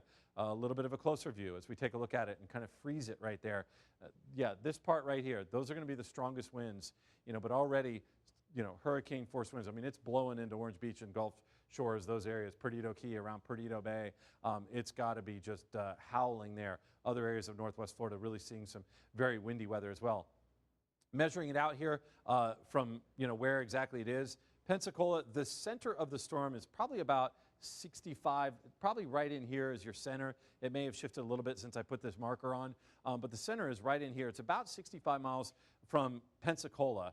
But that's not the worst of the weather out there. That's actually going to be some calmer weather. The worst of the weather here is across the northern part of it, as well as the eastern part. And that is closer, you know, from Gulf Shores, you know, that's just offshore, you know, 10 to 15 miles out. you know, off Perdido Key. It's not very far. Off Gulf Breeze and, you know, Pensacola Beach. You know, this is 30, 35 miles out where the worst of it is. I mean, this band is going to be horrendous right here. And then this is going to be your strongest wind as it's blowing through tonight. And it's going to take a while for that to blow through since this system is only moving to the north-northeast at about 2 or 3 miles per hour. That is it. Ready for this thing to go on. We did see a change tonight in our hurricane warning. It now includes Okaloosa County. So that's been added, but you know, it's a little bit late now. Hopefully you folks are ready, or as ready as you could be. You know, just an hour ago that was a tropical storm warning, but Escambia and Santa Rosa counties could just continue to be under that alert. Storm surge warning changed a bit too, since it is shifting a little bit more toward the east. We're expecting a higher surge around Perdido Bay, around the Sound, around Pensacola Bay, Escambia Bay, East Bay, those areas, even Choctawhatchee Bay, a higher surge now expected for some of those areas as well. We know we're getting the heavy rain. In some cases, we may see 15 to 20 inches of rain, so we've had those alerts in effect. Again, there it is on radar imagery as we take a look at it. The overall picture, you know, there's your hurricane, and you can see, you know, the spiraling of it as you look at this thing just slowly moving on shore, and will be doing so all night long. There's a slice of it as we open it up. I do want to show you how things look ahead, because we have some better weather once this moves on. How about that? Let's give you a little bit of good news. We should see much lower rain chances on Thursday as it moves out of the area, and then Friday, Saturday, Sunday, we've got cooler weather, low rain chance, some sunshine, but cooler weather, maybe some overnight lows that will be down in the 60s.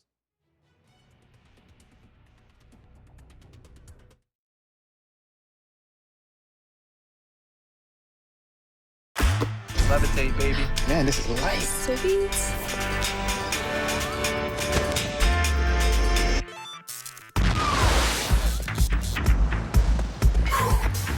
That was great.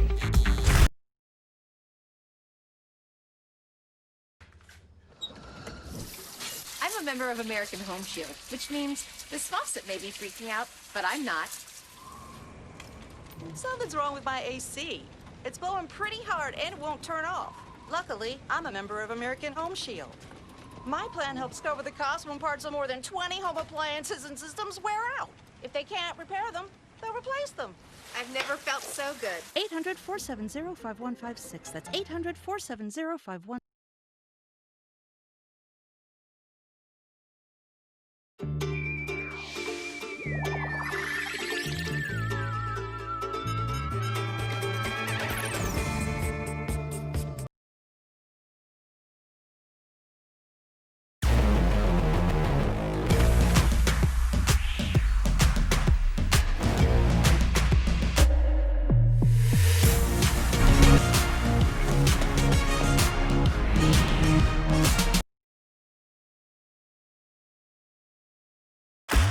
Levitate, baby. Man, this is light. Sweet.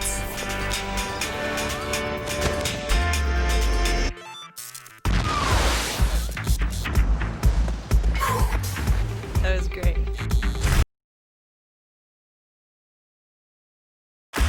Levitate, baby. Man, this is light. Sweet.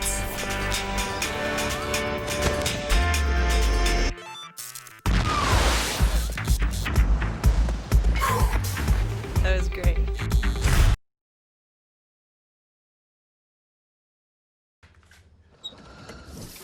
I'm a member of American Home Shield, which means this faucet may be freaking out, but I'm not. Something's wrong with my AC. It's blowing pretty hard and it won't turn off. Luckily, I'm a member of American Home Shield. My plan helps cover the cost when parts of more than 20 home appliances and systems wear out. If they can't repair them, they'll replace them. I've never felt so good. 800-470-5156. That's 800-470-5156.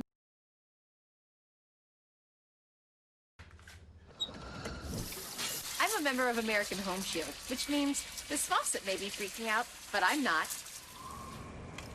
Something's wrong with my AC. It's blowing pretty hard and it won't turn off. Luckily, I'm a member of American Home Shield. My plan helps cover the cost when parts of more than 20 home appliances and systems wear out. If they can't repair them, they'll replace them. I've never felt so good. 800-470-5156. That's 800-470-5156. We're going to check now the latest conditions in Okaloosa County. Channel 3's Rebecca Castor. She is still in Fort Walton Beach.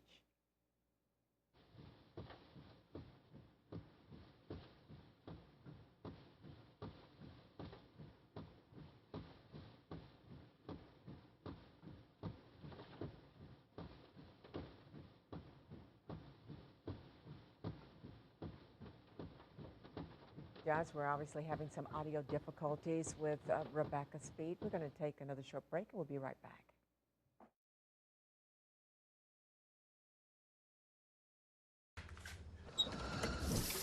I'm a member of American Home Shield, which means this faucet may be freaking out, but I'm not. Something's wrong with my AC. It's blowing pretty hard and it won't turn off. Luckily, I'm a member of American Home Shield. My plan helps cover the cost when parts of more than 20 home appliances and systems wear out. If they can't repair them, they'll replace them. I've never felt so good. 800-470-5156. That's 800-470-5156.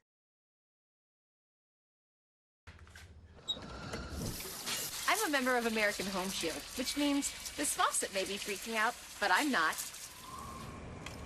Something's wrong with my AC. It's blowing pretty hard and it won't turn off. Luckily, I'm a member of American Home Shield. My plan helps cover the cost when parts of more than 20 home appliances and systems wear out. If they can't repair them, they'll replace them. I've never felt so good. 800-470-5156. That's 800-470-5156.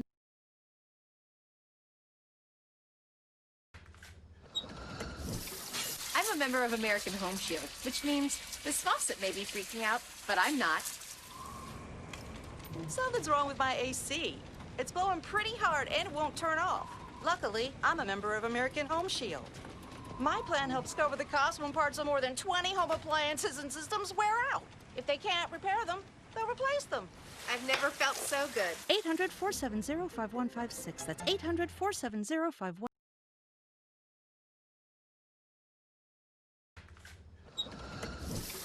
I'm a member of American Home Shield, which means this faucet may be freaking out, but I'm not. Something's wrong with my AC. It's blowing pretty hard and it won't turn off. Luckily, I'm a member of American Home Shield. My plan helps cover the cost when parts of more than 20 home appliances and systems wear out. If they can't repair them, they'll replace them. I've never felt so good. 800-470-5156. That's 800-470-5156.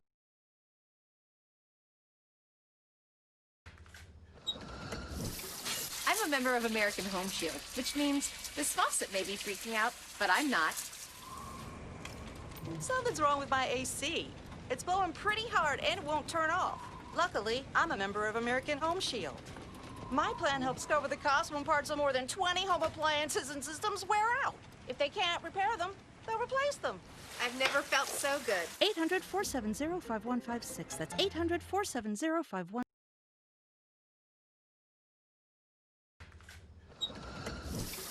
I'm a member of American Home Shield, which means this faucet may be freaking out, but I'm not. Something's wrong with my AC. It's blowing pretty hard and it won't turn off. Luckily, I'm a member of American Home Shield. My plan helps cover the cost when parts of more than 20 home appliances and systems wear out. If they can't repair them, they'll replace them. I've never felt so good. 800-470-5156. That's 800-470-5156. Well, I think we've been able to reestablish our contact with Rebecca Castor. She has been battling the elements in Fort Walton Beach. Rebecca?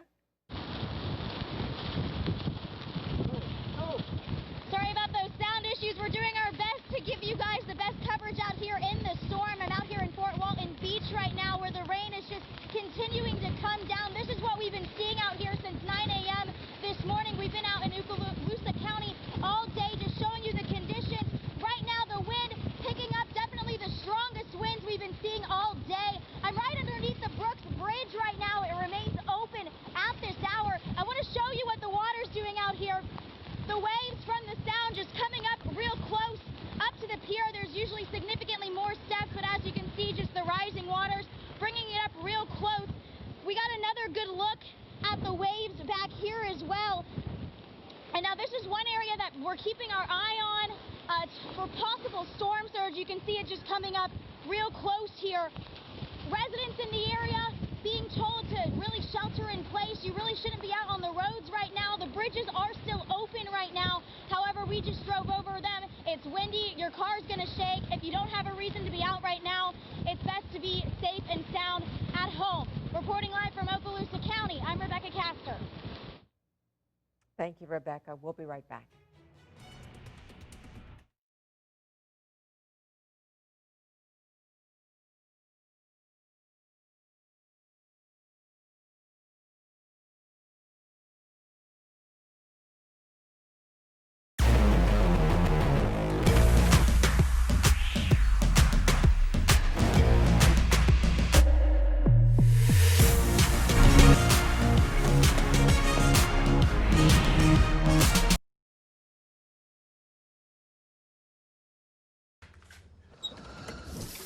I'm a member of American Home Shield, which means this faucet may be freaking out, but I'm not. Something's wrong with my AC. It's blowing pretty hard and it won't turn off. Luckily, I'm a member of American Home Shield. My plan helps cover the cost when parts of more than 20 home appliances and systems wear out. If they can't repair them, they'll replace them. I've never felt so good. 800-470-5156. That's 800-470-5156.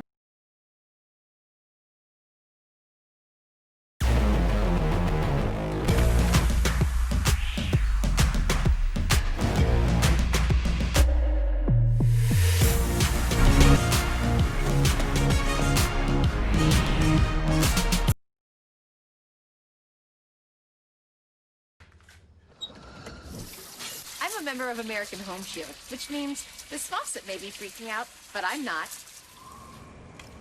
Something's wrong with my AC. It's blowing pretty hard and it won't turn off. Luckily, I'm a member of American Home Shield. My plan helps cover the cost when parts of more than 20 home appliances and systems wear out. If they can't repair them, they'll replace them. I've never felt so good. 800-470-5156. That's 800-470-5156.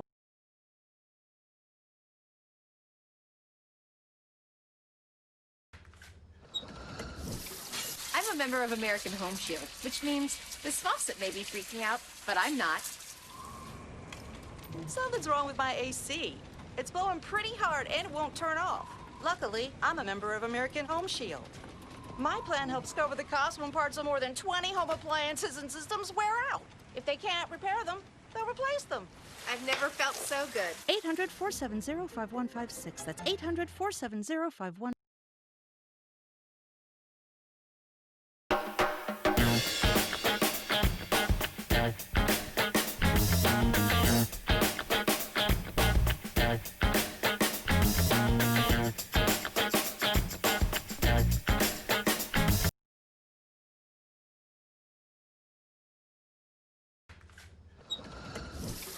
I'm a member of American Home Shield, which means this faucet may be freaking out, but I'm not. Something's wrong with my AC. It's blowing pretty hard and it won't turn off.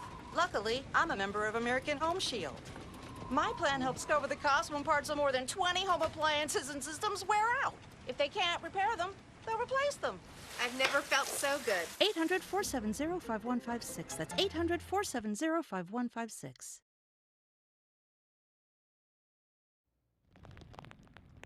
Well, you have already seen some images of what the rain and the wind is doing to some of the area's canopies. The tree on 72nd Street in Myrtle Grove, well, it was taken down in a squall that raced through that area about an hour ago. There were fortunately no injuries reported.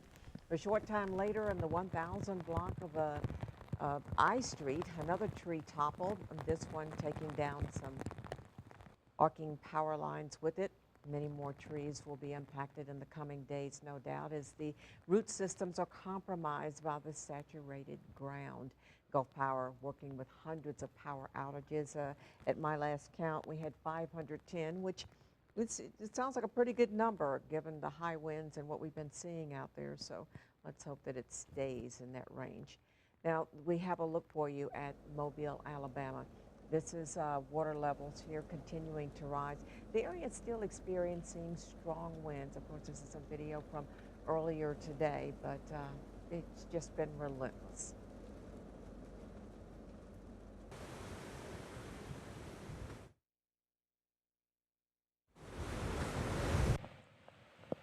We're getting the full wrath of Hurricane Sally here in Pensacola.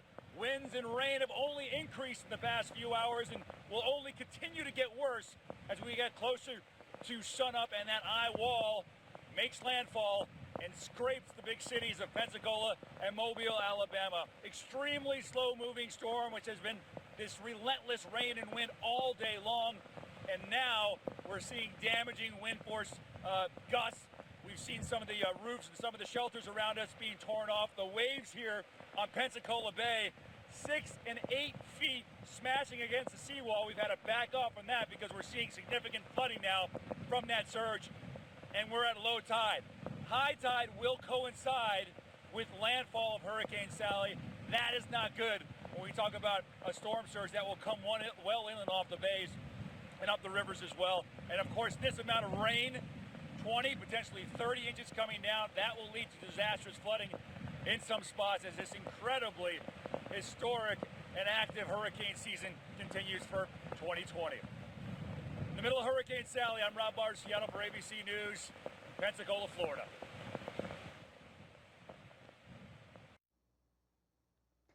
All right, we just got information from the National Weather Service in Mobile that a trained weather spotter has measured over 16 inches of rain at NAS Pensacola so far for this event.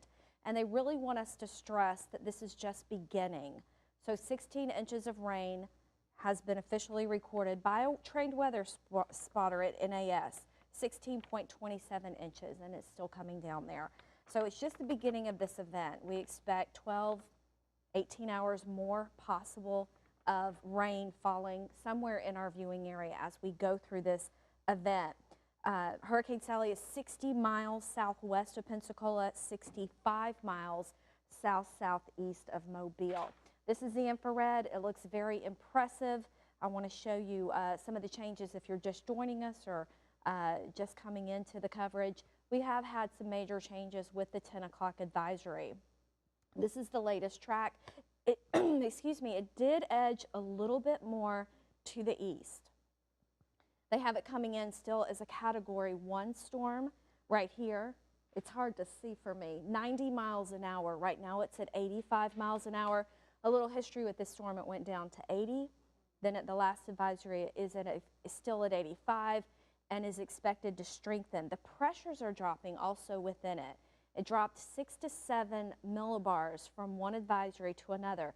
That's pretty dramatic. And when the barometric pressure drops within a low, that signals strengthening. And we saw that with the wind pickup. So it is a pretty raggedy storm, but the eye is looking a little more defined as we go through time. Here it is. It is getting more circular. It's not quite as raggedy. I mean, it's not pretty, but it is, you know, a little more uniform, if you will.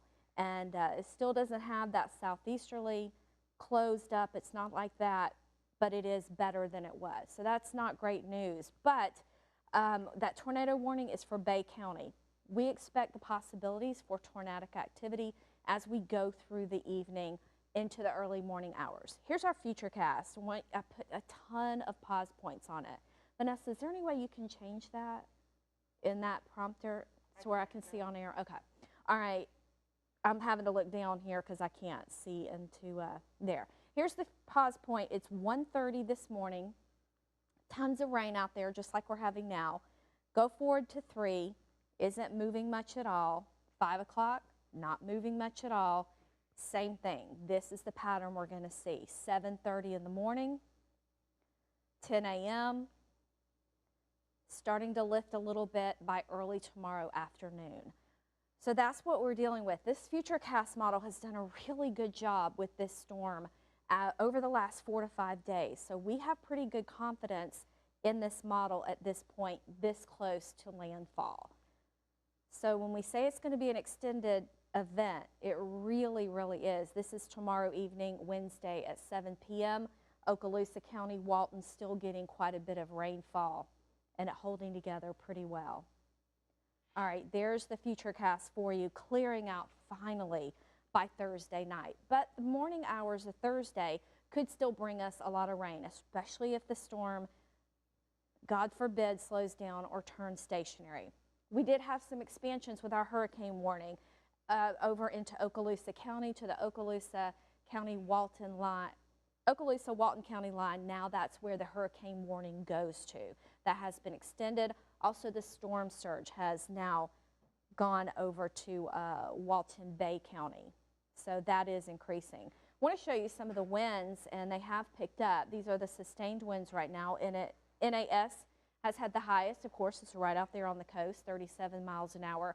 Some of the areas you see where Lillian is at 8, Molino's at calm, those stations have dropped down. It's not calm in Molino. It's not 8 miles an hour in Lillian at all.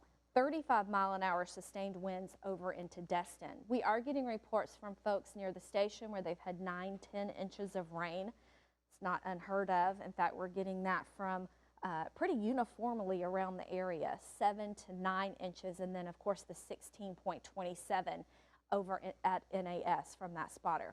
Here's that storm surge alert that we told you about. It crept out into Okaloosa County earlier today, and now it goes all the way to Walton and toward Bay County. The rainfall amounts, I just updated these, and the accumulation 9.2, it looks like it's out in the Gulf. That is for Pensacola proper. So that's what we're getting for, not necessarily at the airport, but when I put the little thing on Pensacola proper, 9.2 inches came up in that spot. The 7.6 was over toward Dauphin Island. 7.1 was just south of Crestview. So 7 to 9 inches across the board right now. A lot more on top of that to come. Our WeatherNet camera over in Destin has really hung in there.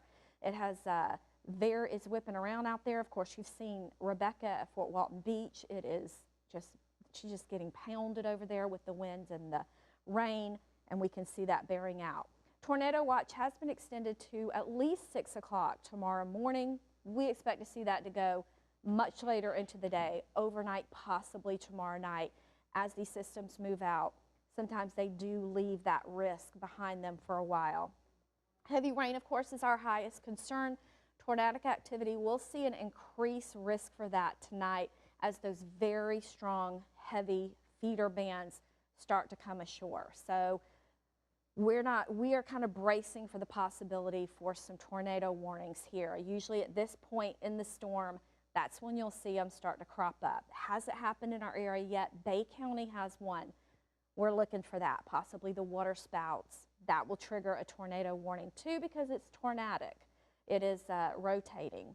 There's the risk that we're expecting today and tomorrow. Right now, Thursday, the good news is Storm Prediction Center has not put out a warning for Thursday yet. We'll update that after midnight and we will know more. So tomorrow, the severe weather outlook stretches even further down to Apalachicola and toward Tallahassee as the system moves a little bit, and we'll start to get some of those rain bands even further back to our east.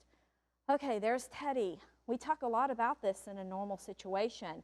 It's going to affect Bermuda right now on the current track as possibly a Category 2 storm, and that's terrible news for them. Here we are on the hurricane list. Next one out there is going to be named Wilfred, and then we're going to go to the Greek alphabet, all in due time. There's the Atlantic Basin, and I did have our 7-day forecast on here in just a second. The marine forecast, ridiculous. The Gulf Seas are at 13 to 26. They'll be even higher tomorrow. Here's a little bit of good news. We're all looking for that silver lining. We're going to clear out by Friday, 20% chance of rain Friday, Saturday, Sunday, and the overnight lows are going to cool down into the low to the mid-60s. I even think by Sunday into Monday, we're going to be down into the low 60s, maybe 62, 63. We'll be tweaking that forecast, of course, as we get closer. And let's check the conditions now on Pensacola Beach. Course Nylander has kind of homesteaded there. And Course, what's it like at this hour? Yeah, well, man, I'll tell you what an eerie sound we can hear out here. I mean, we got the rough, crashing waves off in the distance, the howling winds, and the rain, I'd say, has started to actually pick up a bit here in the last a few minutes. We're up at safer, higher ground on a balcony here at the Hilton in Pensacola Beach. Don't make no mistake, the winds still seem to be rather heavy at this moment. We're lucky to have a large structure here off of the side of me that's been proving to be a pretty effective shield from those winds out here at the moment. And a lot of people have been choosing to take shelter, particularly here at this hotel. I've been talking with several of them. Some of them say they lost power. They're in low-lying areas. They really started to get rather nervous with the amount of rain we've been seeing in this storm. They wanted to get out, come to a safer, more sturdy building. So they have found shelter here. Now, of course, not everything, to add insult to injury, as I've been telling you about ECOA, they're going to be cutting off the water and sewer services any minute here now at 11 o'clock due to a water main break. Just too dangerous for their crews to be able to go try and find it, work on it. So the water sewer services, they're going to be cut off here. And of course, if you see me out tomorrow, don't ask me if I've been able to take a shower. I guess at least that's one way to make sure people maintain their social distancing. But all kidding aside, you should hopefully have already prepared for that, filling your tub up with water. If you haven't, you should probably do that now. Those services will probably be cut off here any minute now if they have not been already. So it's definitely something to keep in mind. Just another nuisance for the folks out here. But talking with several people here, I'd say they're in rather good spirits, taking this pretty well. Some of them have been through many hurricanes before. They're not particularly worried about what they're seeing here right now, but not taking chances, watching it closely and trying to stay safe. But we're going to get through it. We're going to keep you informed through it. We're reporting live from Pensacola Beach. I'm Cor Nylander. Back to you. Cor, thank you. The water advisories on Pensacola Beach urging people there to fill up their tubs and soup pots, stock pots, and whatnot as the water's going to be shut off. Not a bad idea for anyone to do that now, because we've got a ways to go on this one. It's going to be hours before we make landfill and the winds start to subside. Yes, it's just a Category 1, as people like here to say, if it's just a 1. Well, it is a 1, and it's strong, and it can cause some problems right now. In fact, in Villa Venice, the neighborhood I live in, South Santa Rosa County, the utility company advising that people stop up their tubs, drains, and their toilets to prevent the storm perhaps could cause some sewers to back up into homes. To prevent that, just they advise a sandbag, use something to stop it from backing up to your home. But if that starts, you'll know what's going on right there. Power outages, I think we just a quick scan on the Gulf Power outage map and found several hundred in the Escambia and Santa Rosa area without power right now. They're scattered, nothing widespread right now. Pretty good job by the infrastructure so far, but the conditions are going to worsen. At last report I saw in Mobile County in Alabama, nearly 40,000 people there are without power, and of course it's too unsafe for crews to get out there right now and restore anything. Most bridges in the area, the major arteries, the 3 Mile Bridge between Pensacola Beach and Gulf Breeze closed, the Navarre Beach Bridge, the Garcon Point Bridge, all closed. Road conditions quite hazardous. Not a reason, but we do have some shelters. If for whatever reason you need a shelter of last resort, the Pensacola Bay Center is open, the Milton Community Center on Byram Street is open, and the Robertsdale Coliseum in Baldwin County also open. If you really have to get to safety and to a shelter, those are the places to go. That's the latest from the Gulf Power app. If your phone's still working, you've still got it charged, great app to use to keep track of the outages, and no need to report, Gulf Power says. If your power goes out, they're going to know it. So they've shut down their power outage reporting system because of the inundation from folks who started to see it. We're going to take you back downtown in Pensacola, where conditions actually, they don't look as bad as they were a little while ago. Renee has a semi-smile on her face compared to a little while ago when she was getting pelted with the raindrops. Renee, where are you, and what are you seeing?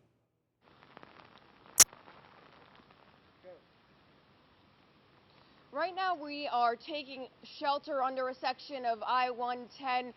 We are at the corner of Tarragona and Gonzales Streets, and the conditions are a lot milder compared to downtown Pensacola, where we were about 20 minutes ago. The wind isn't as bad, but the main issue we are seeing here is flooding. Now, take a look. There is an SUV here on Gonzales Street that has stalled out. Unfortunately, this truck just pulled up, but you can take a look there, backing up. Car has stalled out in this flooded area of Gonzales Street, and within the past, minute before we came on air, tow truck showed up trying to pull that car out of the flooded area. So while the wind isn't as bad here, flooding is a major problem. Both sides of the street are flooded off, and of course now that car is having to get pulled out of the water. Oh no. Another SUV possibly going through the same situation. A lot of times, as you can see with that car, you don't see these deep spots of water in the road until it's too late, until you get into the middle of them. So that is why it is so important to be careful. During this time, you don't have to be driving around. Stay inside if you can, and if you do get in a situation, as they say, always turn around, don't drown. We are going to track what happens with this car, but it's another example of why you should not be driving in this dangerous weather. Back to you guys. All right, we're taking a look. We're taking a look now at some of the imagery. Thank you very much for that, Renee. It looks like you've gotten yourself in a pretty good spot as well. We're going to take a look at, again, some of this radar imagery.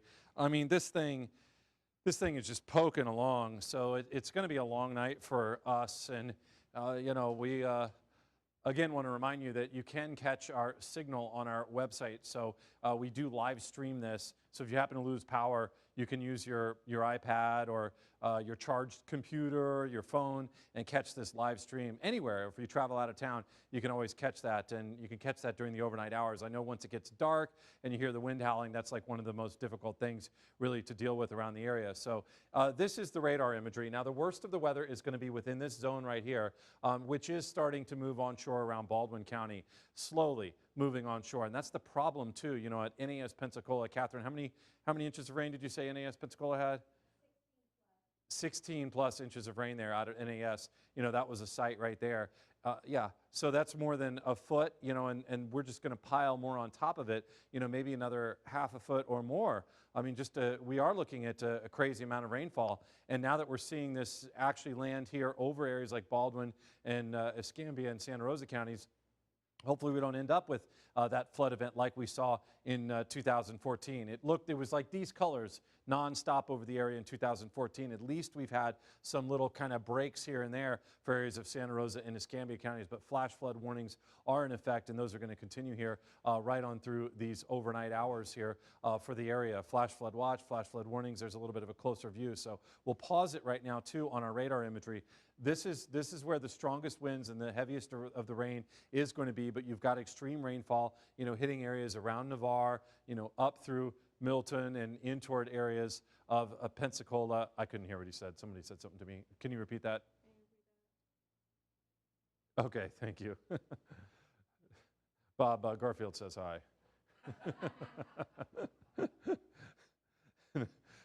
So at any rate, but seriously, this is what we've got here. We've got this, you know, this area here that's going to be rolling on shore, you know, first hitting these areas around Gulf Shores, Orange Beach, Perdido Key, and then eventually shifting on up in toward Pensacola, Gulf Breeze, and Pensacola Beach. So this will be a direct hit for areas of Baldwin County as well as Escambia and Santa Rosa counties. And now that hurricane warning is in effect for areas of Okaloosa County. Starting to move along a little bit, you know, I plotted this. I need to update these figures here and these arrows because this is now, the center is probably more like between 55 and 60 miles from Pensacola. And this spot, you know, this 15 miles is actually going to be toward the edge of it. So Gulf Shores, you know, the worst of the weather is right now over Gulf Shores and you know, between there and 15 miles out. You know, and then that's going to be moving through. They'll be so relieved once they get in this calmer spot here, but it's going to be a while before that happens. So if you're talking, you know, a storm that's, you know, we'll just have to do the math here. How about that? If we're talking a storm that's, you know, moving at about 2 miles per hour toward the north or north-northeast, you know, and you've got 15 miles to go here, you know, that's going to be a while before that actually moves through, just because it's moving so slowly. This spot here from Gulf Breeze here, you know, that's now toward sort of the edge of that. So the worst of the weather is really between Gulf Breeze and about 30 to 35 miles out into the Gulf. So this is our strongest weather. We just need that to go ahead, move on through and get out of here. But unfortunately, that is going to be causing some problems here after midnight into the wee hours, 1, 2, 3, 4 o'clock in the morning as this does move through and move over us. So the change we had at 10 o'clock was that Okaloosa County was added to the hurricane warning. Not much we can do about it at 10 o'clock tonight, but definitely, you know, we were looking at this cone, and this cone included these areas, and we thought it could shift toward the east, it could shift toward the west, but we've seen it shift, in this direction, to a similar path that Hurricane Ivan took back in 2004. Some of the numbers here from our storm surge warning, they've gone up because now we're going to be seeing that water blown right up into Perdido Bay, right up into Pensacola, Escambia and East Bays. Those areas are going to see a pretty good surge there. We've already seen a good surge. I mean, the piers and the docks are torn up. I mean, wait till you see it tomorrow when we get the images and we get the video. Quietwater Beach, the pier out there, I mean, the planks are all coming up. I mean, it's a mess. It's a wreck. I mean, I think 2 days ago, we weren't thinking that this was going to happen. But hopefully you've been prepared for it and you've got your supplies and whatever you need at home and are able to get through this. We'll have a cleanup. We'll have a mess that we'll have to be dealing with once this moves through, tomorrow afternoon and the following day on Thursday. So rainfall, we can kind of focus in on this. We plotted that. We're looking at, a good, I mean, if we've already had like 16 inches, in parts of Escambia County, we can expect that number to go way up from there. So all these flood alerts are in effect. And again, we'll take it back to this imagery. This is satellite and radar imagery. As we look at this, there's that spot right there. But behind it, sometimes these storms change too, but hopefully this stays drier down here to the southern portion of it so that when this does move through, we can let everything kind of drain out and move on. But this is some rainfall like we've seen before, but like we don't like to see around these areas. As you look at a wider perspective of it, this almost shows more of the beauty with the hurricane. I don't get excited with these things, don't get me wrong there. But, right? I mean, you guys, Bob and Catherine are kind of chiming in a little bit here. No, I really don't. This is not what I want. Like a lot of times people think, oh yeah, you got to love that. I know people watch other weather programs and such, and there may be some people from out of town reporting here locally on the weather. I don't even know their names or who we're talking about, but yeah, they get excited about it. This is not, I know some of you may be in construction or something like that, but no, this is not, I mean, going through Ivan is not a pleasant experience. This is not something I like to see coming through the area. So, all right, we don't have to get personal here tonight. But this is a direct hit for us here as we take a look at the hurricane. But you can kind of see the spiral cloud formation here all the way around it. And then this is going to be some rainy weather, even though you don't see it on radar imagery. We've got some rainy weather that's out there over the Gulf, kind of a little blow up of thunderstorms. And as this moves over areas of Alabama, it's going to be drawing up all of this just rich tropical air and dumping rain. And we've got flash flood watches up here in these areas of Alabama and Georgia as well. So yeah, waiting on the brunt of it to move through. It's Category 1 hurricane with winds of 85 miles per hour, but it's only moving northeast at about 2, according to the statement. Maybe 2 to 3 or 4, I'd say, based on some of my estimates and looking at how far out it is.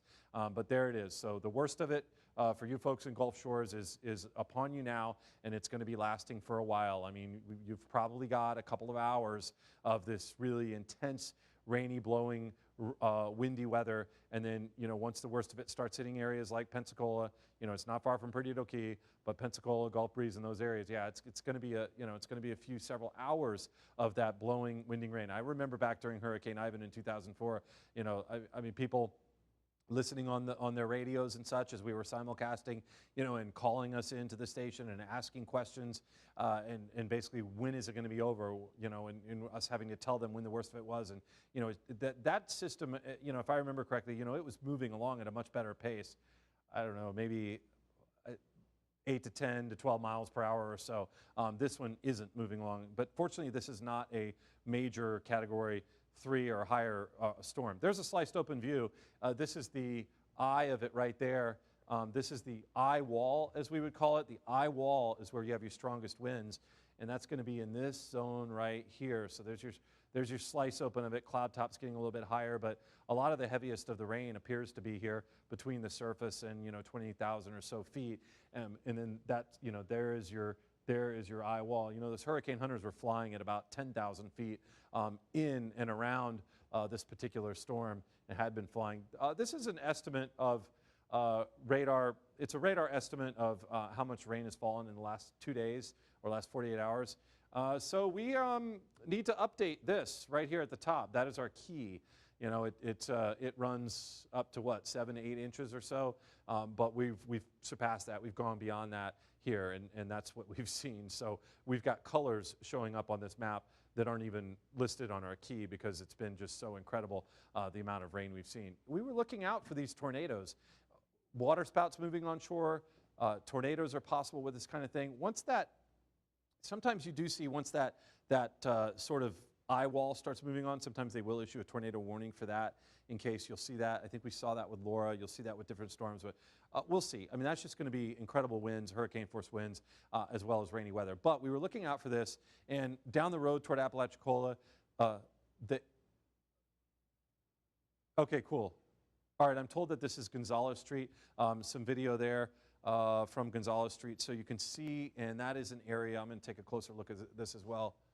It is live. Okay, I'm told that is live. So what happens is, you know, when the streets flood, the cars end up trying to pass through, and they stall out. Looks like we've got a firefighter there kind of wading through the water in the distance there.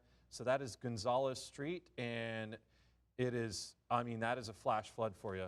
I mean, you see the runoff there of that water just flowing down the street. I mean, look at it in the kind of in the foreground.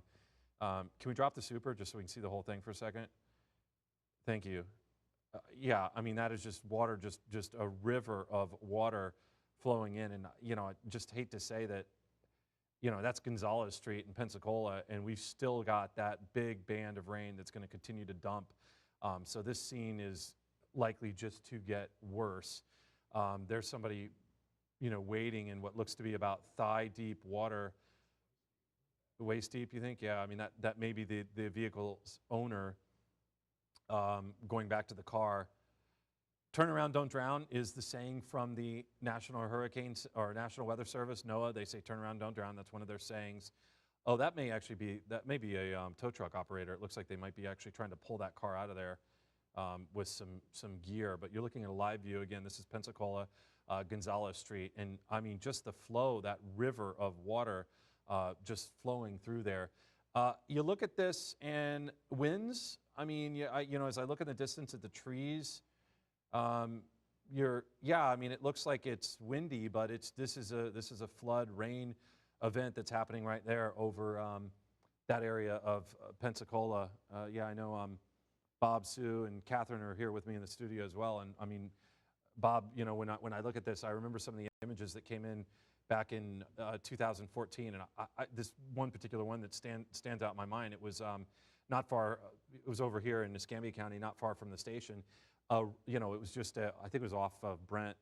Just a river and a car flowing down the street. You know, and then you looked at the aftermath of the 2014 floods, where roads were just literally washed away. So, can you bring up Bob's mic? Hang on, bring up your mic, please. Am I off or am I? No, you're on. They just need to bring you up. You're up now. Well, you know, I got to say, in South Santa Rosa County, you look at the FEMA dollars that came in after that day in April in 2014, when we saw, 20 inches of rain in less than 24 hours. A lot of stormwater drainage improvement projects, millions of dollars spent to prevent this kind of thing. You can't do it everywhere in the low-lying areas that we're seeing here. But in South Santa Rosa County, I know in my neighborhood, they spent years redoing the stormwater drain system in the Villa Venice, South Santa Rosa, and areas around that. And I got to tell you, in my neighborhood, with the rains that we were seeing, a deluge this morning, it was working marvelously. So some of those areas, and I live on the street, if you recall, one of the garages that had fallen at the time, I think it was referred to as a sinkhole. It wasn't. It was just erosion from the water running off the street and back into the canal that took a garage down with it. Live close to that. You know, that area is fine right now. You look at those streets. So a lot of money and a lot of effort and a lot of work over the past 6 years has been pumped into the area to prevent these kinds of scenes from happening. It's not going to happen everywhere, but you know, you got to do your part too. A driver going through a puddle like that, that's a risky move. If you don't know how deep it is, you don't go into it. And the problem with a scene like this is that there's a person in waist deep water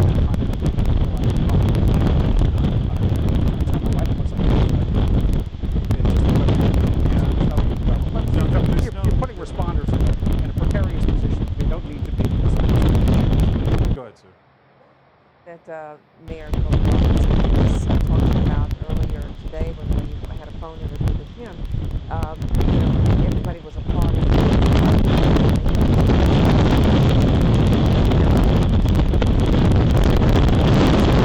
As good to go as it possibly could be. But, you know, he stressed, with this volume of water over this extended a period of time, that no matter how good the drainage, That's right. you're apt to have some problems, and you're going to see some situations like this. So, It's you know. yeah. I mean, it's too much water all at one time. I mean, you just look at it running off. We said this was Gonzales, I think. If you look in the very foreground there too, it looks like I see the train tracks. So that's probably right along Tarragona, Yeah. where Renee Right, had said she was under the under the 110. So she's right there along Tarragona. So that's going to be looking toward the west, and beyond that car is, and you go up that hill, and at the top of that hill is Palafox, and you know, just to give you kind of an idea of where that is in the Pensacola area. So yeah, that's so the one there, believe they are probably right under that I-110 overpass, kind of sheltered. So yeah, that's, you know, and that's just going to keep flowing down. It's got to go somewhere. You know, you think about Main Street in that area near the ballpark that typically floods. Does it look like that? You know. And those were some of the first areas that flooded early this morning. Right. We were seeing the flooding there, and those roads were being closed. So. You've got the usual suspects in the area, and folks in those areas know that those areas are prone to flooding like this. You know, when you go back over the years and the things we've learned, the infrastructure improvements, you know, reporting now, I understand that the hurricane force winds have not arrived here yet. Strong enough winds, though, to cause some problems. I mean, we're only talking about 510 or so. You know, that might have gone up. It's been a few minutes since I've looked, but Gulf Power customers without power. And I'm looking at friends on Facebook who've lost power sporadically here and there.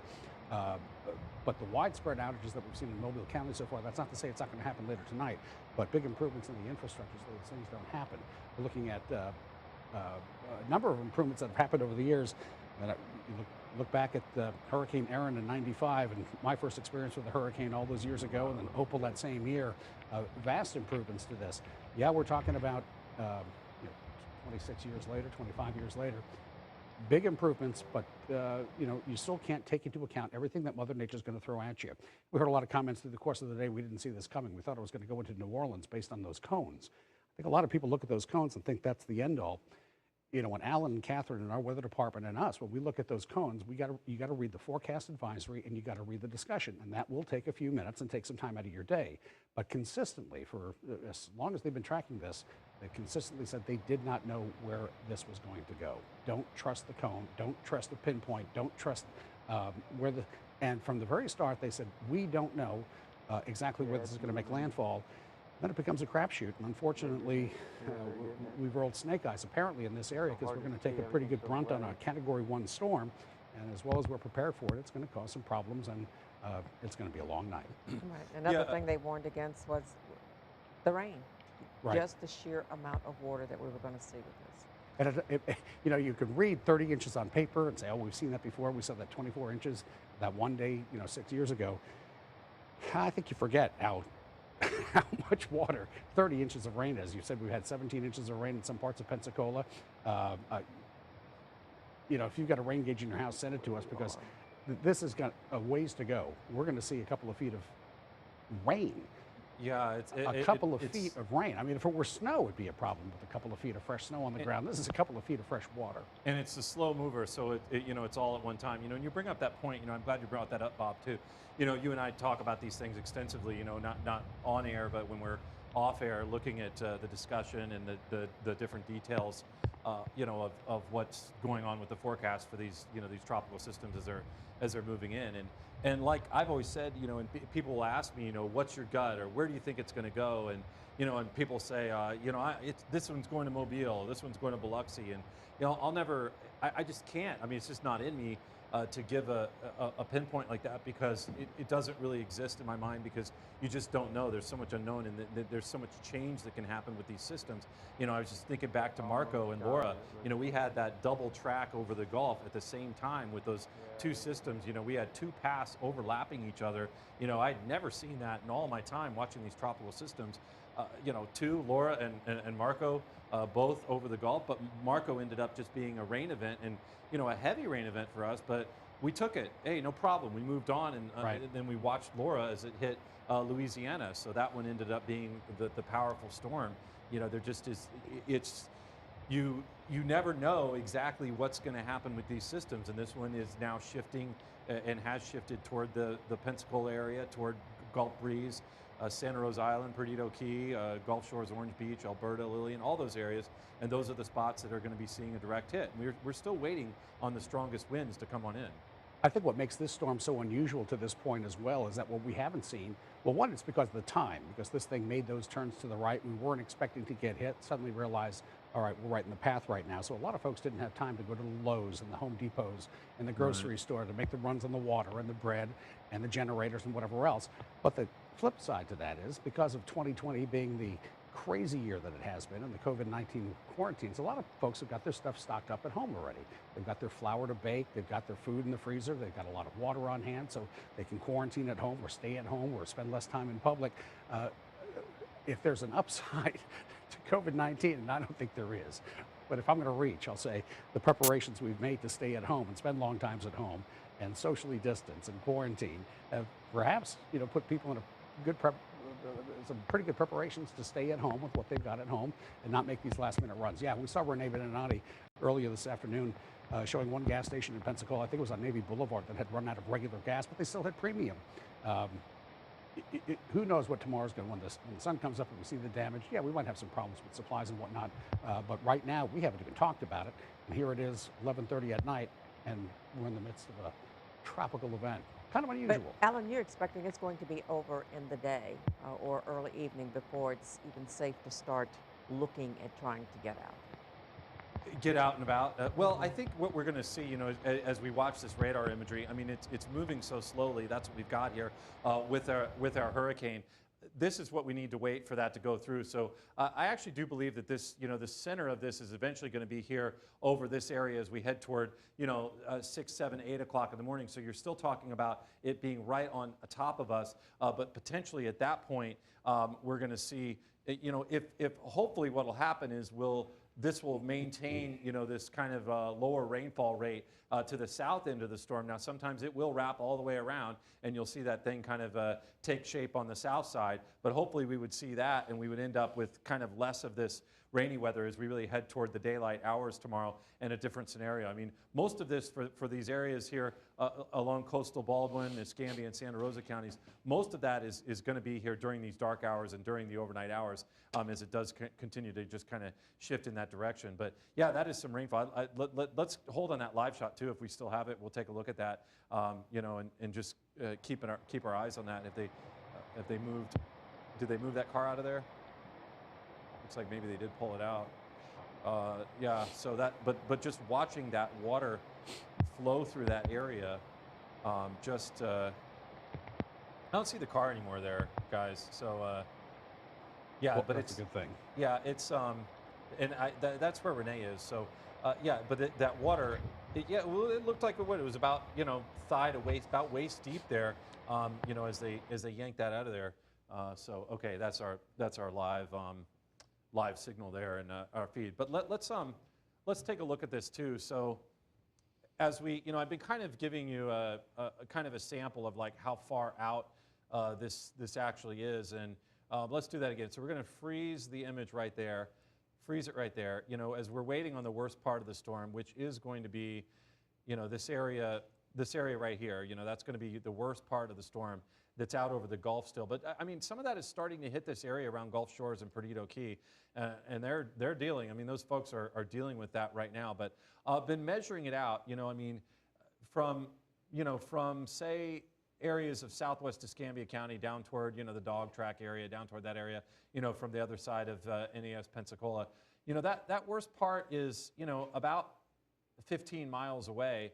You know, so that's going to be, as it's moving at 2 miles per hour, you know, that's going to be moving on shore here, you know, over the next few hours or so. And then you've got Gulf Breeze, and let's say on out toward, you know, like, you know, from Navarre, you know, this is, you know, a good 35 miles or so away from that area. So it's closing in on the area. It's just that it's going to be a slow mover that will move through basically all night long.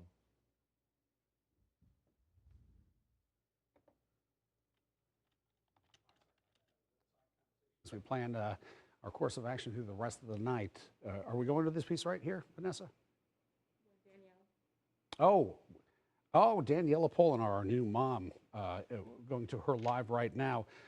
Danielle, I don't know exactly where you are or what you got, but welcome. Good morning. Or actually, it's 11:30, so good evening. Well, I'm here in Mobile, and outside there's definitely rain and wind, and it's intensifying, but it's nothing too bad, and there are places that are having a lot more severe impacts. Let's take a look at some of those videos. Now, this video from Orange Beach in Alabama shows those huge waves just slamming into that structure. Those waves are something we've seen here at our local beaches as well. And in this next video from Pensacola Beach, you can see just how that wind is pushing the rain across the road. We've had Chorus out there, and in the past hour, he said things continue to intensify over there as well. And look at this flooding. This is also in Alabama. Again, the wind and rain is certainly picking up. Now, I hope to get out here. I'm in Mobile, Alabama, and give you a look at the conditions here. Of course, I'll do it safely, so hopefully you can come back to me and we'll be able to give you a look at the rain and the wind that's coming down here. But for now, I'm reporting live, Danielle Polinar. All right, thank you, Danielle. What you got here? Garfield? We're looking at or talking about 2014 and the flood that we saw. Again, it was over. Sue's not, or mine's not? Bob, your mic's on. Can they bring up Sue's mic?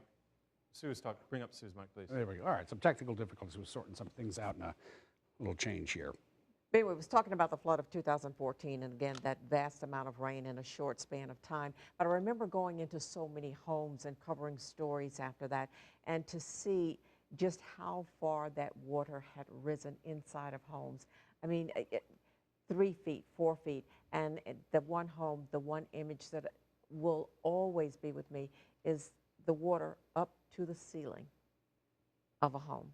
Up to the ceiling. That entire home was just literally destroyed. And you just got to hope that people have taken the necessary precautions and done what they could do with the sandbags or whatever here.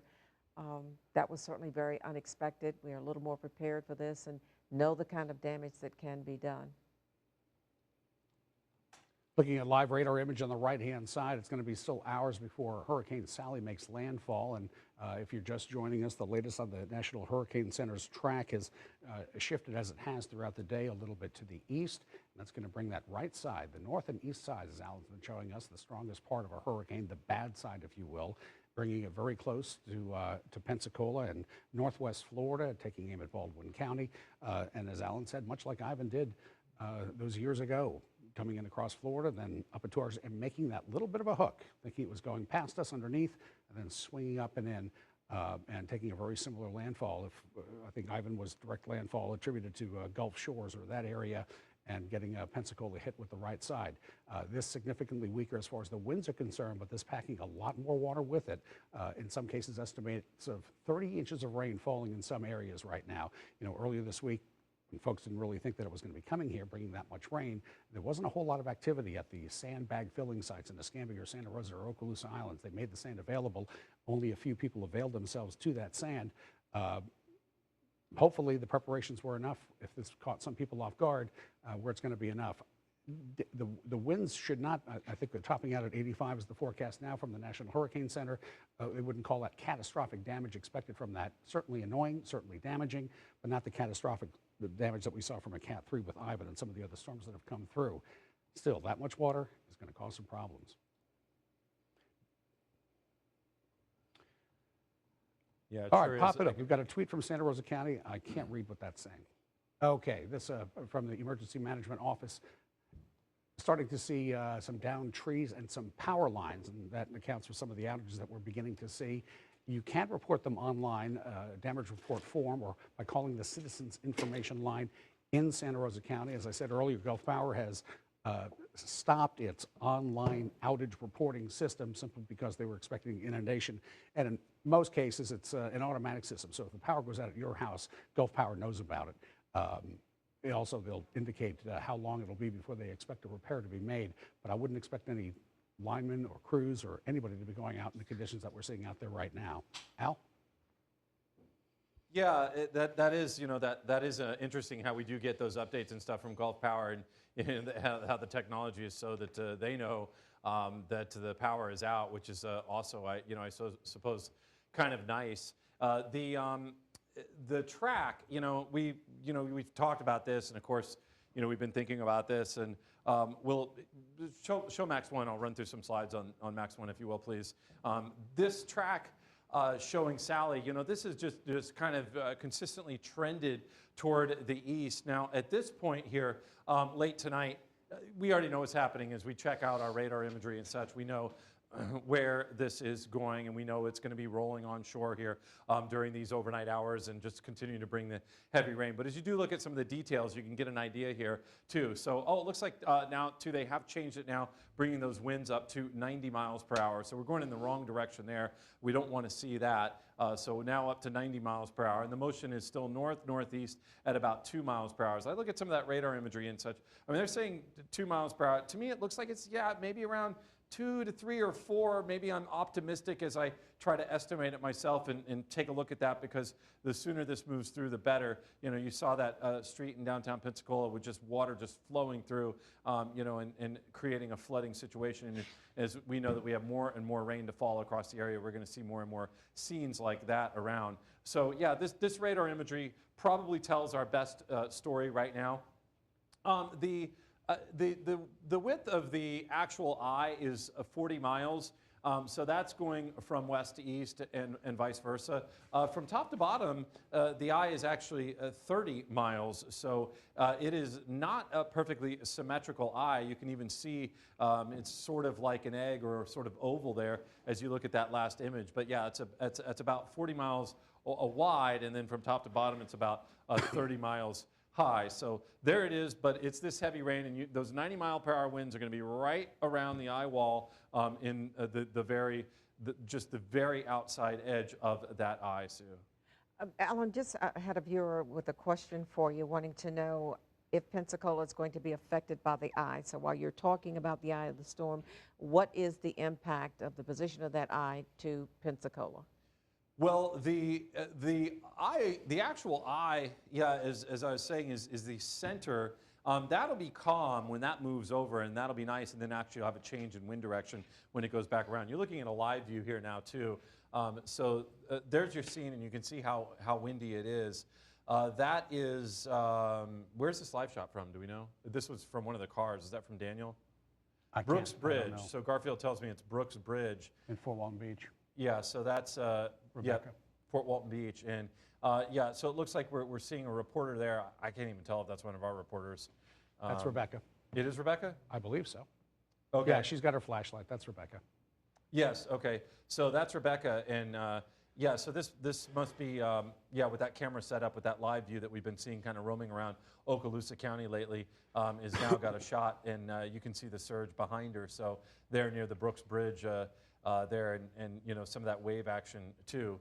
So yeah, she's out over there in Okaloosa County, where obviously they're seeing a very windy scene and a very rainy scene too. And so Rebecca's there. She looked ready. So let's hear what she has to say. Well, first, answer the question, because I don't think you veered off here. But the eye wall, as it's coming ashore, I know you said it's going to be very close to Northwest Florida, Pensacola area. And it is taking that shift to the right. And I'm looking at the models, and it's shifting a track to the northeast. We're asking you for a prediction that you don't like to do, but put it this way, it's going to come dangerously close no matter where it goes.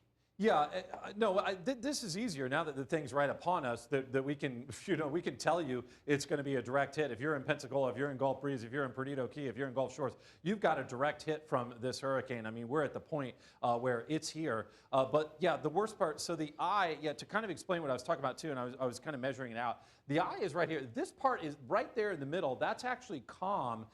This is what you don't want, is this eye wall where you see these orange and red colors, and that's where the most intense rainfall is, as well as the strongest winds. So they're saying the winds are at 90 miles per hour, maximum sustained winds. That's going to be right in this zone, right in here. That's where your 90 mile per hour winds are. So that, you know, if that's the case, that's going to be moving on shore here, you know, over the next couple of hours here to those areas around Perdido Bay, Perdido Key, southwest Escambia County, and then eventually around Santa Rosa Island, Gulf Breeze, and Pensacola. But the thing is moving so slowly, you know, at 2 miles per hour, you know, that would mean it's not really going to be bringing those winds and such for, you know, another several hours or so, but we're looking at 3 hours of radar imagery. So you can see our timestamp right here. You know, this is going from, you know, about 8:30 until around 11:30. And yeah, so was the question from Pensacola, Sue? I mean, yes. Yeah, I mean, yeah, Pensacola,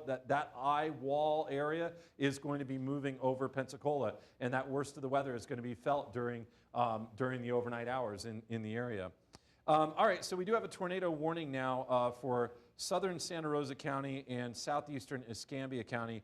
Let me display that for you on the map too and kind of see what we're talking about. So that's going to be in effect until 12:15. And this is the first tornado warning we've had for the area.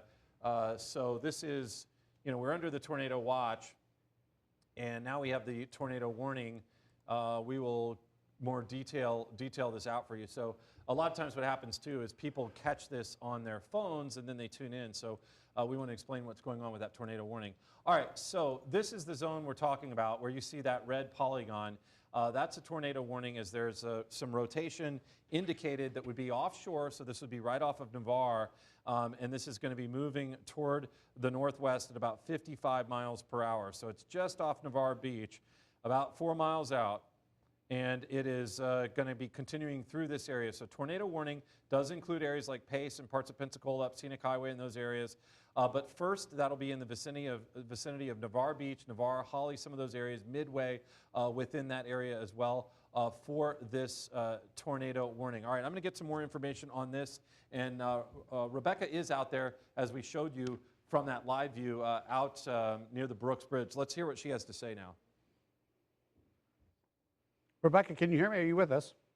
I'm here in Fort Walton Beach where since we last checked in, the wind has picked up significantly out here. We're also seeing the water start to significantly rise as well. I don't know if we're going to catch a wave coming right now, but it has been coming up pretty significantly all the way to actually where I'm standing right now. We have seen some waves come all the way up here. Now, oh, here we go. Here's one right here. Now, this is happening. Oh, yep, there we go. Here's another one. This is exactly what's happening here. We're right underneath the Brooks Bridge in Fort Walton Beach. It remains open at this hour. We'll definitely keep you updated if that changes. Now, the water from the sound just barreling in here, which could lead to some more storm surge and risks of flooding. That's what residents here are being told to brace for tonight. They're under these watches and they're being told to stay at home. Don't be on the roads. We could see some of this water in some of those low-lying areas shut some more roads down. And this is what we're going to be definitely keeping our eye on here as the rain continues and Sally gets closer. We're definitely expecting these waters to continue to come up even further to shore. Definitely some crazy conditions out here. We'll keep you updated throughout the rest of the night. I'm Rebecca Castor.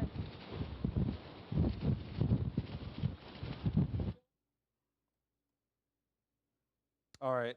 Thank you very much, Rebecca, for that report. Yeah, it looks pretty wild out there, and that's way over here. You know, that's way over here in Okaloosa County. We are going to be taking a look here at this tornado warning. This is for Santa Rosa and Escambia counties. We're going to be I'm looking at velocity data, so I'm looking for this rotation on our map right now, and we may be seeing some of it right in this area, kind of rolling toward that area around, you know, Navarre Beach, not far from there in that area, looking for the bridge. There's the bridge. That's the bridge right there in the middle of the screen from Navarre Beach over toward Navarre. So this is right in that area. This was some rotation that was reported basically offshore, and so because of that, I'm going to bring up the Eglin radar too. Let me check that out and see if we can get from the Eglin radar site. This is indicating, I mean, it's kind of hard for me to pick out right on here, but we may be looking at this zone right in here where we have a potential for some rotation in the area, and that's what the National Weather Service has detected and has determined that a tornado warning needs to be issued for that particular storm, as it is going to be moving toward the northwest at about 55 miles per hour. So that one is really moving along. Obviously at a pretty good clip there, you know, and as we look at, let's switch back to the Mobile radar, yeah, checking that out. We can also just view plane radar imagery as well, and what you're going to see is just a big storm that's rolling through that area, checking it out here on our radar imagery. So it's going to be moving through those areas, northwest at 55 miles per hour, so you really want to be in a safe place now. And I know this is going to be tough for people too. You know, you have this tornado warning here for this spot that includes Navarre and Midway, those areas around the Gulf Breeze Peninsula, you know, Escambia Bay, parts of Pensacola Bay, as well as East Bay included in that, and those neighborhoods around it, you know, and then it shifts on up toward Pace, you know, and it's moving so fast too, just kind of racing along, you know, across some of those areas. So this is expected to be near Navarre at around 11:40. We've passed that time frame.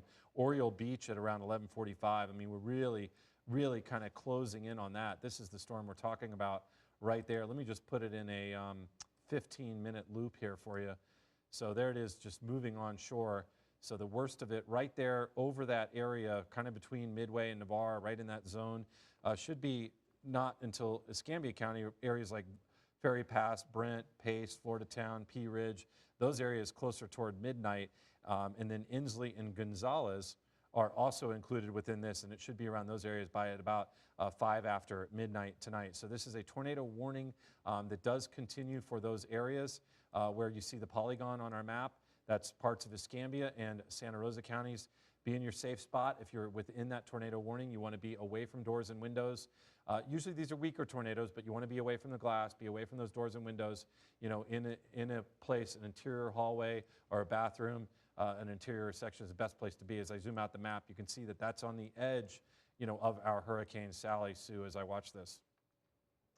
All right, thanks a lot, Alan, and of course you'll be keeping tabs on that for us. Right now we're going to go back to Renee Beninati. She's in downtown Pensacola. Renee, when last we saw you, we had a submerged car near you.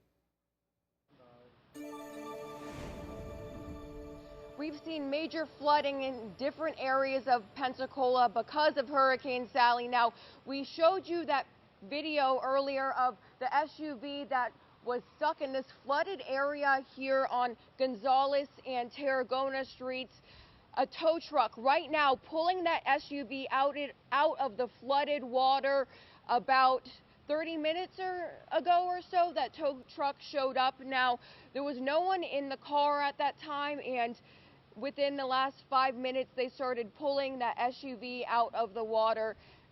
Both sections of Tarragona, wrapping around from Gonzales to the other side of this winery, you can see there's major flooding there, all because of Hurricane Sally. Now, this is one of those examples as to why we say do not go out and about during storms like this. We saw the other concerns from flooding, rain, and storm surge, and right now here in Pensacola we are seeing the effects in the means of flooding. Now, of course, if you are stuck in a situation like this, they say turn around, don't drown, but you can avoid any dangerous situation like this by hunkering down at home, riding out the storm, and not being out about in the streets as Hurricane Sally.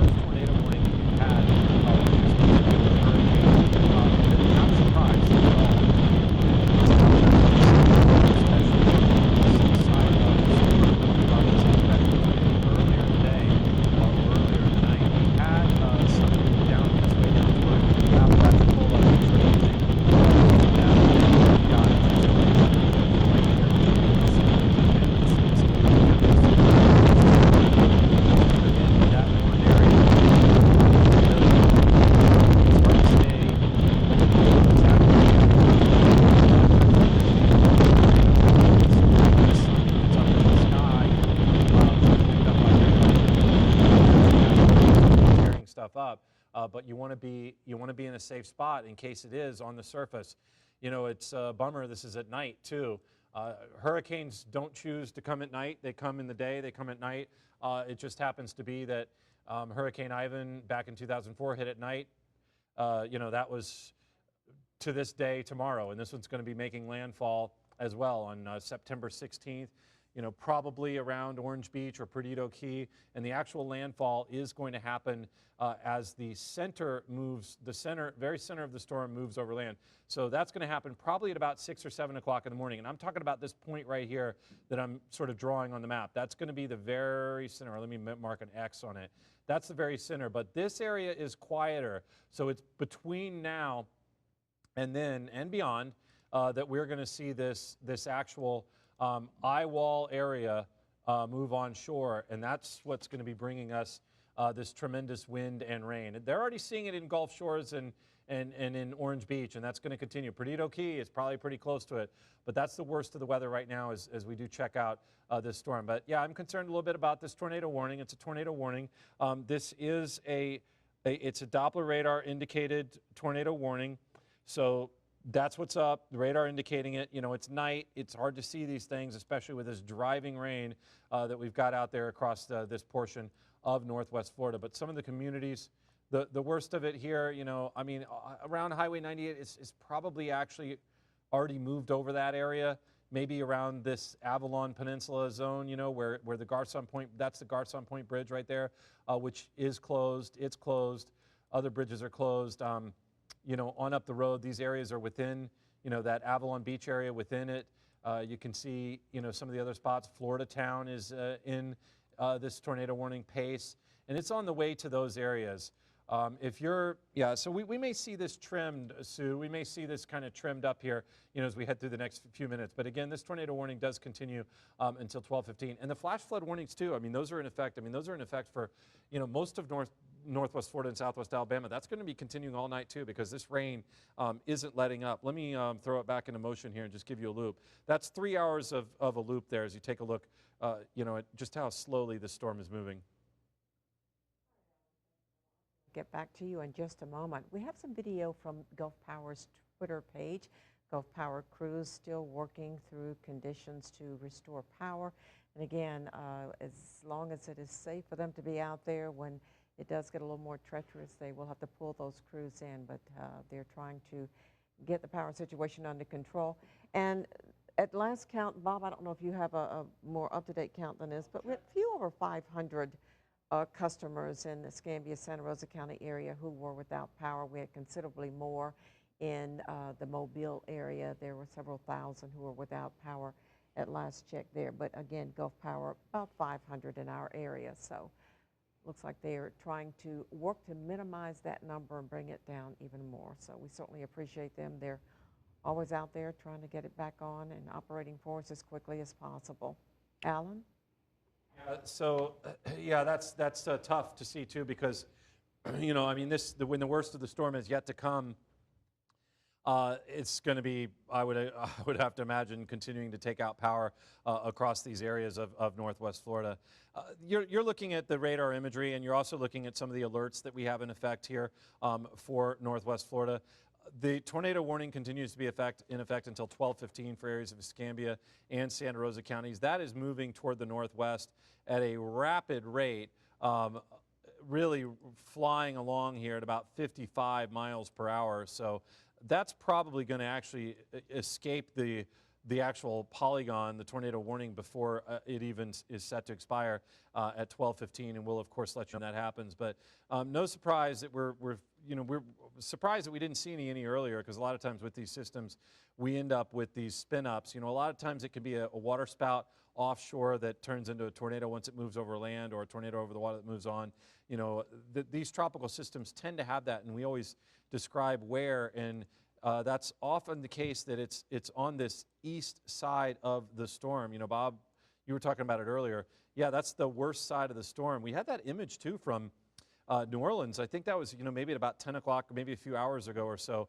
We were looking at an image out of New Orleans where it was really rough and such, and windy, and the waves were really being battered around out there. But yeah, we are on it. We are on the east side of the storm. I mean, we're going to see the worst possible part. This thing has been a Category 1, but we're going to be seeing the worst side of the storm as it slowly moves on shore here all night long, Bob. Yeah, it's been a couple of days out there just churning up the Gulf. I mean, done so enough, as we told you a little earlier, the upwelling, which is it stirs up the cold water that's at the bottom of the Gulf in the shallows and brings it up to the surface, and all that cool rain that's dumped down, maybe a foot or two of it, has brought the temperature, the sea surface temperature of the Gulf down by 2 degrees Fahrenheit, and that was half a day ago. It's probably cooler still.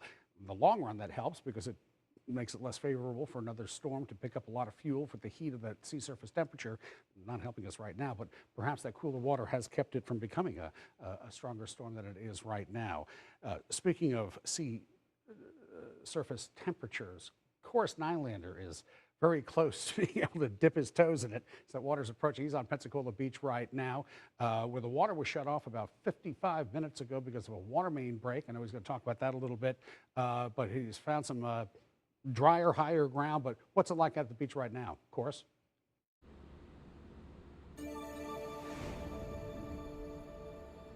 Yeah, well, we're certainly still feeling Sally's wrath out here at Pensacola Beach. I'd say the winds, at least where we are right now, it seems as if they've gotten just a little bit stronger here in the last few minutes. The rain's still relentless, and we can hear the waves crashing off in the distance. We're at safer, higher ground up here on a balcony at the Hilton of Pensacola Beach. A lot of people have actually chosen to make this pretty much a shelter for them. I've been talking with several people that have showed up here, and they some of them say they've lost power. They just started to feel a little weary and uncomfortable about the conditions as they started picking up throughout the evening, and decided to come here feeling safer in a more sturdy building such as this. Make no mistake, the wind is pretty strong. We're lucky to have a large building here off to my side that's proven to be a pretty effective shield for that wind. And we were telling you about it earlier, but I can't confirm for you now that the water and sewer services have been shut off on Santa Rosa Island and Pensacola Beach, and we're told that is due to a water main break. Just too dangerous for ECUA crews to be able to go out there, find that break, and do any of needed repairs that there may be in these types of conditions. So who knows how long that outage is going to last. Hopefully you prepared for it when I told you about it earlier, but the time now is too late. I can tell you the water is not working at this moment. But you can see just how windy the conditions are out here. I know it's dark. You can't see the waves in the distance. I know you can't see it, but I'm just looking down here off the balcony. They have a courtyard out there where they have their swimming pools.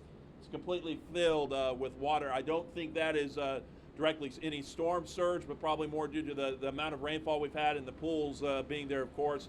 We're going to continue following the conditions for you out here from Pensacola Beach. For now, reporting live, I'm Corus Nylander.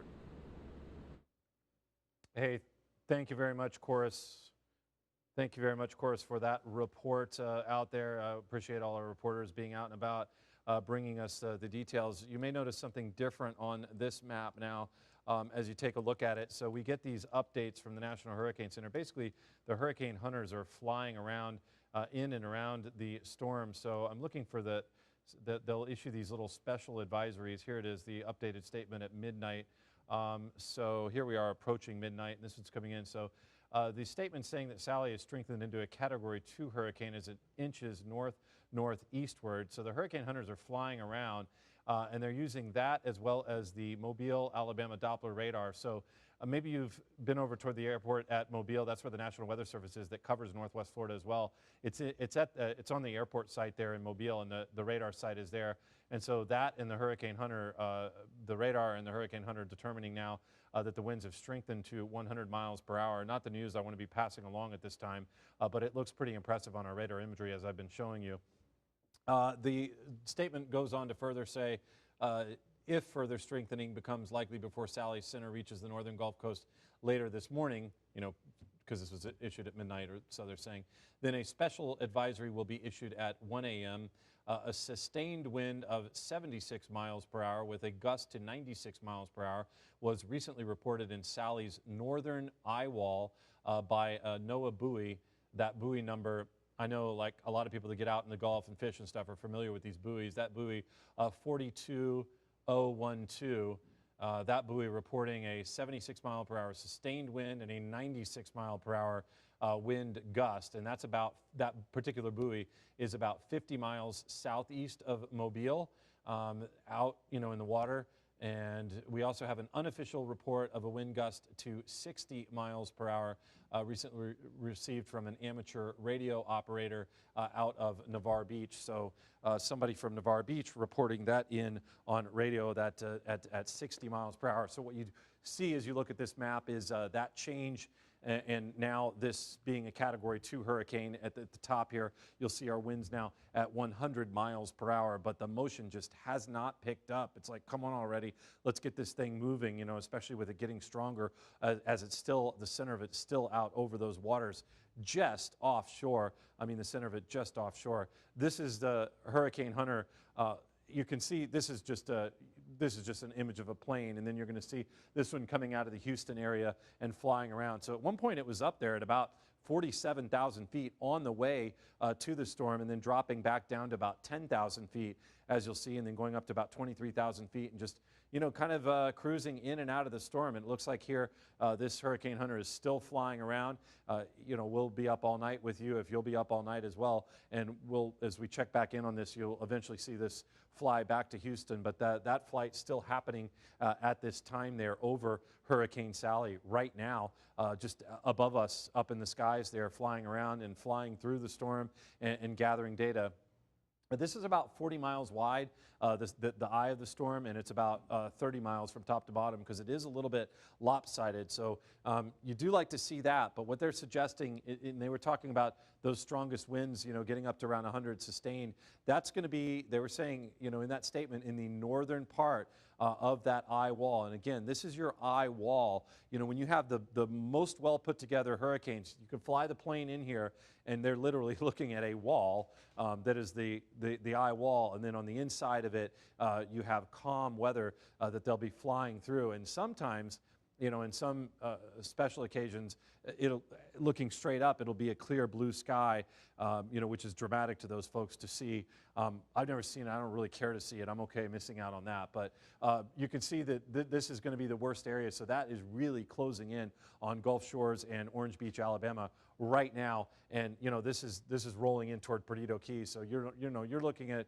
winds here potentially of being there at around, 90, 100 miles per hour for these areas of coastal Alabama as well as southwest Escambia County. So it is just shifting, and this is, this loop is going back here over about the last hour. You do see a little bit of movement, as you take a look at that, you're seeing a bit of a movement.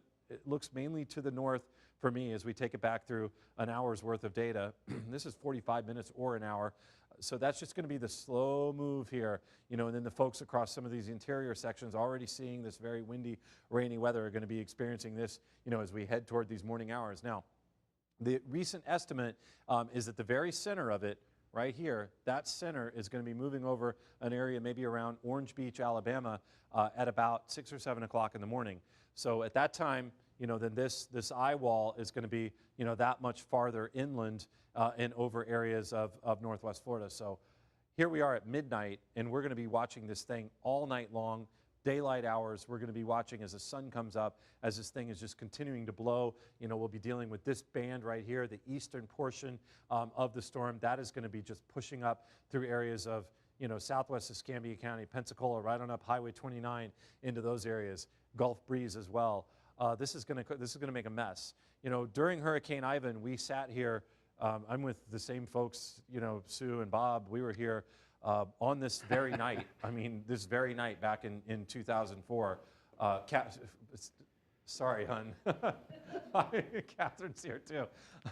You're hidden over there. I couldn't see you there for a second. Yeah, Catherine. Yes, I love you.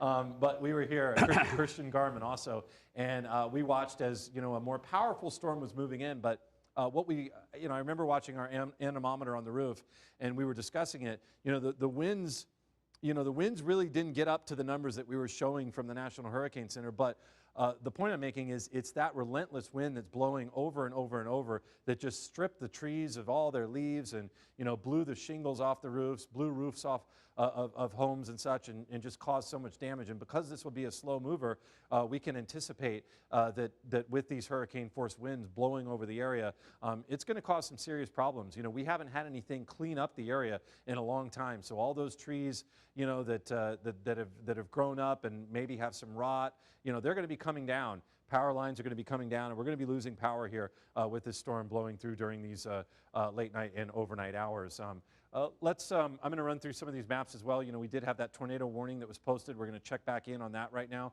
This does appear to still be in effect here, so we're just after midnight. This is going to be in effect until 12:15.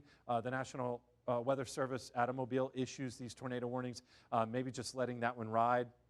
You know, as you look at this radar imagery, it just, you know, there's potentially some rotation within this area. So the worst part of that storm, you know, if you're back down here around Navarre Beach and around areas like Midway, the tornado warning's still in effect for your area, but it doesn't look like the worst part of the storm is over that part. But we're still dealing with a hurricane that's going to be moving through tonight, so hopefully you're in a good spot there. But the worst part of the storm really is going to be around these other areas that are included within the tornado warning right now. So we're talking places like Pace, you know, Cantonment, Gonzales, areas of Pensacola, like around the airport, around the Cordova area, around the Ferry Pass area of Pensacola. You know, you've got Pace in here. You know, this kind of just runs right up along the edge of Milton. So that's a tornado warning. That's probably just going to be allowed to expire at 12:15. The only one we've seen in our area for today. We'll see if we get any more tonight, as the worst part of this storm is just beginning to move onshore and do so slowly at only a few miles per hour. The other scene that you're seeing here off to the side here, if you're just joining us, that's our live view there. We're looking across Tarragona in downtown Pensacola to a flooded area. There was a car that ended up getting caught up in that.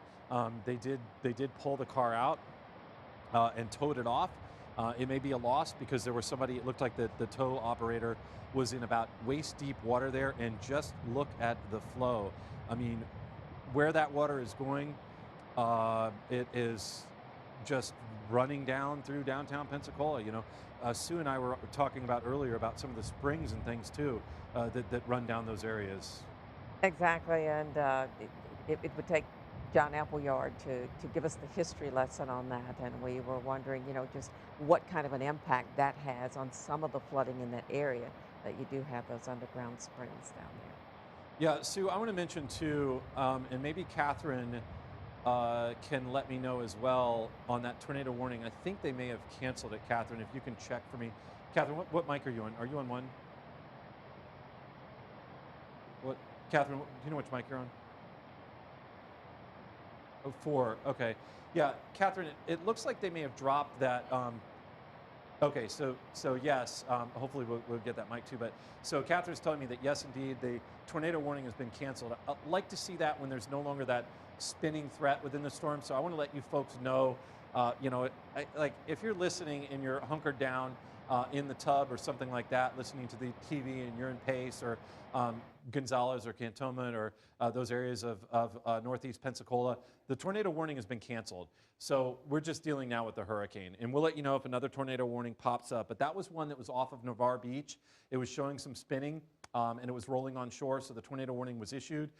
It was in effect until 12:15, but the tornado warning has been canceled. So the news too that we were delivering here at midnight, the top of the hour, was that the hurricane hunters, as well as the radar out of Mobile, determined that now the winds on Hurricane Sally are at 100 miles per hour. So that picks it back up to a Category 2 hurricane, Bob.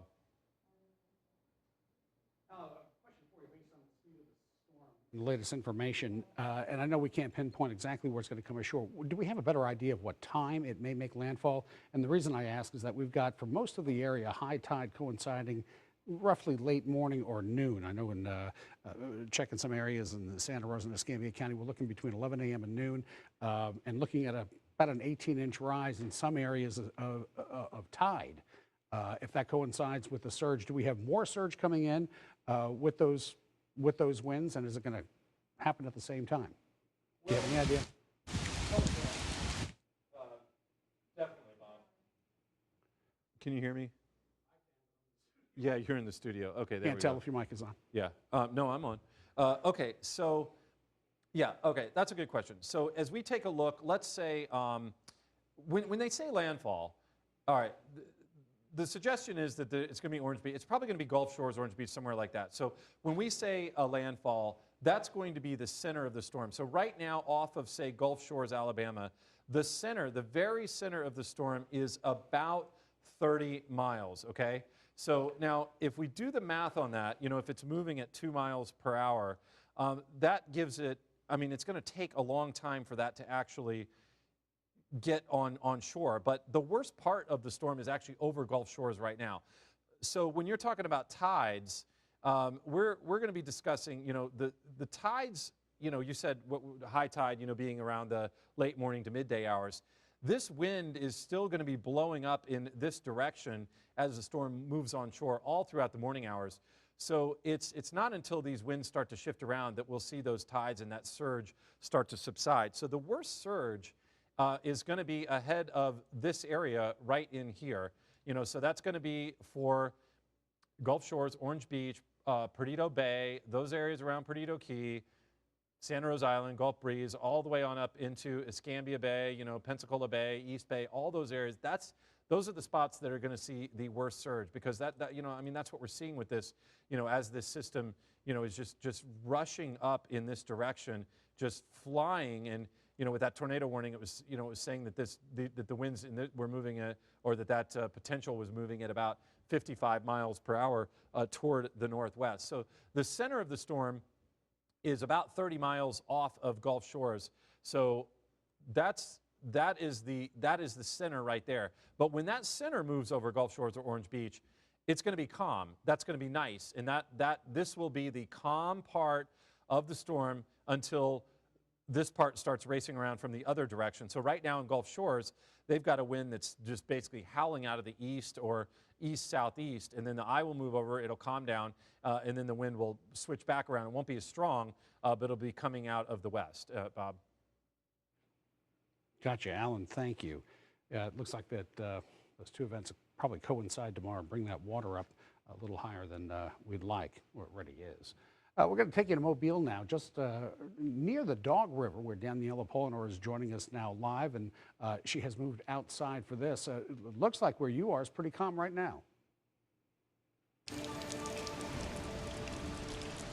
It's been really off and on here in Mobile, Alabama. I'm along the Dog River. You can see a little bit of rain, the wind coming and going in gusts. Sometimes it's really just howling through the trees, but right now it's relatively calm. Now earlier today I did come out here, I put a little rock marking where the water had come off. In the distance is the Dog River. It's a little dark so you may not be able to see it, but I was surprised that when I came out here the water is actually receded about 10 feet further back. So conditions here not too bad, especially after Hurricane Sally took that turn. Again, all we're seeing here is just this light rain right now and some pretty strong gusts of wind. Not too long ago, I did hear, I think it was a tree cracking in the back, so we're certainly gonna keep monitoring the situation out here, stay safe, and make sure we have a safe place to go in case of any danger. For now, I'm reporting live, Danielle Polonor.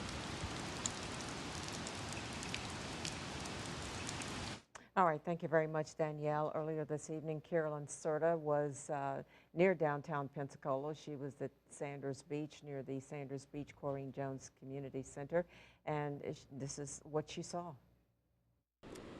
Yeah, hey guys, take a look over at the parking lot here at Sanders Beach. It has definitely gotten much worse since we last showed you guys what was going on here. You can now, well, you cannot now see to the bottom of this. This is the parking lot, and it really has we just got a huge wave come in that made it even much higher, and it went farther in.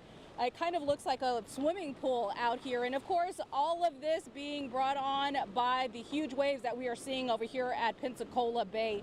We're going to try and get a little closer so that you guys can see. We are walking through a sand though right now that the waves have brought in, because again, this is not supposed to be the beach. This is the parking lot, then there's the beach, but as you can see, those waves are just crashing in. We have seen waves several feet high coming into this area. Some of the people that have come by to take a look as well, many of them, living here for a very long time, and they say this is definitely not what they're used to seeing when we have these instances.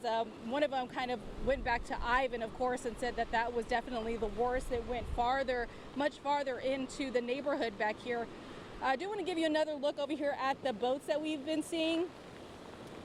Those waves crashing just much harder on them as this night has gone on. It's just gotten worse and worse, guys. And speaking with the meteorologist, of course, this is in Pensacola Bay, so that's water, as it's churning, only has so many places that it can go, and you can see what it's doing over here at Sanders Beach.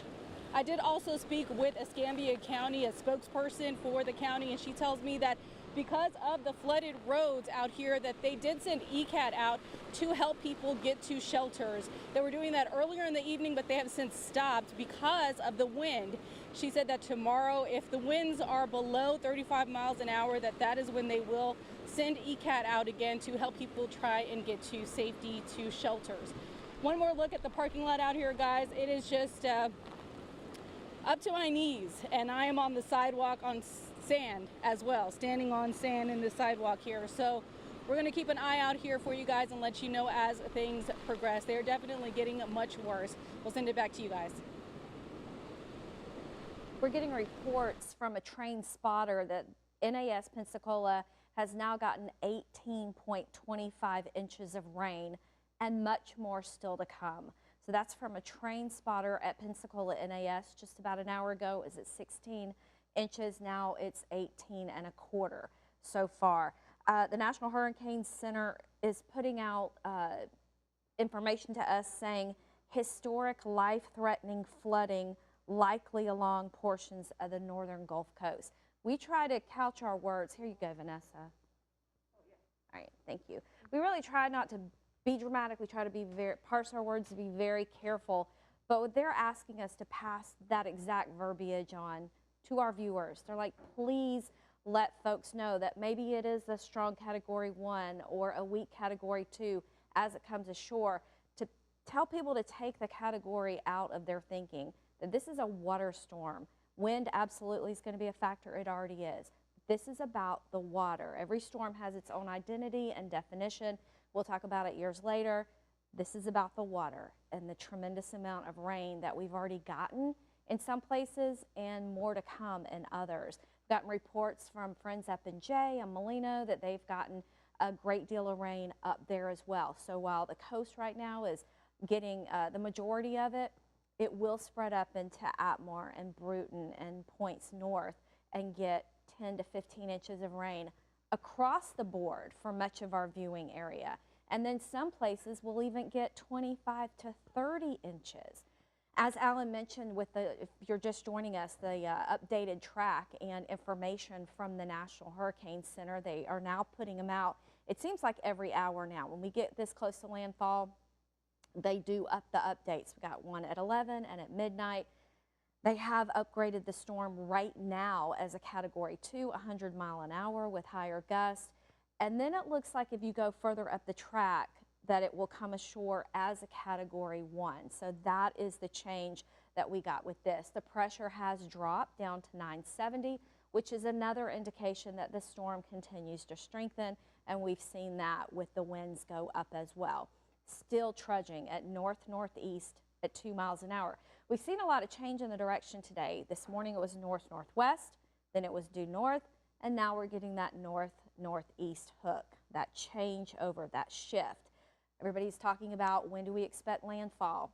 They're discussing 7 a.m.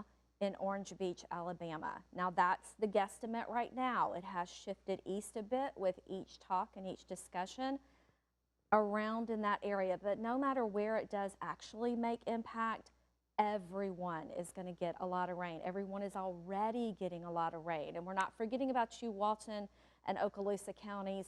A lot of rain over there, and we've seen Rebecca really fight the elements all evening into the early morning hours. Here's how things look right now. We did have that tornado warning. It did expire at 12:05. We're expecting more. When our printer goes off, we just brace ourselves because we know the tornado warnings are on their way. And oftentimes when you get that main feeder band around the eye wall, that's when they start tossing off. So we'll be watching that through the evening. Futurecast, I've been impressed with this model, especially over the last 2 days. Even on Saturday, this was holding up. Here's what we look for at 1:30 this morning, just about an hour from here. 3 a.m., not much change. 5 a.m., not much change. 7:30, same thing. Now, 10, 11, we start to see a little bit of a lift, and I'm talking 20, 30 miles in. And it is expected, once it does get inland, after 24 to 48 hours, I think it's going to be a little lower on the 24. It is expected to accelerate some. Now, that's relatively speaking with this darn storm. But this is 7 o'clock according to the Futurecast tomorrow night. So that's where we are with the Futurecast right now. It has been upgraded to a Category 2. The winds are at 100 miles an hour. Bob? Catherine, I have a question for you. If you bring up those maps, when we're looking at the satellite, and we're looking at the infrared. And if we look at the infrared and that spinning red blob, it looks like there's a center that you can see with that yellow and green that seems to be centered in Mobile Bay already. And then we go to the satellite and we see that open. See what I'm talking about right there? If you look in Mobile Bay with the other one, this one right here. Okay. If I'm to guess the center of that, I'm looking in the middle of Mobile Bay and I say, well, there's the center. It looks like it's coming ashore. And then we look at the satellite and we see that big gaping eye, as Alan's pointed out, that's considerably further south. Are we talking about the same time frame when we're looking at these images, or what's the difference there? Yeah, Bob, let me take that for you. Can I Please. bring up my mic? Yeah, let me take that for you. That particular map, that is, if I actually roll that, let me show you. This map is kind of like a three-dimensional map. So what you're seeing is basically at an angle a little bit. Yeah. So if I switch it up like this, it may look a little bit different for you.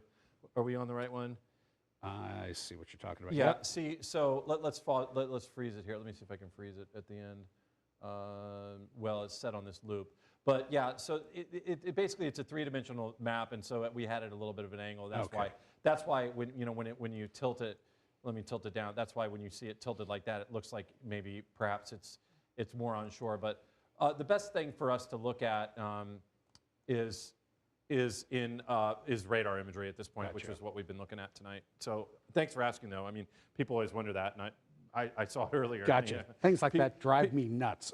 No, I know. I'm glad you asked, so I want to clear that up, too. Let me just say this, too, while we're at it, too. Sometimes people ask me about a little circle out over the Gulf, and have you and I talked about that on our maps? Not yet, no. No? Okay. Well, there's like this little anomaly, this little circle that appears over the Gulf. Switch it to the other maps, and I'll just show because I know there are a bunch of people out here that have this same question, and I want to show it to you. That's the radar image, and that's really what we could focus on. I'm going to take the radar off.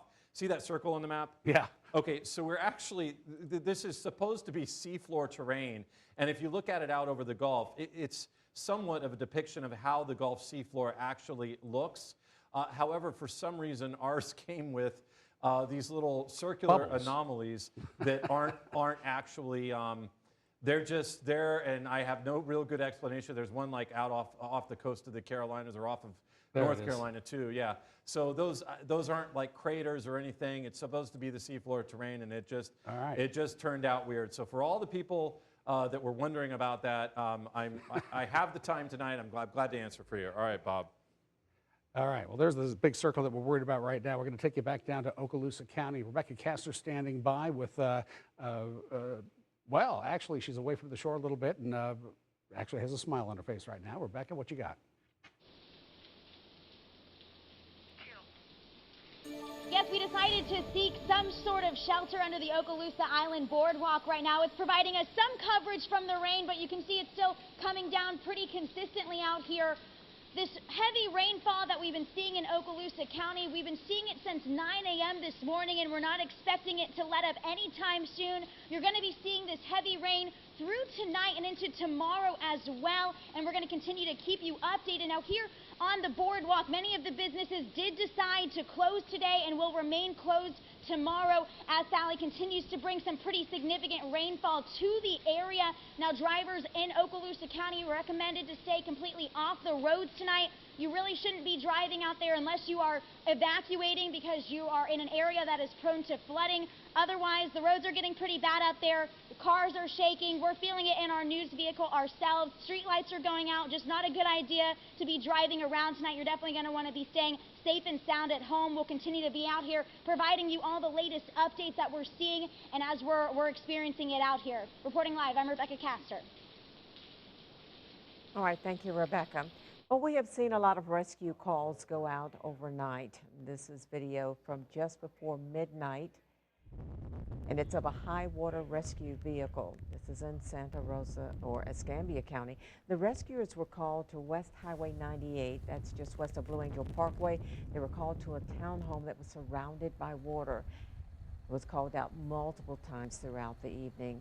In this instance, the caller was able to get out of their flooded townhome before the crew even arrived.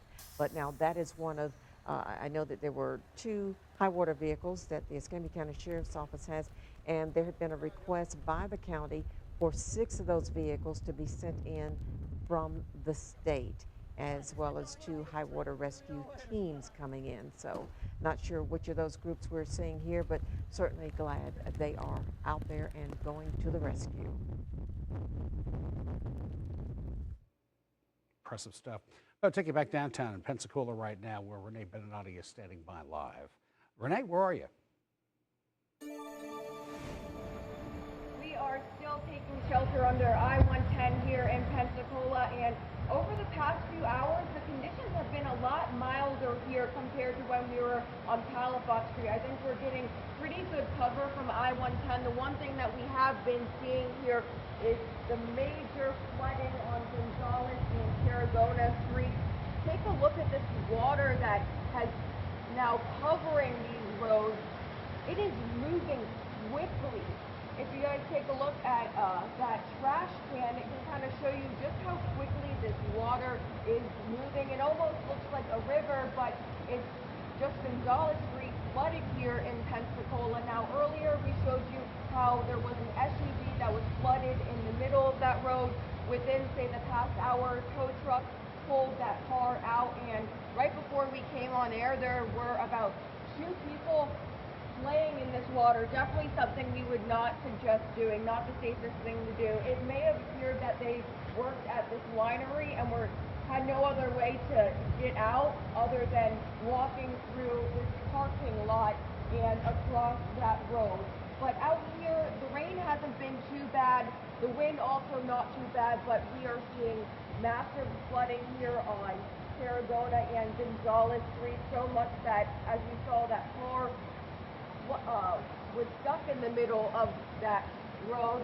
Shows the importance of why you should not be out and about right now, because many times if you're driving through the streets, it's dark out, you know, it's pretty late, people may be tired, you don't know you are in a dangerous situation like that until it is too late. Thankfully, it's not been too bad out here compared to downtown Pensacola, because that was rough. It was almost like a wind tunnel, as we said, as the wind and rain were just funneling through Palafox Street on both sides of the building. And we're still going to be out here, and you guys can check in on us in just a bit from downtown Pensacola. Back to you guys in the studio.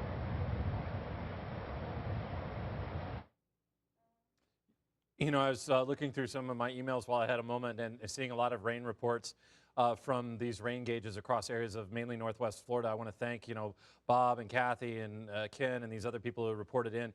Most of these coming in